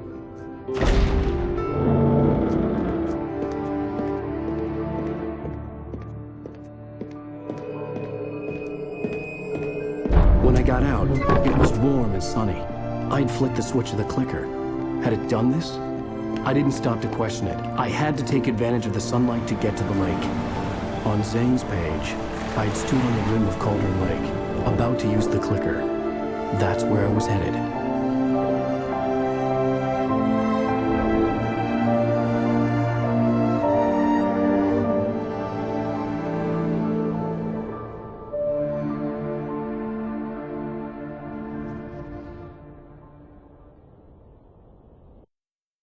Alone, in daylight, surrounded by the beauty of the Pacific Northwest landscape, it was hard not to let doubt creep in one last time. I could still chalk everything up to a dream, a delusion. I had enough imagination to make up something like this, having been in the cabin all this time, trapped in a story inside my head, gone mad from grief over Alice's death like Hartman had claimed. There would be no way of knowing. I told myself it didn't really matter. My course was set.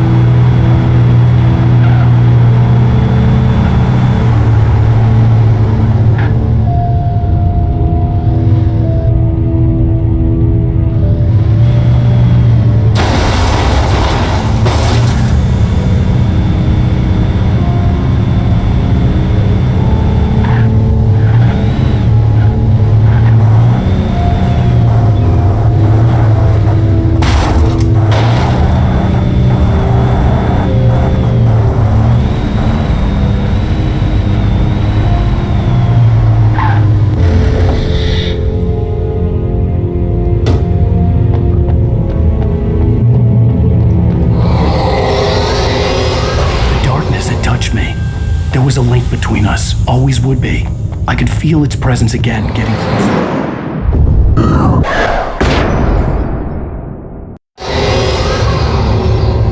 I will kill your wife.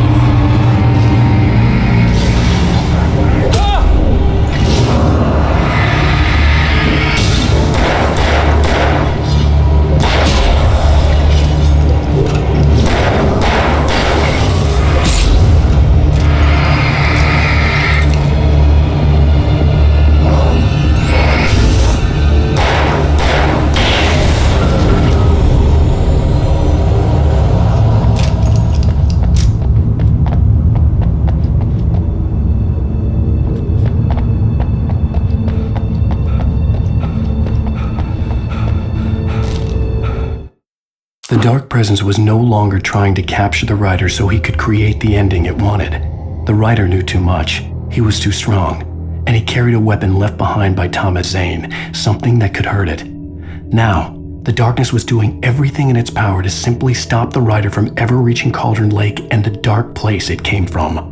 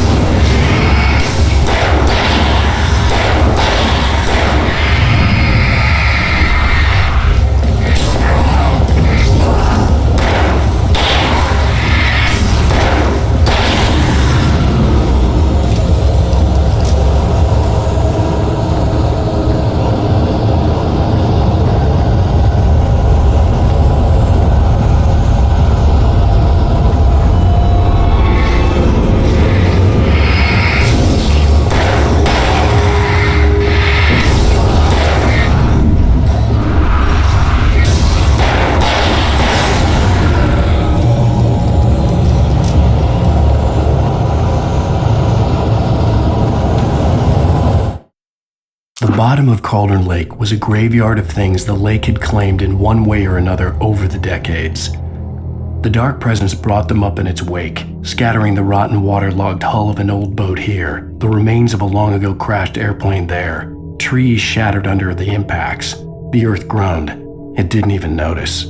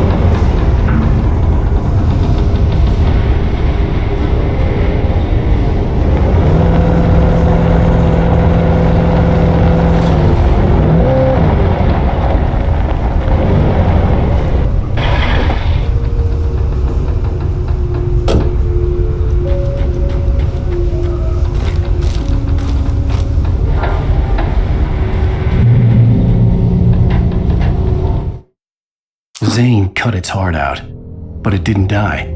The thing that wore Barbara's face kept crooning sweet nothings sugar-laced with poison. He put on the suit, untied the monster from the chair. The thing in his arms thrashed weakly, but he held fast. He stepped outside, off the pier, and into the dark water, a sinking pinprick of light descending toward a bottom that never came.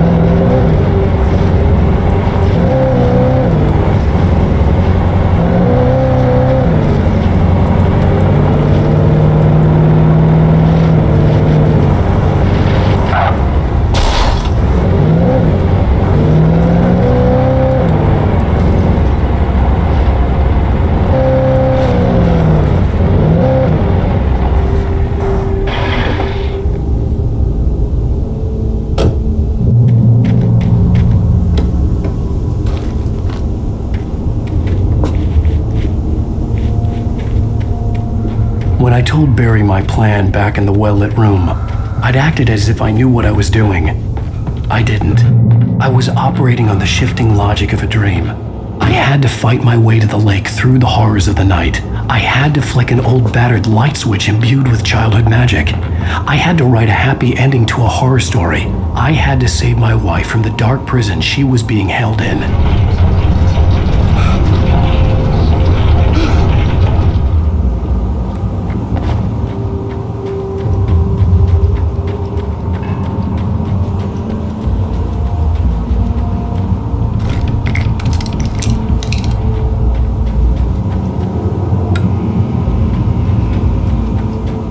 I will never give her to you.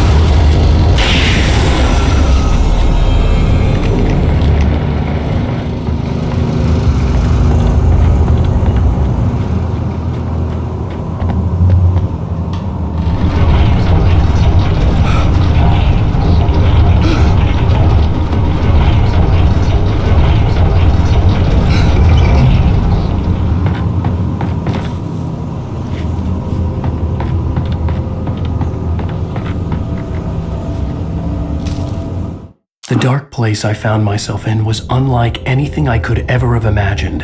It wasn't solid, it flowed. It was conceptual and subjective. For someone else, an artist in another field, it would have been very different. I could sense the story of the manuscript all around me, the words and ideas floating in the air, poised to become real.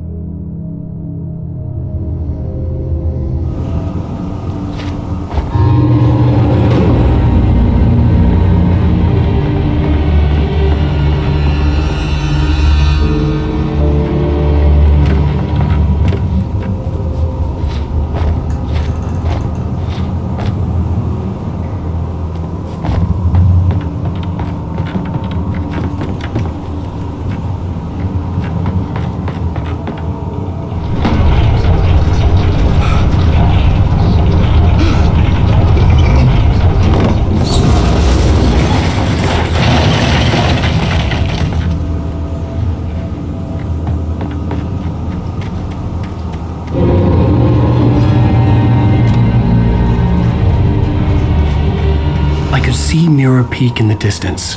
That's where Cauldron Lake was.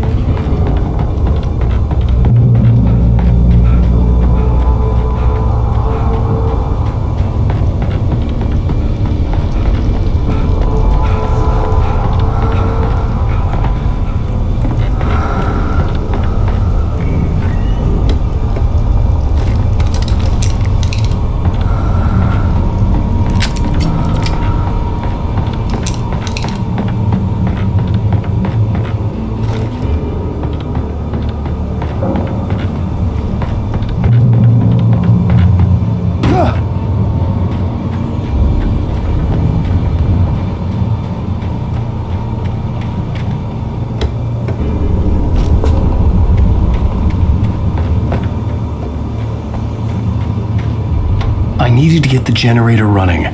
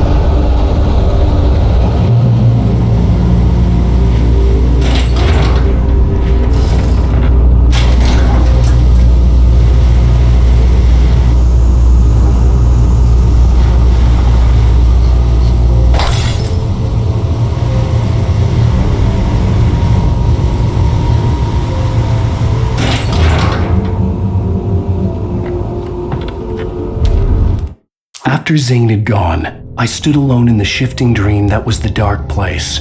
I had to find a way to the cabin. I'd written myself a way through this place in the manuscript. I followed the idea of a path. I'd written myself across the ocean that blocked my way, and with that, there was a bridge to the island beyond. The idea of the cabin flickered in the underwater darkness. I willed the cabin to be real, and it was.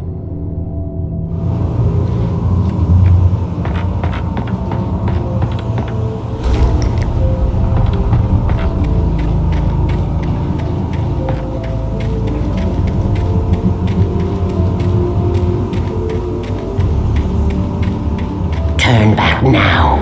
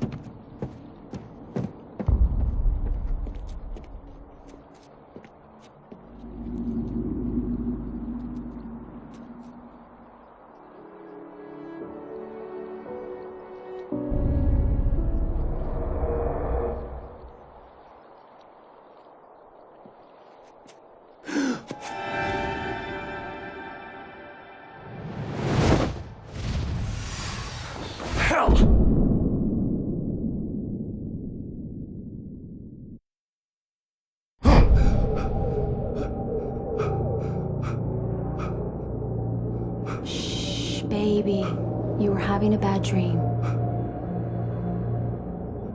It was just another nightmare. No, Everything's fine. You're home. it wasn't a dream. Everything's fine. Turn the lights on. Turn the lights on! Shh, baby. The power's out. There's no light. Come back to bed and I'll make you forget all about your fear. My fear? It's your fear. Why aren't you afraid? You're not Alice. Turn the lights on now. Where's the clicker? What did you do with it? Alan, honey, you're still 1 foot in a dream. You're not making any sense. Come back to bed. Alan, you're scaring me now. Come back to bed. Have you taken your pills? Do you want me to call Dr. Hartman? I read your manuscript. It's brilliant. Departure is your best work yet. You're a genius. I'm so proud of you. Come back to bed. We'll talk more about it in the morning. Come back to bed, Alan. Come back to bed, Tom.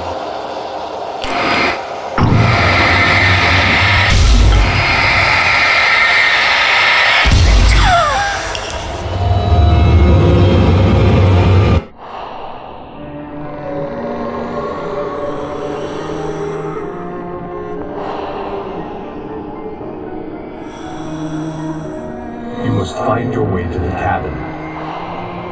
It stands in your way. It won't let you pass. It has no heart. It's filled with darkness. You must fill its heart with light.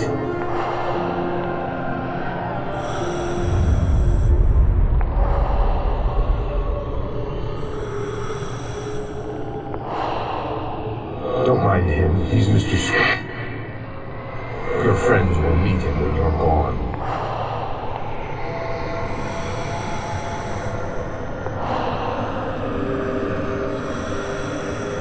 Use the clicker.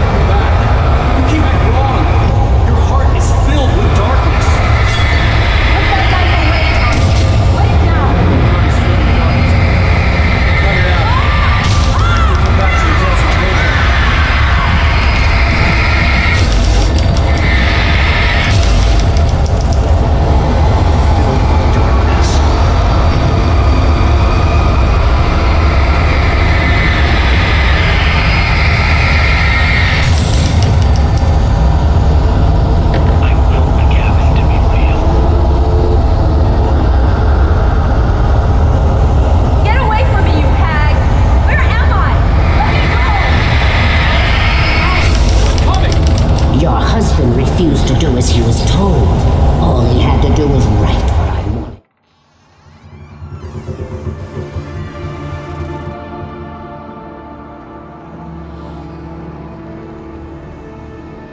Now you will never get her back.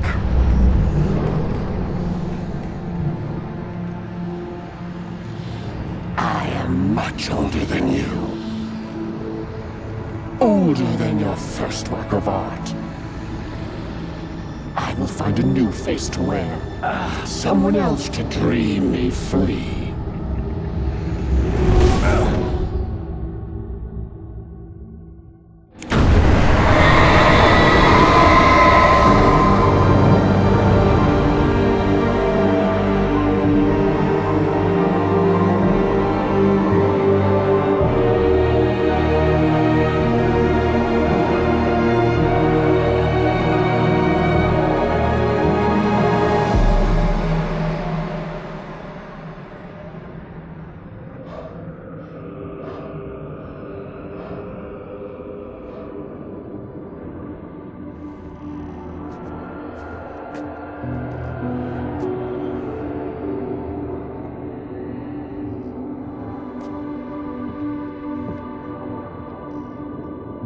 I could feel Alice's presence close by.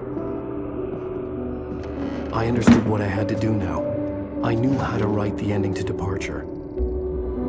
There's light and there's darkness. Cause and effect. There's guilt and there's atonement. But the scales always need to balance. Everything has a price. That's where Zane had gone wrong. There's a long journey through the night back into the light. Alice? Alice?